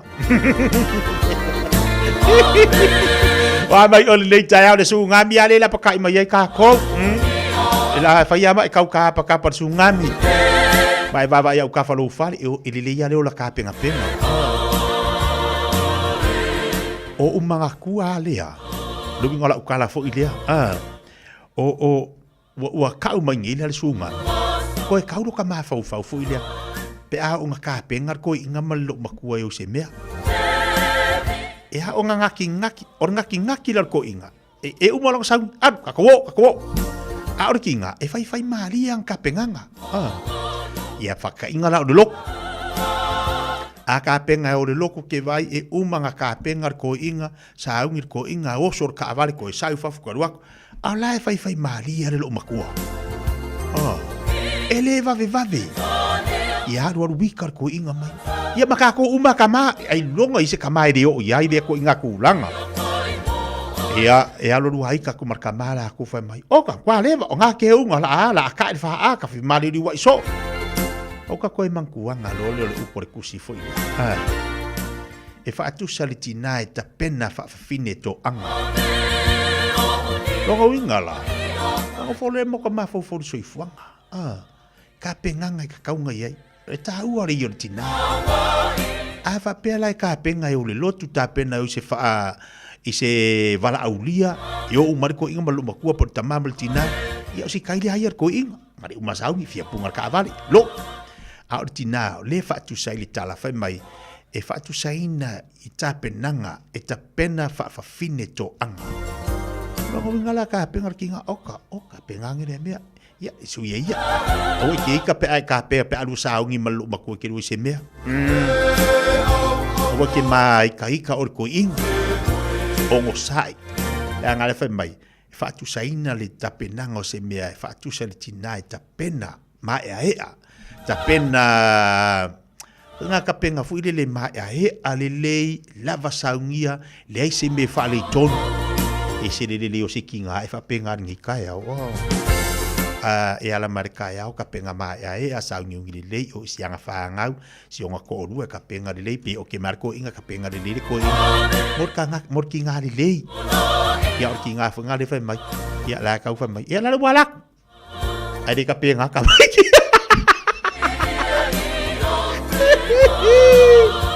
ngale ala de Taeao Pai kai foi ngale ala Taeao masau yo pa fa pede finga rubenga ku ai ala tina na finga rubenga ala tina la le finga rubenga ya pira o kinga fanga sa mo ke le ngamo sa mo ka ko kinga la nga kinga fu e kaula si e ka mo dole mai disi pikongu ngale ma ngale ala masau da ko de kapenga ka me kida ai fa mi fa tu saina ile tina e ta pena fa fine to anga o la tu faiva ka ia mu ia se a inga o ngai si kinga fa penga ka penga lele ka penga mai ai tina fu ilia e sa uni so se me yo ia martina matala o ki o mea uma la vea ki o ko kinga ai ka for kama au ke mai kaika la nga e de o kalango ia ki o ko ngi ka penga fa kamar ko anga de ai Ya ngā mea. Ele o whakusa mai a tapena, pe o tau ta mai tapena wha ta mato anga. E ai, ele o whakusa. Lani me la whakusa.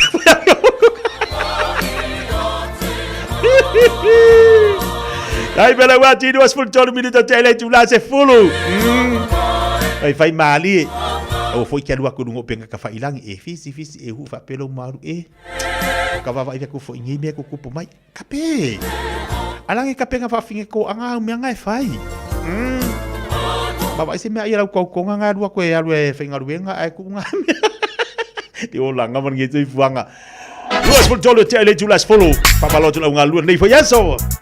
Tatu si atu sina Fiafia nga mai misi lu kisua. Lene sia fatalo vatu lene foi Taeao kisa sol fai good morning. Mai mele pore aus Italia. Hedo vai nga fatalo vatu lene foi Taeao fo. Ya nga upu tomuli le fatasi mai lunga po kalame. Elena fa feu fatalo vatu. Ai stete lo mafuto mai ai le nga upu tomuli malor se fo manuia. Le lua ave sa tu bola. Pena fo ia pa ulinde a sengialofa fatalofa tu nei Taeao se unga le tunu fatalofa tu balor se fumoria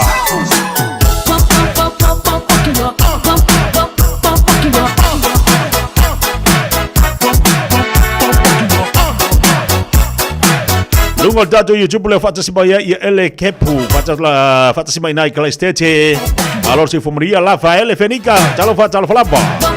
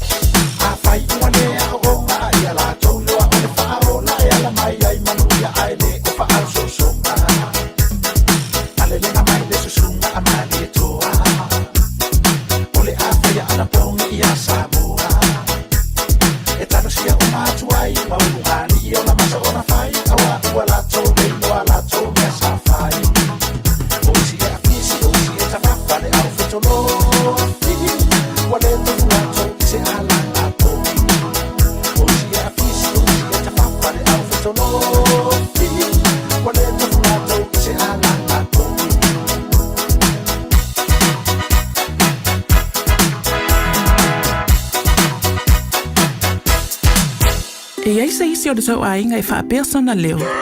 Pe whaapea foi. Whaamata e avea le tale i ma le tale maasani e tau fia ai lātou ma le whai o lātou mea maasani ai. E tatau o na lātou e whai suenga o le tale a ngā i le coughtest.co.nz. Pai le suenga o le tale ma whai loa le fō mai coughtest.co.nz e le ai se tatongi. Whala au talavai e iai tūlanga la matia ma tūlanga le lei o whala au. GlaxoSmithKline, New Zealand Limited, Auckland. Talofa Samoa, o Ateshna Ryan, o le Licensed Immigration Advisor mo le Auckland South Immigration Consultants. E visosoani mo so se tu ai ngā visa e malanga mai e New Zealand po Ositalia. Telefoni mai nei loa i le o valu o tasio no valu wha fitulua. Po le olua tasio no valu fitulua tolu o. O le aho nanga le sebe mawai o loa nanga tae peo TV, speaker JBL, telefoni Samsung, moenga Sleepwell, City no 4, pusa aisa ma o loa o ngā i leo mukuka. Maua foi o lotu aisa, vai tau mawha maisi. Tutongi i nei New Zealand e piki alo ai ngai Samoa. Whapsota i mai le Facebook po le Instagram a le Sapa Pia Samoa, pe emaili mai i le buy@sab.ws. Sab, lau fale o loa numero tasi i Samoa.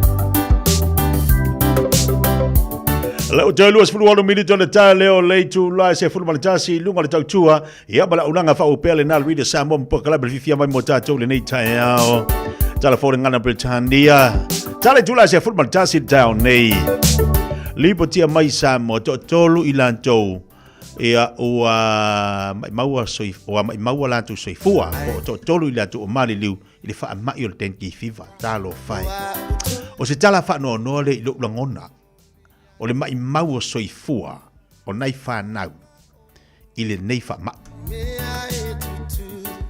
Na iei fo le tausanga na fia fo iso tātua tino i le whaama i o le misela. La pata inga o lo momoli mo tono le tātua tino o le tāua fo i lea o lau pito la o le talo mo le tātua tino o Samoa. Te talo fo i mo whaamai. Talo fo i mo whaamai. Aia tātou mātala fo i lea tātou mātua ma tātou whanau le nei fo i atunu o lo tātou iai. O lo o taulongolongo pea le telo pakalame le Radio Samoa. E tau ala atu nisio tama whanau o le tātou atunu o fo mai. Tau si soifua. E tata longo pea i atu oi. O te iloa iei taimi e whaati ngata linga i lau whaafonga se tu load whaafonga le tātou atunu. E taulongolongo pea ma fangu i atu oi. Lou soifua maaloloina. Nea le winga le tala. E whaamanatu atu i atu oi tautua naa. Mataala baba aile tūlanga o lo iai ia whaama i o lo anga i mai nei vai taimi. Na iei la tū na fia fo i whaama i lea o le COVID. Ei fu soifua na mai mawai. Ai tatu tilo la. Tolu soifua, tolu ola, ua mai mau. I le nei whaama i o le tenki fiva i tolo le tatu watu. Ea o le fango fo ile mo tātou. O e whaafonga mai so se vaenga o le nei laro langi. O fia lava lea tunu unai te mafuta mai ai. Tilo, mai baba ai. O lea le si o manga le nai te iai. O atu langa o whaamai nai te iai. O a puipuinga te tau ona puipui ei mai ei o tō ma tātou uma i whaamai atunu. Au te iloa, leanga ese atunu mo lātou tau. Ai, tātou wav ai a uia. Te no wha uia mo wav ai se tātou atunu o Samoa. Ia fianga i tūlanga o lo iai whaama. Wa te ia wa tauna umawhauwhau. I lea a fia o le soifua le tenki fiva. Ai o loo tau fō me o loo tutupu i tono le tātou antinu. O lo tau fō tūlanga, o lea fu i tā penal tātou whai ngā whiwhiringa. A o lea ua, a fia nisi o soifua. Pia leo le mea le te tau na toi tilo i ai le tātou atu noo, o tai o i lantu o lo tai le tātou whai ngā malo. Se i tātou toi wawa ai ane le tūlanga o lo i ai le whaamai. Ia o lea lava o lo a ngā i tūlanga o lo i ai i a whalau i loa, o mea o loanga i eili tātou malo, ai talo sia, a o tauane se mawhauwhau se tasi. I soifua i lātou nei. Tolu, ia te aua i e tā ua i loto soifua tangata nei. O leo ave lapta inga, ma whautuanga i tu tonu o le tunu, whanau aonga, taofia aonga. O lea sisi vai fo te tau ona toi tilo iai. O lea sisi me te tau ona toi a apa iai tātou. O le mea la le tau ila umawhau i lea. Mō tātou ia i whafo. Pa tātou ia i te tono le tātou atunu Samoa. Ta talo. Mō mai whaatasi ani vai teimi o whaamai. O mea tutupo le o langa. Taua mamisa. O walulu ia atunu i mawhui e. O mai ngā lolo. O e tau mai se tala. Ai pe ia o unofo nei mo umawhauwhau. O unofo nei mo whalongolongo i tala fōma le tātu atu.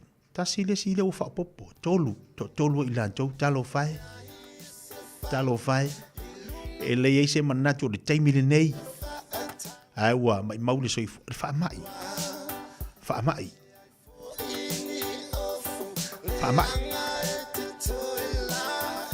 mana tua lau te talo, mana tua lau te talo. Tātu watu ni Samoa. Awana i te talo, o le winga lau tala le tau whai atu. Te talo le puipuinga le i tono le tātu watu nu. Mō le soi fua lau tele. Aua te wawa ai le whainga whiwhiringa, au te wawa ai le pāti, au te wawa ai me le te talo e, mō le puipuinga le li. Te tono le tātu watu nu. Le anga lewa tātu wawa ai atu. Ia, ua vivesi tātou tā pena le whainga whiwhiringa. A o lea tātou te wawa ia tu fo i wha mai o lo anga ia tu te tono le tātou wātunu. Tātou te le o ana i nei mea laiti. A o lea tātou te vai, e alua tu maalia i tu tono o Samoa. E le ma whai e tātou ana tū ma te te. No, a o anga sau wha mai. A o ngā mai me tu tupu. Mai a tsunami ma mea tātou tala noa le Taeao e o mai a. A o mea lo langa nei, e ma whai le tangata ana i te te. Fai nai fai atu nā mea fai merista ngā te rea kiri mga oi. Ia, ta pena whaafine tō anga. Lo sā leu anga iei tātou. Ta pena whaafine tō anga lu ainga. Aua te whaatamala. E lunga le tau tōla uranga le tiufonga le wele Samoa tasini mai tōlu a mōla nei teimo le Taeao le whaamanatu lava le tātou pokalame. E le mafuta mai o le tātou tinu o nei vai taimi. Tau tua nā tātou ainga Samoa te talo. I le whape alise kupe la fuanga e le vidi le ama i tala noa le ai e mana tua i lau te talo tātou watanu. Ka tala iniso le tātou watanu la mafuta manei Taeao whenga i tiuta mga luanga tolo lato whanwhenga luenga. Ma lolo sa i ma lolo lava pale. Te wha malo tina i tamam tina matu e motu malawa. O tanga se ngase lo ta telefo i la tolo mafuta mani ai. Ma malo atu fo iniso i la tolo mafuta mai tono whanpui pui. Angale le iatu le iatu au tau.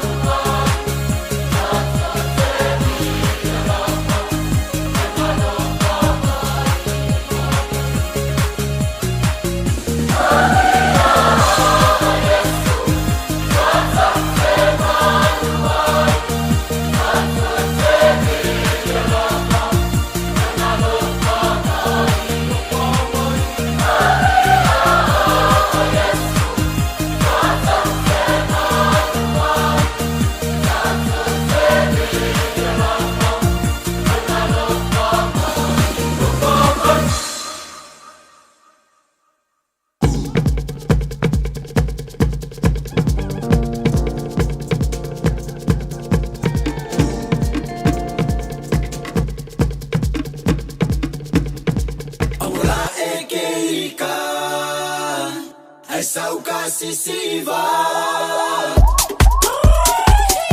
Sala hui kwa chimo wala kwa eso. Y la cosa suena ra, y la cosa suena ra. Scooby-Doo papá, y el pum pum pum pum pum, y el pum pum pum pum pum. Y la cosa suena ra, y la cosa suena ra. Scooby-Doo papá, y el pum pum pum pum pum, y el pum pum pum pum pum, y el pum pum pum pum pum, pum pum pum pum pum pum. Y la cosa suena ra, ra, ra, ra, ra. Scooby-Doo papá, y el pum pum pum pum pum.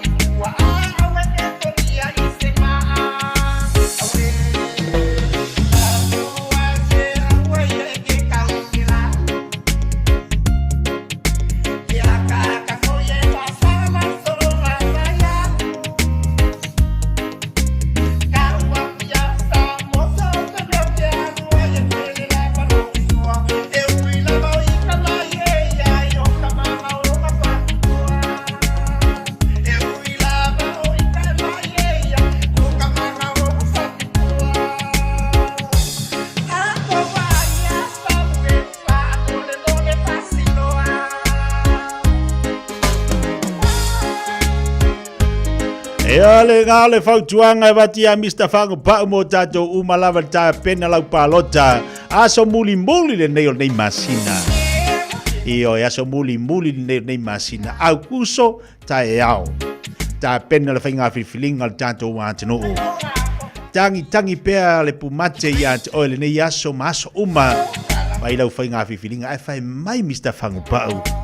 E umahai le whainga pāloka. Uma le whainga whiwhilinga. O ai lava la whiwhilia ai awane ia whaina ilo ai. Mr. Whangupau whawhikai ke le lava mo whaukuanga. Ai a la whakuo laku o ia wai dau ia Samuel. Ia le ngā. Ai whai mai o le pule lalo ngei. A le fō mengi ngā i le awhi. La lea. E whai ianga ia leo Mr. Whangupau. Vai lau whai ngā whiwhiringa ngā whira e lufu ia. E ala ngā vevesi o oi. O lo kanga wha vevesi do uroko malau ngā. O wā, mana ia tele nisi o wāenga. Tati tino tuai. Whai mai. Aua nei a bea le whai ngā pālota ma mea whi aina iai. Talo sia. Tau sisi ai tātou upuma tātou tala. Ia aua nei fi ai na i tatu ainga bai uma le paloka e uma la so mui va paloka ka sia le aso le paloka uma ai e to fa fisa nga i ainga i me fai te fa fisa nga i ainga i fa ala lave te fa fisa nga i ainga i me fa tinu tono tatu ainga e ko fa fisa nga i ia au fo ini fa fisa nga i ainga fa pe mai e ke wori fi ka kala mai o uma kwa le paloka ma le fi ka kala mai ia mai awa, lai me la fai fuanga mea. E ale anga Mr. Whangupau e whangu ako ai. Pawale mea aido e se Samuel makua i kongi a inga le. Ia le labangi.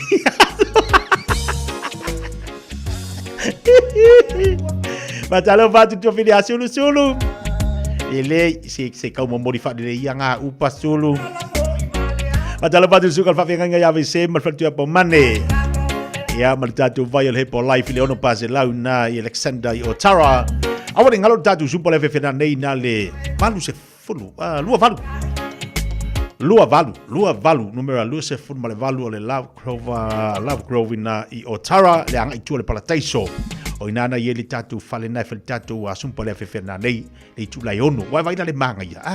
Se we fa afunga ngin fa vela lo kingo le fuwa ma ni le tau. Sa ulanga ngi le sumpo ina le tau le tu lai ono. O timsia.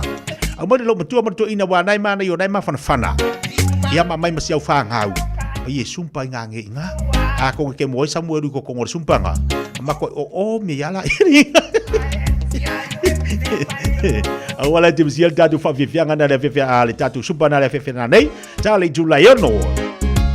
Awalo fatu ni so tatu pa anga umalawa ila tole na o lo anga ia turunga la tele talo fa Malu le ngosa i paul fautuanga matu alalo po kala metetia tau tua nalu saunga le mu wa ai to toa ma tau sisi le tu la fono o nai lunga la tele o le tele o le tupe mai maua tatu o tatu sala ono lea fatamala ona le fatamala tau tua nala ma oilo saunga le mu au fo te nau nauru sawa ai le sawa fatungaina nai lunga le wala e te tau ona ustai o nai me la itia le nai tofu inai foi oe I lo felua I lunga na tele I le nei fu yaso ino. Se bali tatu te milo to tolu minute ona talo le tula se fu martansi.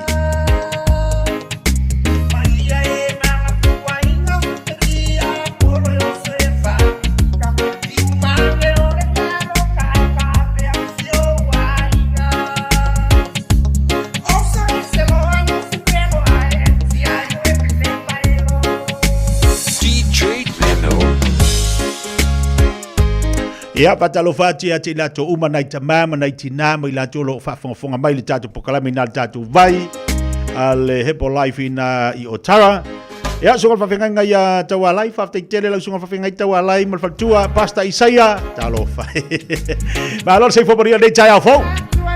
Ia I la to uma la vol nai fe ngai mal fatu inga tausi ese to le lei. Ma lo si ia to Malu ole ngosai. O ka ko ole Fiafia ma leva. Ia uma fu dia so lato. Pa fonga mai pese aku ia se o keido Mr. Modi.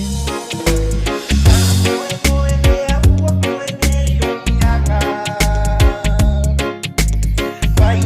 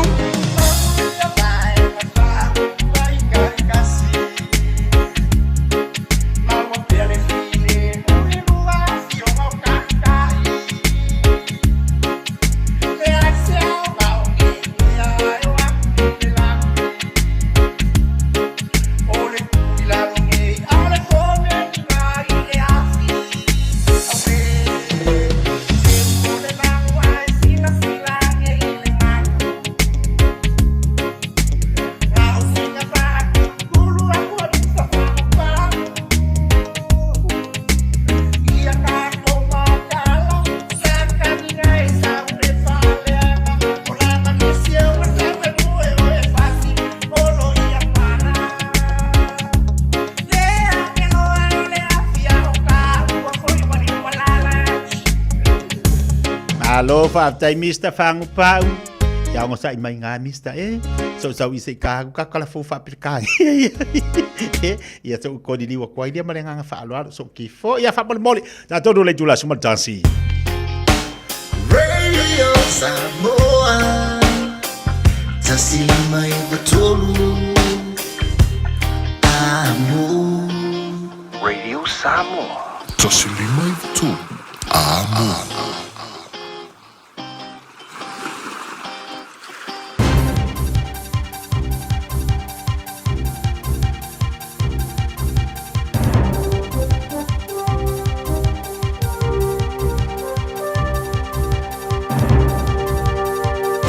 In this update, Civil Defence is looking into a glitch with its mobile emergency alert system. People are reporting receiving repeated alerts through today, warning of the ongoing risk of strong sea surges and currents until at least midday, triggered by yesterday's magnitude 8.8 quake in Russia. The National Emergency Management Agency's John Price says their telecommunications and software providers are working on fixing things. He says they have no idea how many people got the extra warnings. The message goes out via the telco providers, goes out to their cell towers, and they then hit off any cell phone that is in that given area. A man who threatened online to hang Jacinda Ardern says he's horrified to be in jail. Richard Savelle was convicted last October on a charge of threatening to kill the former Prime Minister from late 2021 to early 2022. Police say he made repeated death threats and social media posts during a heightened period of the COVID pandemic response. After being granted bail post-arrest, he went on the run for 20 months. Savelle was finally tracked down and yesterday sentenced to 11 months in prison with no special release conditions. Canada is adding its voice to the chorus of countries saying it will recognise the State of Palestine. Prime Minister Mark Carney says that recognition will come at the 80th session of the UN in September. Newly released documents show a now scrapped police directive led to a significant drop in retail crime investigations across the country. Officers were controversially told not to investigate allegations of retail crime below certain values. Kate Rickard has more. More than 5,000 shoplifting complaints under $500 were made during the directive and weren't looked into. As a result, only 73 of more than 900 complaints were assigned to police in Auckland. Only 131 of almost 700 were assigned in Wellington. A man subject to a parole recall warrant is in custody in Auckland after a standoff with police in Gleneden this morning. That's news. In sport, Corbin Strong has claimed the first general classification victory of his professional cycling career. He's won the Tour de Wallonie in Belgium by 9 seconds as part of the second-tier Pro Series. Former All Black Lima Sopoaga has revealed what Waikato coach Ross Filippo wants out of him this NPC season. The playmaker's returned to New Zealand after 7 years overseas and has been named on the bench for the opener against Auckland at Eden Park tonight. Sopoaga says his role as a mentor is similar to fellow former Test player Aaron Cruden, who's starting at 10. Maybe I can share some of my experiences with them and help these guys on their way to bigger and better things. Some of them in this team will go and wear the black jersey and some will go overseas. That's sport. I'm Malcolm Jordan. Tasilima Ivatolu Amo Radio Samoa. Were you born between 1969 and 2004? If so, you may not have had the 2 vaccine doses needed for full protection against measles. It's a serious and highly contagious disease. So, now's the time to check how many vaccinations you have had. If you've only had one, or are unsure, play it safe and book a vaccination now. It's safe to get another dose and is free for most people. Visit info.health.nz/measles. Matau te whaia ni fo aroi le aso lava te fio mai ai i le Shine Dental. Ai ai inga whaapitoa. Matau te salia le Afterpay, Zip, Q Cards, whaapea Wins Quote i le Shine Dental. E whaia fua whaatalanoanga ma le ACC i le Shine Dental. Le aise tongi mo whanau i le bao le se furulua i le se furulalu tusanga i le Shine Dental. Talanoa mai le tongi ino le whainga o nifo i whaunga ai le Zip, Smile Now, Pay Later. Le aise tului i le Shine Dental. A fio mai le 575 Great South Road Manukau pe bala aule lua fitu ono fafa. Lua fitu ono fafa mo le Shine Dental. o mia ni lau papa anangata, le leo na tape na ina, masau nia a wafau sanga o maota, maso o se tu ai ngā whale. O le Wood Mart I Penrose, ua I longa lana au nanga, o vaatu ma le 25 tausanga, o lo iai la mātou whaapitoa mō Julai ma au kuso, e ala la mātou finance, e fisoswani I au mana o ngā tau lau papa, e se fululua ma sena le interest fee, pe a o vaatu I le 5 awheta la lau whaatau. Mo e ka le sia, mātou te toia foina le 5% mai le tau atoa o le whaatau. Mala au mai le telefoni o luatasi, lua whaono, 5 Facilimo Chris Ulberg. 24 hours a day, 7 days a week, Radio Samoa streaming live on www.radiosamoa.co.nz.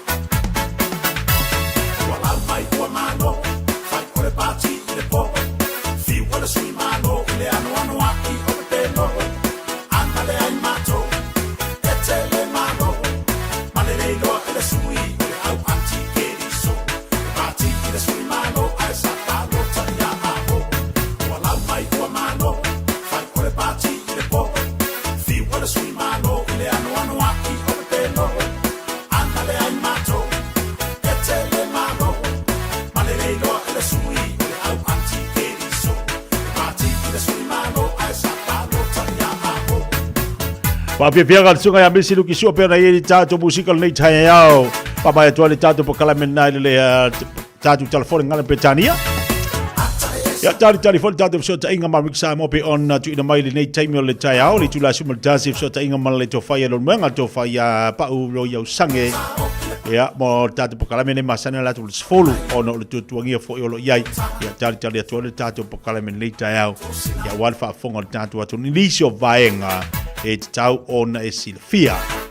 La fai ona fati ati o el tatou pakalamele le mo oe ia ona tari leo el tatou so ta inga mamik Samoa ia walava ia tatou so ta inga masani. Ua mawhai ona aura tula polo kalame le lei mo oe ia so taitasi ona o le langolango malo si le fale maliu a se alo le atunuu o ese tatupu Funeral Directors i Malu City. Pokalame le lei mo oe talo fala. Tusa e peru e lima alona fai upe lima. E ui lava ina o ia o le alo a o mea sa pupua ngā te ai o ia. Na haoa o ina ai o ia usi tai. Tusa e peru o Yesu na haoa o ina ia usi tai i ona pupua ngā te umma. O le upu i le ngangana e limi o le usi tai o le obedient. O le hopa kohe, e moa mai upu e lua o le hupu o lalo, a kuo o le whaalongo. Loro winga whatino o le pito i lalo po o le vaenga mau lalo e whaalongo ai. O le ustai o Yesu na o wina i a ustai. Ai sea, o Yesu e iai le poto uma. I le lalo langi ma le langi. Ai o le winga le au mai e le e peru. O le ata tu sia mai. Ona o le ngaluenga ma le anganga ma le mafafau ke riso. Na alu ese mai ilona nofo ali. Le loto ma le anganga maulalo. Ma le ustai. Lona nofo ali tupu ma le mamalu nalu ese mai. Ina ia iai le lalo langi yang sala. Pei ona soifua mai le whano manu. Soifua mai i le ainga maulalo. Nofo ma milo fatasi ma tangata anga sala. Ino sia maulangia. Ta wemu iai tangata. Te e ona lava tangata yutaya. Whamata e whaingo fia i tupu. Mali o le nei lalo langi. Ona lato ese mai o lato nofo ali. Mo lato tūlanga maurulonga. Ina ia whataitai masawa vali whatasi. Ile maulalo o le olanga. Na ola e whaola. O le nei le moni ma le whaamaoni. O le usta i o Yesu ke riso i ona pua ngātia uma. Vai lofa i ato oe. Ma ina ia wha a toa ina ai ma a be Yesu ma tupunga o le whaoltanga. O le ola e whaavau a mene Yesu. Ia usta i loa tatou usi tai a Yesu o a manatua e le lei mo oe. O le ese tatupu Funeral Directors o se fale maliu Samoa o le tali foilea o taimi whengata ona o le malanga al maliu maleoti e mawhaifoi ona latu awina atu ma awina mai tino maliu o e pele mai so se atu nuo lalolangi wala auno le ese tatupu Funeral Directors i le lua ono lua toru fitu o pea fiu ane ele se fulu malebalu Norman Spencer Drive in Malu City.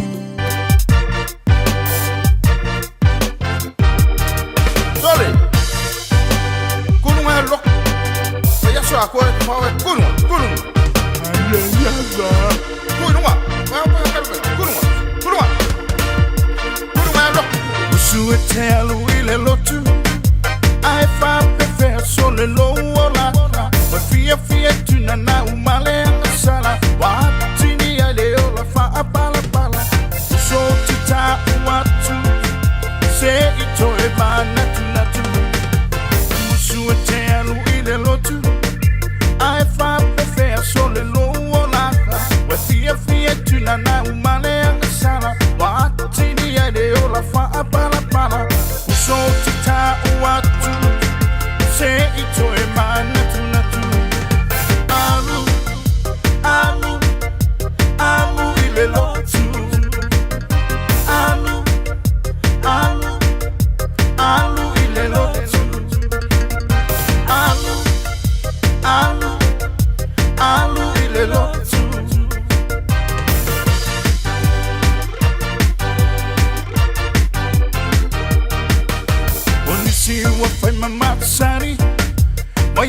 atoa o fe anu ai le malolo i le ao malepo inu o le piele ai sitatalo ai o oloa i le asosa fai mai o le uotinga o nisi ua fai mamasani vai aso atoa o fe anu ai le malolo i le ao malepo inu o le piele ai sitatalo ai o oloa i le asosa fai mai o le uotinga alu i le lotu alu i le lotu alu i le lotu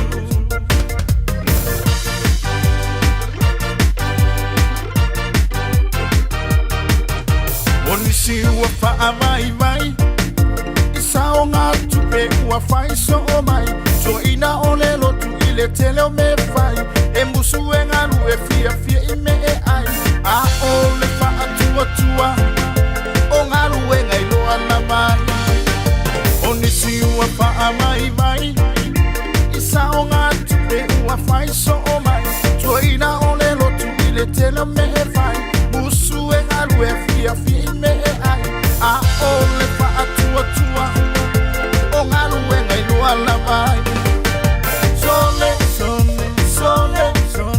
Alu i le lotu Sole Alu i le lotu Sole Alu i le lotu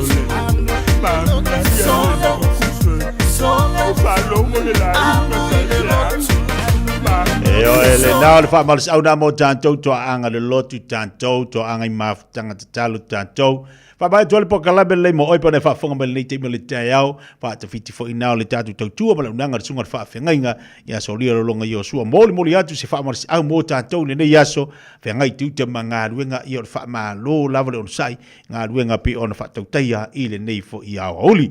Isa Molina le whaatasi mai nei California whaafatitele lava le mawhita mai lunga le tātu pokalame whaamalo atu ia te utau malo lava le onsai I wa pe fo inisi o tātu uo ma tātu paanga le lunga o tātu YouTube le nei fo I Taeao ia whaamalo atu ia te utau pe lava nei te mafuta mai ai ma vai mai ai lunga le pokalame le fifia mai le nei fo I aso ia o le anganga I o le fiafia o le whaatalofa ma le anganga o le fiafia watu nei musika ia ma vai le tātu wa stofi la tau le ua watoi mana ia le uso mai o le la na alua li Taeao toi whaamalu mai ia o luto e sekseki mo le la mo tātou mo I lātu o lo whengai mga ruenga I lunga le awala pe fo I lātu o lo whengai mga ruenga I au tafo le fale ia I lātu o lo whengai mga ruenga I so se vaenga ia e loa e susulu I le la e eiti munga ai manatua ia o suinga o le tau ia awani ngali ia toi e tau ona pui mai tātou I name uma ona o le vela ma le maruru ma timunga e o I tātou tūlanga le fulu ia le whamanatu na le pokalame le fifia mai mo tātou wa ila le manga ia kero ngi aso tali tātou stainga fisotainga mamik Samoa le lei whatalo whate ali tasi te tapo whatalo whatu malolo se fomanuia Vitolina whatalo whatu malolo le mafuta mai ia malo folo na sai ele kepu whatalo whatu lunga le tātou tautua ia malta tonunga alofa penan solonga le lei ma manuia le nei aso I le lofa maleanga le lei o le tātou mataisili o I le langi nei musika mo tātou Loas for minute tau te nei lei tu lai sumaltasi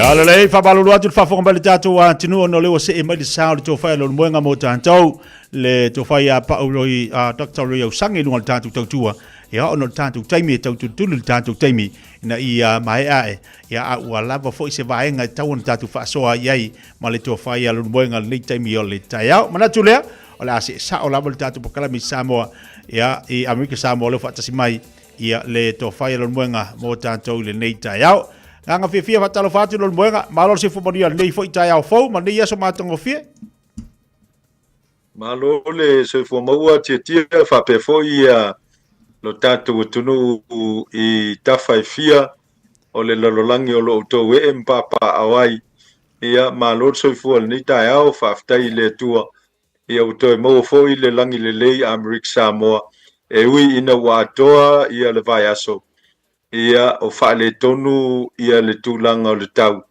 Ia ona o le mamafa o timunga ia ai me se foi o le te lolonga ma tawhenga. Ia ai whaaftai le tua ui lava i le tūlanga o le tātou tau ma le mawhai o na tau mate po whea ia ngā ai. Ia ai o le alofa o le tua ia e le mawhai o na tau mate o upua al whaisalamo. Ia o lona alofa e mai le vavau a tu lava i le whaavavau ana nafi ma le so ia se iau atu lava i atali. Malo soifua. Malo lava iaso ngodun whamauni pui ngama tausinga le li o le tātu wola le na tātalo no lava iaso e se fwoi pitonu o langi lena e whaatasi mai ai ia unofo lava i nei niusila. A leo tātu e tala no neva iaso o leo e tohio i Amerika Samoa e se la le mita lo loto ma whaaftai le atua. Ona of so ta inga ma mea uma lava wa pui ai tātou pi ona iai o le tāua la. Ia o lo malutia le tua lo se fua ma so uola. Whaua ua le tāpo kalame pi ona iai le tāwso ta inga ia i nei vai aso o vai atu. Ia ai le toi te liu le te whainga malanga i Samoa e whaaftai le tua. Na ua taunu umanuia. La le tūlanga olo iai ia nei lapta inga fo e tui nātu ia tau nā. Ia o mātou inei olo umanuia lunu monga. Olo umanuia mea uma. A le ase tūlanga olo iai lia o tau fo ina Amerika Samoa. Ia, lapta inga na salvaso le tia o lo whaonga le upu foi le e la tau o lo o malama le tūlanga le tau o le flash flood. Ia, o lona winga e peise i o mo meo o ti munga foi e oso whafua se i mai te tele nisi vaenga o le teimi. Ia, awana nafi foi le sa waile lapta inga o le ngalu lolo. Ea ona o le mafui i leo ngai le ele o le vāfo le o Alaska ma Malusia. Ea le se ieni se o ata sa utango whaso atu nei le Taeao. Ea i lea whaina o se vaenga o Rusia i le ngalulolo. Ea, whai mai ia le whamtalanga lo mātou wainga. Ea tonu e tā ua fo le mele ua tupu o le mea fo le tau whapertani o le intervention o lona winga e pei o se whaarevelave fo le e tō mana tuaita i tai o le tonu o Lucia. Ia fianga e li taua ma le malo Ukraine. Ia tonu wa apa mai le au malo si o le tua e au mai se fe au. Ia o te tau na whaamuta ia le nā taua aia ngai na ia fo ia whawhita uli ma fianga sa tula i mai ona o le ngalolo i le poa na popo nei le vaveao. Ia, e whawhtai e leo a whaina mātou e Amerika Samoa. Wa son na whitia tia vaina le whafonga le tunu. Ia sa tāpunia le tele o fisa i le a fiafi fo le mai le tū lai tolu.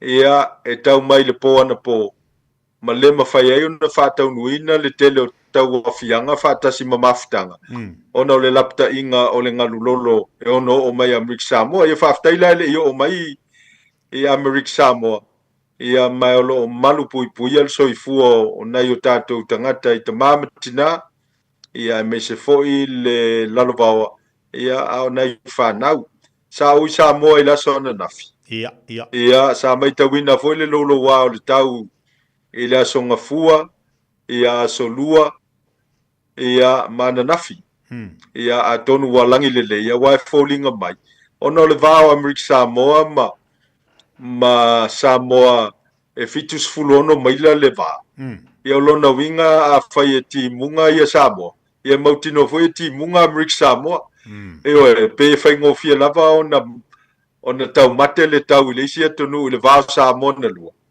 ia pe afai o lai tupu i le isi atonu ia afai la le ualagi lelei Amerika Samoa ia afai o maua mai ni tapaaga le polokalama nei Taeao o loo faafofoga i Samoa ia o lona uiga la foi ualagi lelei Samoa ia ai sa wa e tau matea le tulaga na pe le tau o tatou atunu ia tatou upolu ma tatou i le moteli sai i tatou tuila ia ai o tulaga na pe nei ale manuia matou nei vaega ona le tatai mi tau tutuli lau tofalu moenga o lea e titula atu o iai le seminana o tapenei foʻi lea fapeaga ia tuina i Samoa e se semina o e fai le tau failo le semina lu fai tuina le tatou atunu ia o te loa i latou e malamalama lava i tulafono foi o malagaiga a Australia e iai ia le vaega o le tulafono a Australia o loo faaogāina ai nei o matou aiga mai Australia ma nei a latou ō e faapitoa lava i le faiga o pepa e malaga ai tagata i Australia e le gata o le anga i atu i ngā ruenga, whawaitaimi. Ao le awa noa fo'i e mawhai ai o na nofo mau. Ia, e le o au lao stangata e whaapitoa i ni mata upu tau whe malanga i ngā vāo o Australia ma Samoa. Ia, ai o te loa, e maua se atoanga o le tawha so le vaso fau. Ia, pia mai al semina Taeao. O le a whaalau i loa ai e nisi o consultant ia po i latou lo ngafa mai ia foi mata uputaua ia le unga o le malanga mai ia na paua le meti tia taua il ta faso ia ele o se semina vo le fatino ono ni fainga fa portiki ia e paulava o fetaui le malanga mai o i latou nei lo latou foi te mia vano ia a ua o le teimi o whainga palota. Ia me foi na laion te talo i tō tino umore i tū malo. E foi manisi sa walau mai isi tū malo. Ia sa te tala i ele avanoa. E anga i mai le seminalea. Ma mawhai ai ona i eise malam la maanga i le winga tonu o le malanga mai anai tangata na o mai Australian tonu mai le Taeao le solua. Ia i le seminale nei awa o forms po pepa fatumu na mai atau ia sa o mai tawina ai ia le tulanga o mana onga fo i e fatumu forms nei ia mama fai ai o nei loe e la to la fai sai linga ia nisi o mea e mana o mia man tu foi la so seminal tulanga o pepa fe malanga inga e leo tangata umai anga vai ia awa a fai o semina fo e whapitoa mo i latou e iai to mai whapitoa ia lona winga i ngā ruenga ia lona winga pauna o tangata e anga va ia a fai fo o semina mo ngā ruenga e talia iso tangata o ngā ruenga fo ia le tau e tato ngā ruenga leipa ia e whaonga ai o latou a au vai ane whaafonganga ia pe o ngā luenga na e mawhai o na ngā waa ai to tele ia lona winga ngā waa ai latou na ia ai o le a whatoa ai loa i le aso a Taeao ia le tūlanga o le tatou semina ma le whasoa ia o na whaifoi leo le ngā luenga whesosoani nei o tatou tangata ina ia mawhai ai o na tino ma ma whaataunu. O le ngaluenga lava la le tia sa whaia nei mau tausanga I tele ia o le whaatinonga o mana onga nei o tātou tangata ina ia whaataunu le malanga. Aua o te loa la fo isi la fia tangata ia na o ngā luanga whawai teimi Australia. Ia e whaile le tāpenanga. Ia ai la tau Samoa. Ia whatase fo I Australia. Ina ia mautinoa. E manuia ia leanga ia tu alum whanau o tātou tunu e anga I Australia. Mantua foila. E leo tangata umai anga I Australia e anga va I se ngā luanga. Pe whetau I se ngā luanga.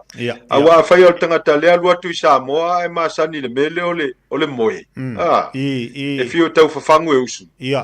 Ia, alona winga le umiana whai ngā luanga e toi tūle le ngā luanga wai le masani whai ngā luanga. Aia whai o tangata e masani le ala usu, whai ngā luanga ngā lue, ia o tangata whapenae e anga vai. Ia o nou teilo, e whai te whai Australia ma tonu whapenae tangata whai e otu ola le benefiti ma. Ia, ma ola whalango lango. Ia, o le ala whai le nā lea leina lave telo o pepa talo sanga I tangata e o e tā whawhau I Australia. O no laiva vai tangata whai o tātou tunu, atu ma o vaso I o no mea la whapea. Le marai o le vaenga leo wa whau la bea. O marai e tele le vaenga leo na o e le sau noanga lu moenga. O le whaatau e Australia mo le whainga luenga. Whaatau. Lua wa iaso le ngau kou alu I Australia. O ala tu wala umela na tilo iai. Mo le whaatau a tangata. E ki nganga pisi le whaavlawe langa matu iai. A ngā o te mi whaingaluenga, alu ngā tangata whaingaluenga. Le sau le tangata I lisi aso, sila office lai whaingaluenga. Lai whaingaluenga. Taimi, pe alu le Fiafia, pe usu le Taeao, alu le uli, e alu le po, o le whaataua, o la umea mai tauna, I le lua weso, o le whaataua, moni e la tau saunoanga. E le, ai o le melu kau whaalave, kau lave le telo na isi o vaenga. Ona o le leo atu o tātu tangata. Ele o whata ua le ngaluenga. Sa o te whasa o ngar saunuanga a launua. Ia, e moni le lei tia. O le mena e mali ai o tātou tangata. Ele e whapea o tangata umai e au fia I tā whasoa. Awa e telefoina ia ua whai pisinisi Australia ma New Zealand. E tele a I nafso ta I mai e fesilingia pe o se anga nuu le mele o te tauna o tātou tangata I whalawe lave. Ia awa wa iei teimi o tārsanga I nei o tānisi o tātou tangata. Ia, e alu mali o tama. Na uma leo mali o tama. Vo le wato te usanga e to watu le si tārsanga o mali o tama. Ia nafso ta I mai leo nei o ia pe o le whaasa moe ta I fia tama. Ia ona tau whaile wha mala malama iai. O Samoa, e iei tangata e eile tama na soifua mai ai. E eile tama na tausia. E fol tama na vai tama ile. Il tangata lea, lona winga, e au le tolu pe wha tama o tangata il tātou lava sio manga wha Samoa. A whaila e watu tau sanga e whaafana, ia teimi e whai ei livi il mali o tama. Ia mali ei e talia le tau sanga mo, mo le livi al tangata le na. Ona iei tangata whapena o le tātou tunu. O te le whaila iei e le whamaoni pe tala pe pelo tu lou whafonganga. Ai tau mwhai e whamala malama I nei tangata papalangi ma tangata usia tunu. Ia e le whai ngofia le soifuanga tangata Samoa pe a whai no foi whafo e whai ngāruanga. Ai o tangata foi le e manatu e te tauana awai I whala le umalona ainga. Ia, ai whamanatu foi nei o tātou tangata. Ia no aftu nei le teimi. E le whapea foi a luatu I maliu le ainga lai whaina nofo e alea. Ia, ai le alue. Ai le alue whai ngā luanga. Ai le anga le uma e ole. Ole whalawe lave pe o a fianga uistangata. Ia, ai whai mai o lale ua. Ua watu le tusi e alue se ai male. Male whale wale toi whai ngā luanga wale tongia le whale. Ia a o le tātou atunu le tō wha ma le whautanga. Ia e fua te tau le iai ia mea uma.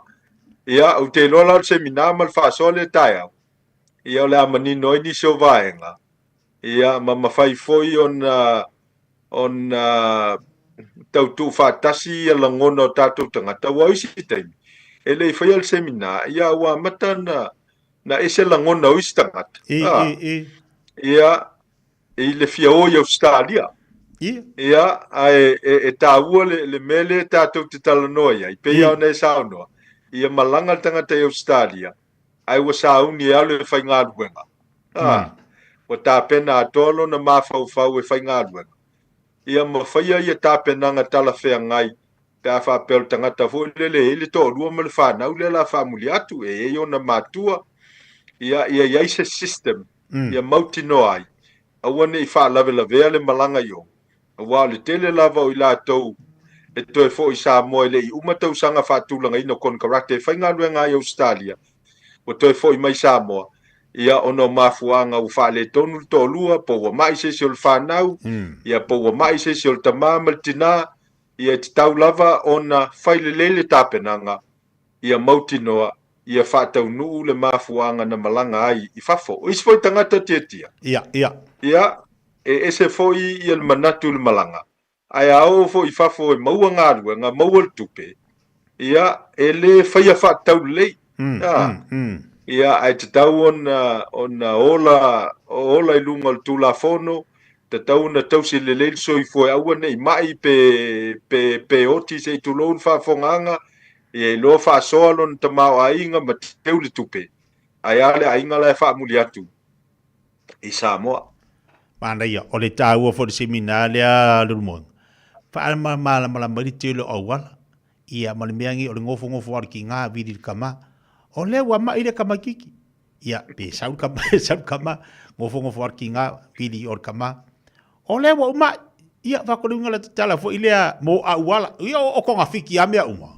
E whaalonga kulos kama i menti o lai, ia, vidi, a le tāua.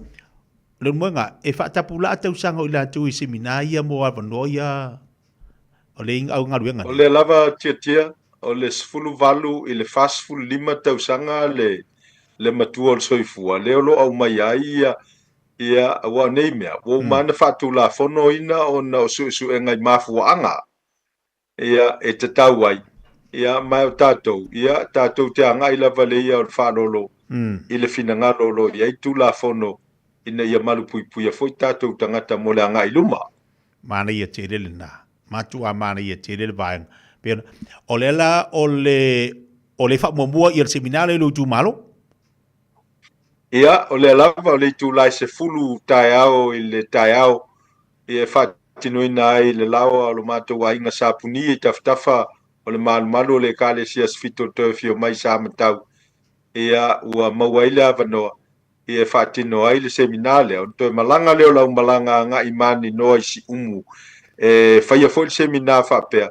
Ia ai o mātou ngā lulu e pea ma le telo tō tino o se o itu mālo whalatai ma sā matau. Ina ia whaatau nuina le telo pepa whaatumu vaene le whaafonga le tunu. Ma ia mautinolo o ato pepa mana o mia pe o le tusfalau pe o le pepa whanau. Ia ato ai matusi o whaamauninga o ngā luenga sa ngā lue ai. Ia o le sila me tāua le tia o whaafonga mai le tunu. Ia ua tātou te whiu ngō fiei. I mō meo o pepa mana o mia o istangata. Ia e nao na watu o le lisi o pepa. Ia e te ia u whaamamulu. Ia malefia iai. Ia ai o loo tua i ngā tangata. O te ngā lue i le talitonunga le nei. A whai te manao i se mea ai te le maua. Lona winga i te le manao a tili ai lava. Ia. Ioe. Ia mai e se foi le whaatau nuu. E se le mai a le lei matau lau o le wha moi moi. Ia, o le tau nuunga la al plokalama le nei. O le maua le ngā lua. Ngā maua le pepa no fo mau i Australia. A whaila e whaafonga mai tangata. E esel mafuanga e fiadua i Australia. Ia pe ala e se sel maliu le tangi ai. E se sel polokalama lea. E anga i mai ai. O le polokalama whaapitoa. Ia, mo i la tau lo sa ili ngā luenga. Ia mai la tau lo maua ia.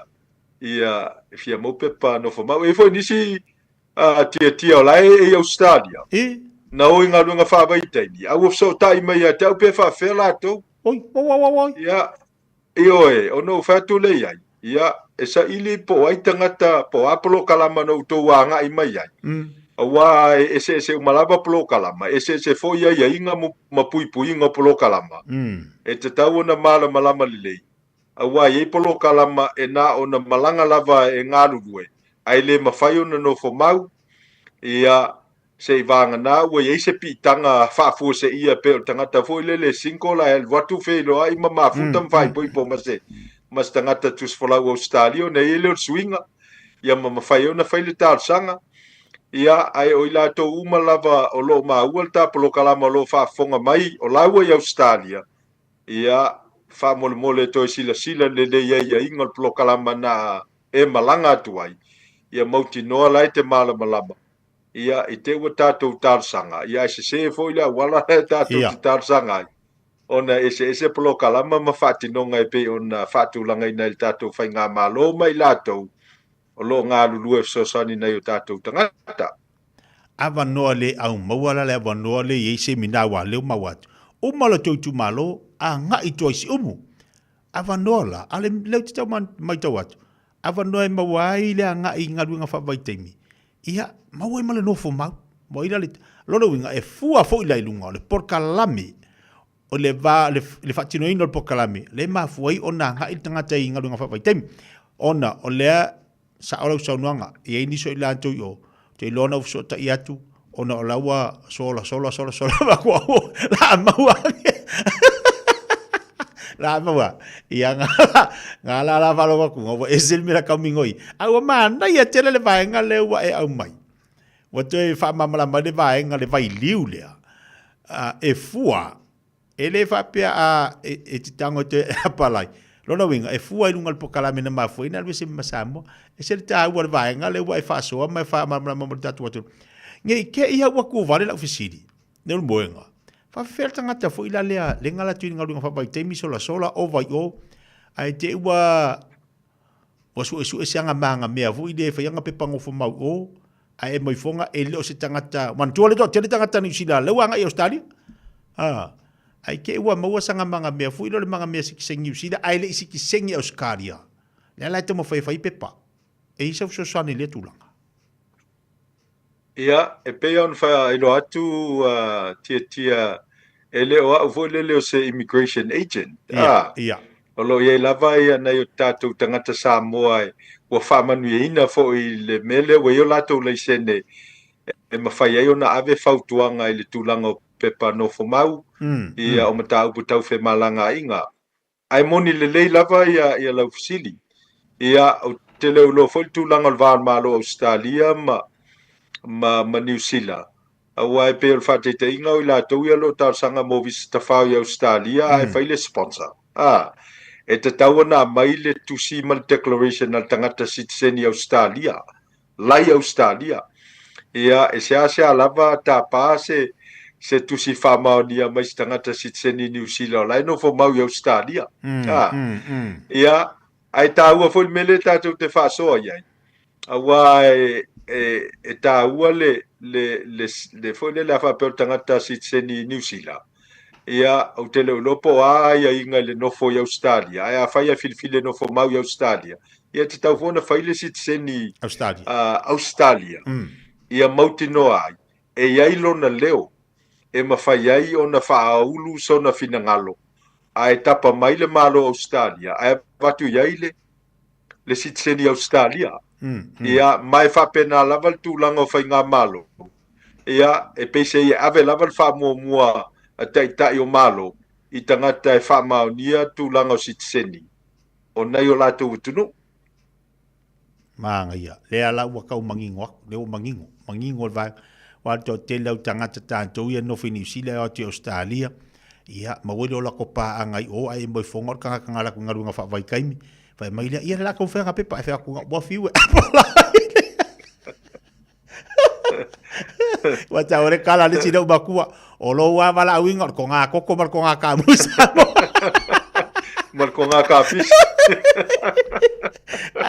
Ale wa mana ia tele le faso ale mo nga fa fitai ia le vaenga le wa fa mamala mo tatou fa fonga tatou watu na sa o le le ona tataimi la le tulanga o le wa tulata fo i ona wa o ta wa ia wa ia ta anga i fo i tulanga se so sani ma tatou fa nga filfilinga le tatou watu i Samoa le a se tūlanga lo iai fo i tātou a atunu ina po tātou ina Amerika Samoa. Ia, i le tāpenanga le whainga whiwhiringa le tātou atunu i Samoa. A o lesi vaenga lea. O le asau tu alalo. I lau tu malo. Wa lau te wawa i atu o le ua whaasa i a vaenga whaifa matuni ni i whaalau i loa. Ia o le au sa o tu alalo fo i lau tu malo wa o te iloa. Ia o tapisa fo i a tama whana o le tu malo i la le vaenga o le ase tu alalo o le mua.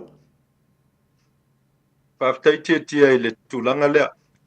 E tō tele ia nei o tātou tangata lo e mpapa au nei sa i Amerika Samoa i palota i Samoa. Ia mai o le wa matau na whai o lātou wawanoa. Ia e whatatau le aso le palota i Samoa ina ia mautinoa. O loo i Samoa il palota. O te le lopo le ale whai unga le ofisa o palota e whai tangata e le palota ai e le o tutono o Samoa il teimi o le palotanga. Ia po le me whangafua le lua fel sala voilea. Ia mo i lātou ia na whai le palota e le Fiafia i Samoa o nol tūlanga o le maua ni awanoa o fe malanga inga. Ia se i vanga nā ua whaopopo ni malanga vaalalo ma vaalele. Ia o na whai le o na whaatau nuu ia le tūlafono le nā. Ai a whai o le whaitau a whai o Amerika Samoa le e iai nei e whaasfulu iwa fele 5 afi. Ai lua se fulu le 2 afi tangata mai Samoa le nofo i Amerika Samoa. Ia o te le lope fia na le stala. I le toe restalanga lenga na whai nei a le ofisa o palot. Ia a whai o atu se fulu afi. O lona wingo tangata umana e tau na nga i Samoa i sifo. Ia mo le palota o le masina ia ukuso le fai i palota whapitoa i le aso lufulu ono. Ia mal palota mo tangata lau tele le aso lufulu iwa. Ia o te rola o tāpena tele o nei o tātou tangata palota i Amerika Samoa i palota i Samoa e anga i Samoa mo le palotanga.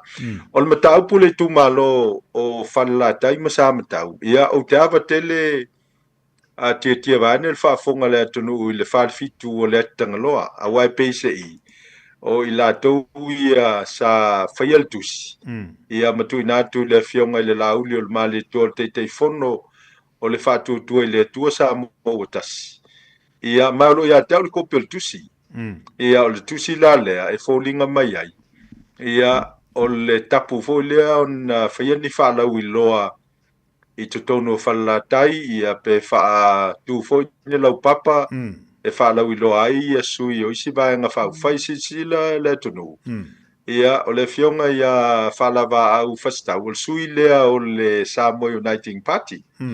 Ia o tau whai a tele ai whanaia ia nanai asi Christian au sange o le sui lea o le fast. Ana nafi sa au i Samoa sa whelwhelo ingal matonu o sa matau. Ia mai wa mai ai le fina ngalo o le matou sao whainga. Ia e avatu le road show por whalau loanga le fast e whai te tonu o le malae o le matou nuu o niwapai. Ia ono le teltonunga a le matou sao whainga le paia le whalwha o li imalangafa ia whapea fo le sao whainga le unwanga. Ia e tau ia Samoa atoa o sa matau. Ia e aloa ia te tau o tangata i le palota. Ia o ai lava e palota ia i tangata. O le filifilinga tu sa o loto o le tangata. E filifili ai i le sui. Ia e palota ai. O lona winga. E te tala ia ele o sa matau so se whalau loanga. E JPP. Ia o le Samoa Uniting Party. Ia o le tūmua mapule. Ia e le ai se whaatapula a vo lea i le teltonunga o Samoa le tunu sa o loto. Ia o le matau pula a le whaarifito le tangaloa. Ia e peia o na whailo atu. E o loa le fua ma anga i le whaasoa i le anganga. O le palota e uma le solus funuiva o kusu. Au le osio singa o nu mai. E umale soifuanga le nei o whaatino pea. Ia o le tatalo tu lava lai i le whaarifito le tangaloa. Ia e paua ia se whautuanga. Ia e tatala le palota. Io te tala le avanoa nei o tātou tangata, au foi nei sei tia nei o tātou tangata, ia au foi nei a afia i tūlafono. O i lava e tasi ele fina ngalo le tu malo, faile na, io e mo tātou po le fionga i alu pe matasila, leo lo tu lai mai no foi te minei, ia po le tau whānu tu e atele ai, po le fionga foi whālolonga ia whālava au. O le me sili o na tāua i lo tangata whātau waa, ia nofo le leile tu malo, ma ia file mu, ma ia sila fiel tangata, ia o sa matau e tau I fale la tai, e a inga uma tangata. Ma ia faila e moni le whaaptalanga le na, ia tātou fai manu le whaiva ma toa pele tai. Ia ma tātou te talo I le lii o ai lava le whaasino manga, ia o le finangalo le na o le lii, o le finangalo fo le na o le tu malo. E le ai lava se meo tupu tia le vao o sui tau vā. Le leilo mātou mafutanga ma le fionga ia lupe matasila, ia whapena fo I le fionga le whalolonga ia whalava au. Ia e peia on masani whamtalanga le atunu, ia e tā aloa tama o le uso. Ia e moni le lei, ai peise io, o tangata o isi tu malo le whaapesi mea isi teimi. Ia mai la tau fo ia leo o lo lafi mo meo o Facebook. Ia taluai o nei meo social media le mawhai o na Fiafia ma Malu pui puia. Ia o le mea lele atunu ue, mai se lava ia le tu malo. Ia awa lava ne ia fina ngalo tusi nga istangata, ua istangata. Ia e leo tangata ola vaene le whaafonga mai. Ai me se lava I la tau ia e whaonga fake pages. Ia o lo a whaina ai ia le toa file mua so se tu malo. Ia ma le toa file mua sui tau va. O la e lava e masani lava I porkichi. Ia mai o fea lava e anga iai. Ia o le tūlanga na awal me moni atiatia. Ia o te loe umal palo te la solufu nui va hoi lele. Ia le to e va aini. E te le to e sila ni fake pages fo ie. E peia le mele tātou te whasoa le manu le manu leo le sengsenga mo. Ia e tangitangi a te iau o ngou tonga vau e le to e whalongo iai. E whapena la le mata upu le nei I mo meo fake pages. E vesi al te le nei. Na umale palota. Ia e le to e vai ai. Ia peti to e vai e tu foi la fo liu mai wa se foi le stua nga liu o sa wai. Ai a one ia fie fo ia fina ngalo ma.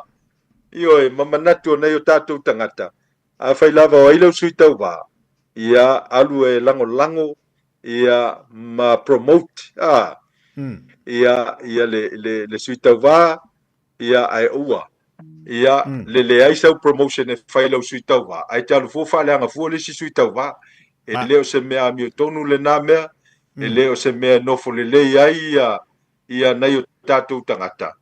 Ia awa a tupu mea whapena, o le fesili, e whawhela to si osi a inga le anga I luma. Eo e, aola wau nā te talo I so mātou tu malo fo I whale la tai. Ia, o a lava mea tu lai mai, o tātou o le ainga, o tātou e tas. O ai lava le filifilinga o tātou tu malo. Ia o upu foi na fai le fono le al matou nu o samatau. I le vāo te lei ai ma le fionga alupe matasila. O ai lava e tu lai mai. E alu le stangata lango. Pei foi o le nei whātau sanga. Sa u lango ai le fionga alupe matasila. Ia i le matou komiti o le fono whāwai. Ai me se polo keti. O le miliona o lai wamanuia ai samatau mwhalatai. Ia o le tūlanga le nā a tia whaafonga mai foi sui tau wā uma I tu malo e limas futasi ia whai malu le whaiva ia awai ala foi na vevesi nei o tātou tangata lango e mafua ia tātou nei o lo lala mua le porkiki a whaafonga mai lea tonu e tātou te whiainai a silsila lea tonu o lo iai tala e whelava sai e le nofo file mu lea tonu ai a whai e sila lea tonu whaafonga tātou te ola olo le fua fa mangaloai ia e fa pena foi le langona o tangata o ai lava e filifili e le atunu o le filifilinga le atunu e tau na fa maluina ma fa alolungia Alo whaftai, tai tere lava lor moenga, ona o ta taimi ma tango fia te walunga o ta po kalame le yaso, I lautu o lalo ma le wha amalasi au, I lautu malo, a le ngata fo I lea, ia o le loa loa le tātou atinu o tā pena le whainga palota, e whangu pea le po kalame, pau ma tia, I aso taitasi, a tā pena I o tātou loto mo le whainga whiwhilinga, ma oni ma wha maoni saunuanga, I le nei vai taimi o lo tātou iai, tātou to I le atua me uma, ma le wha mai moe, ia la tatu feido ai le vasa fo le lofa malanga le le tua ai lo fangia le tua lo moenga lo se fu tua te ono America Samoa mai se fo ainga e osiosi I lo tu malo mal tu afianga ia mai se fo ia na yo ainga o le lava te fe malanga ia I le tu ma le tu mo manatu to fa pa ia mai le li wa fai valo filima ia manga lo fo se do ti el tama ftanga le yaso mal fa mai mola tatu e feido le vasa fo malanga fa lo moenga fa te tele tia ia tātou tiwia la tasi peo nei sau noa, ia whate e nu le e nase upu wasala, ia ai mangalo I lo tātou tunu.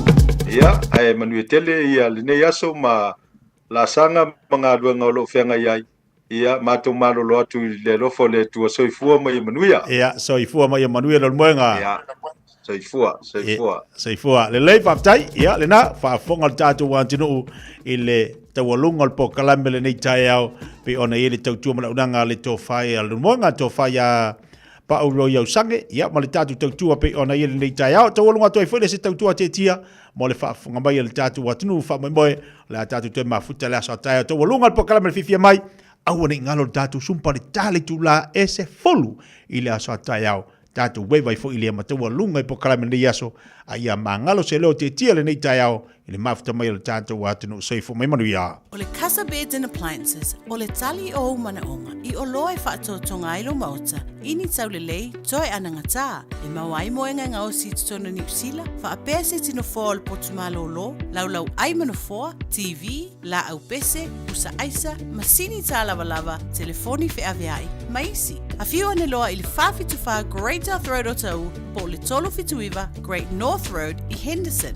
le Casa Beds and Appliances, telefoni ovalu selau, lua, 5 ovalu selau, lua, 5 E te leto e alo mamau e sa ili se fale oloa e whaata wai sau Digicel Top-Up. E mau e so sa Dairy, Bamu Pingsingi, Warehouse, Countdown, whaapele tele o isi fale oloa e tutono New Zealand. Tanga iane e le digiceltopup.com e te lesi tala I ma whaata wai sau Top-Up. Lafo sa Digicel Top-Up I au ainga I Samoa pe Top-Up lau SIM card Digicel o loo whaonga tu New Zealand ei. Wala au le ono walulima, fitu lua o fitu mo se fiso swani. Peanga iane e le tanto ofisa I le Westville Mall I Manukau. Talo for Samoa. O Ateshna Ryan, o le Licensed Immigration Advisor mo le Auckland South Immigration Consultants. E visosoani mo so se tu ai ngā visa e malanga mai New Zealand po Australia. Telefoni mai nei loa I le o valu o tasi o no valu whawhitulua. Po le olua tasi o no valu fitulua tolu o. E iai le fale o loa o loo fia whaatau atu I le aai o Glen Innes. E au fia I fo'i ma le potu moe I tua. E mawhai o na e no foai. Mo nisi whaafisili, whaafisootai le e-maili lucia888@extra.co.nz Lucia valu@extra.co.nz Usi mai alau whaafofonga o le whaapoponga fo ele nei o talafau mai Samoa. Awina sa mai mo oe e lau leiti o whalongalongo le Radio Samoa tasili mai watolu amo. O te whatalofo lo tātou o tino usi mai le whaafonga talatau longo mai lo tātou o tino. O le whaamsinonga o whainga palo te pe o na lui ai e nisi o sui whaatutu. O le palo te tele ia au kuso a ngā waa o nisi o sui te wā. Whapea whaai ungar komisino o whainga palota. O le tasi o tangi na amatai ngā ruenga lea whaamsinonga I le aso lulu o le nei vai aso. Ua whaalea o ngā ma ua le mawhai o na suesueina. O le tangi lea le sui te wā, o le vaenga whaupu whai o le whaatuatua I le atua Samoa o tasi. Le fionga mua au whaalele Mary whaafowina Taeao. Na lui ei lea ngā waa o le sui te wā o le vaenga whaupu whai. O le Samoa ua poto. Le tō whaale atinu u Weinso I alo. I le mono tanga whaale no. O le whongaina o lea tangi na mua fina winai. E le lo ia lea tino ure tūlanga wha waua sue e ngā le wha amsinonga I le lu I le nei. O na wana o le tangi na wha ulu. Ai le ini wha amatalanga tusia e wha iloa atuai le wha amsinonga. mau e lango ai le finaunga. Sa lango a tiri le finaunga e le lo ia le fionga fui mono sa rona Bonifacio. I se talo sanga e whaalea o ngā aire sue ino le tangi. Le talo sanga lea ua ta ua o le strikeout motion.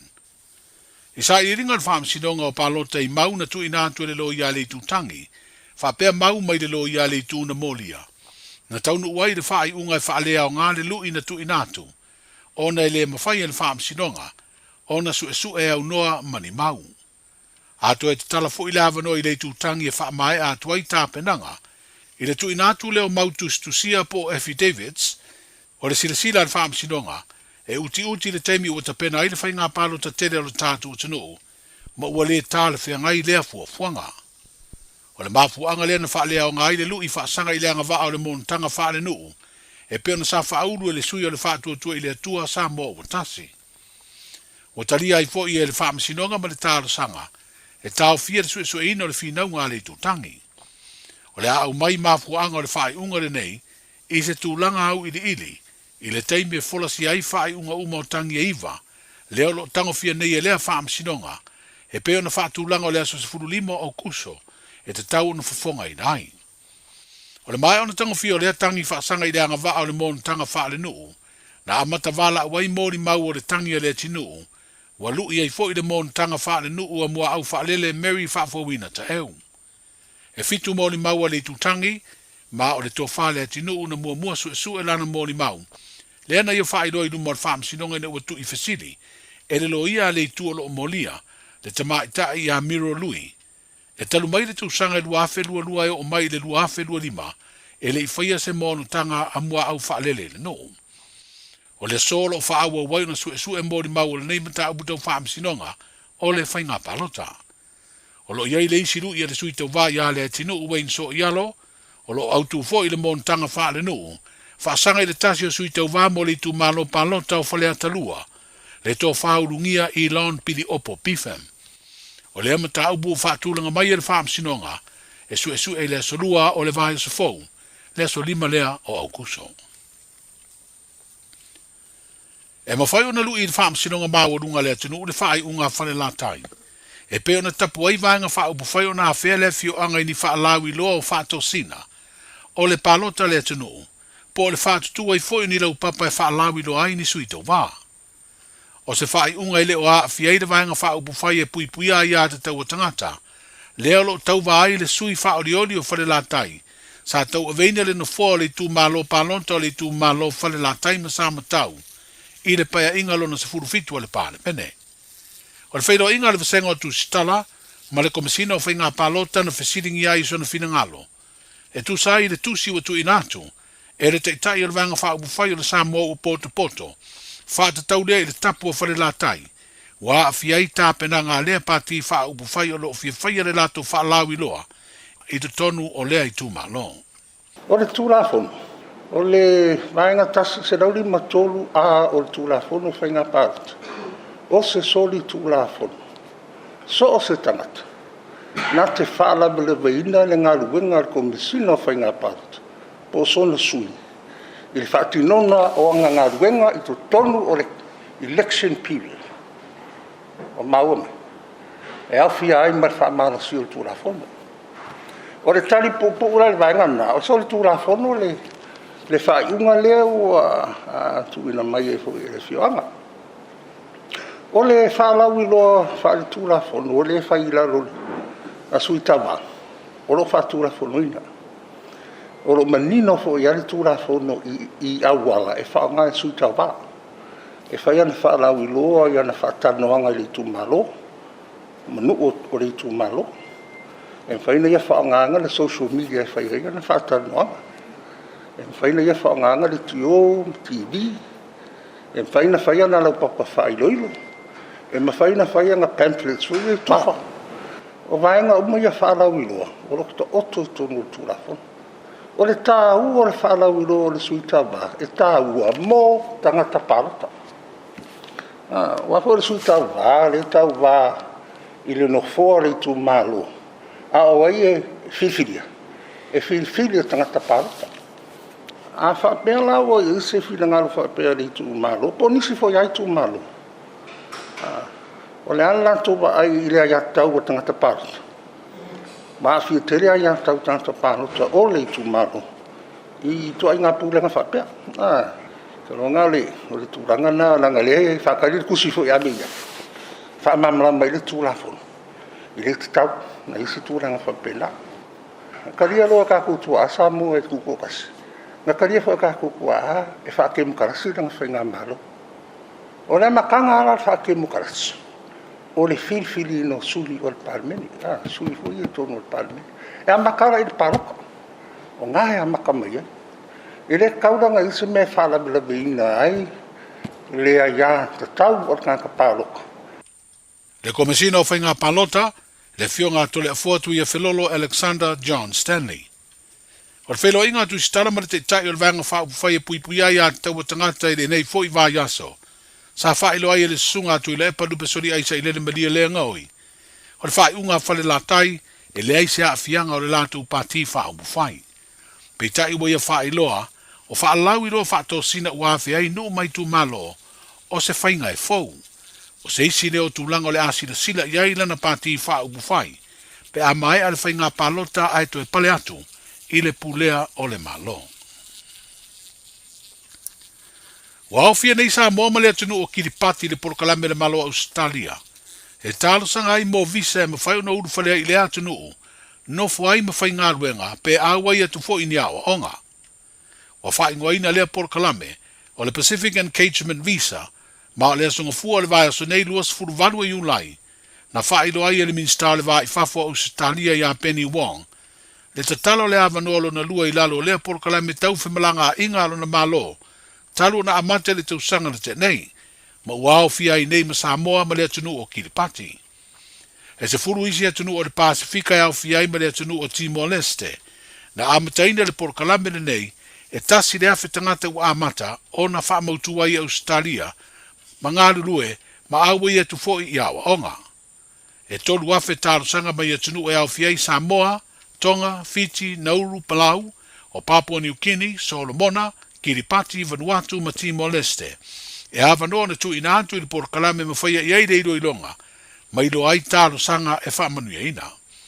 E limas fulono afe tangata na au fia i talo sanga mua mua, sa te talai lea porokalame le malo o Australia. E late le afa miliona po se alfa inga, e fa se lau limas fulfitu afe, valu se lau iwa se fuluono ta la Samoa.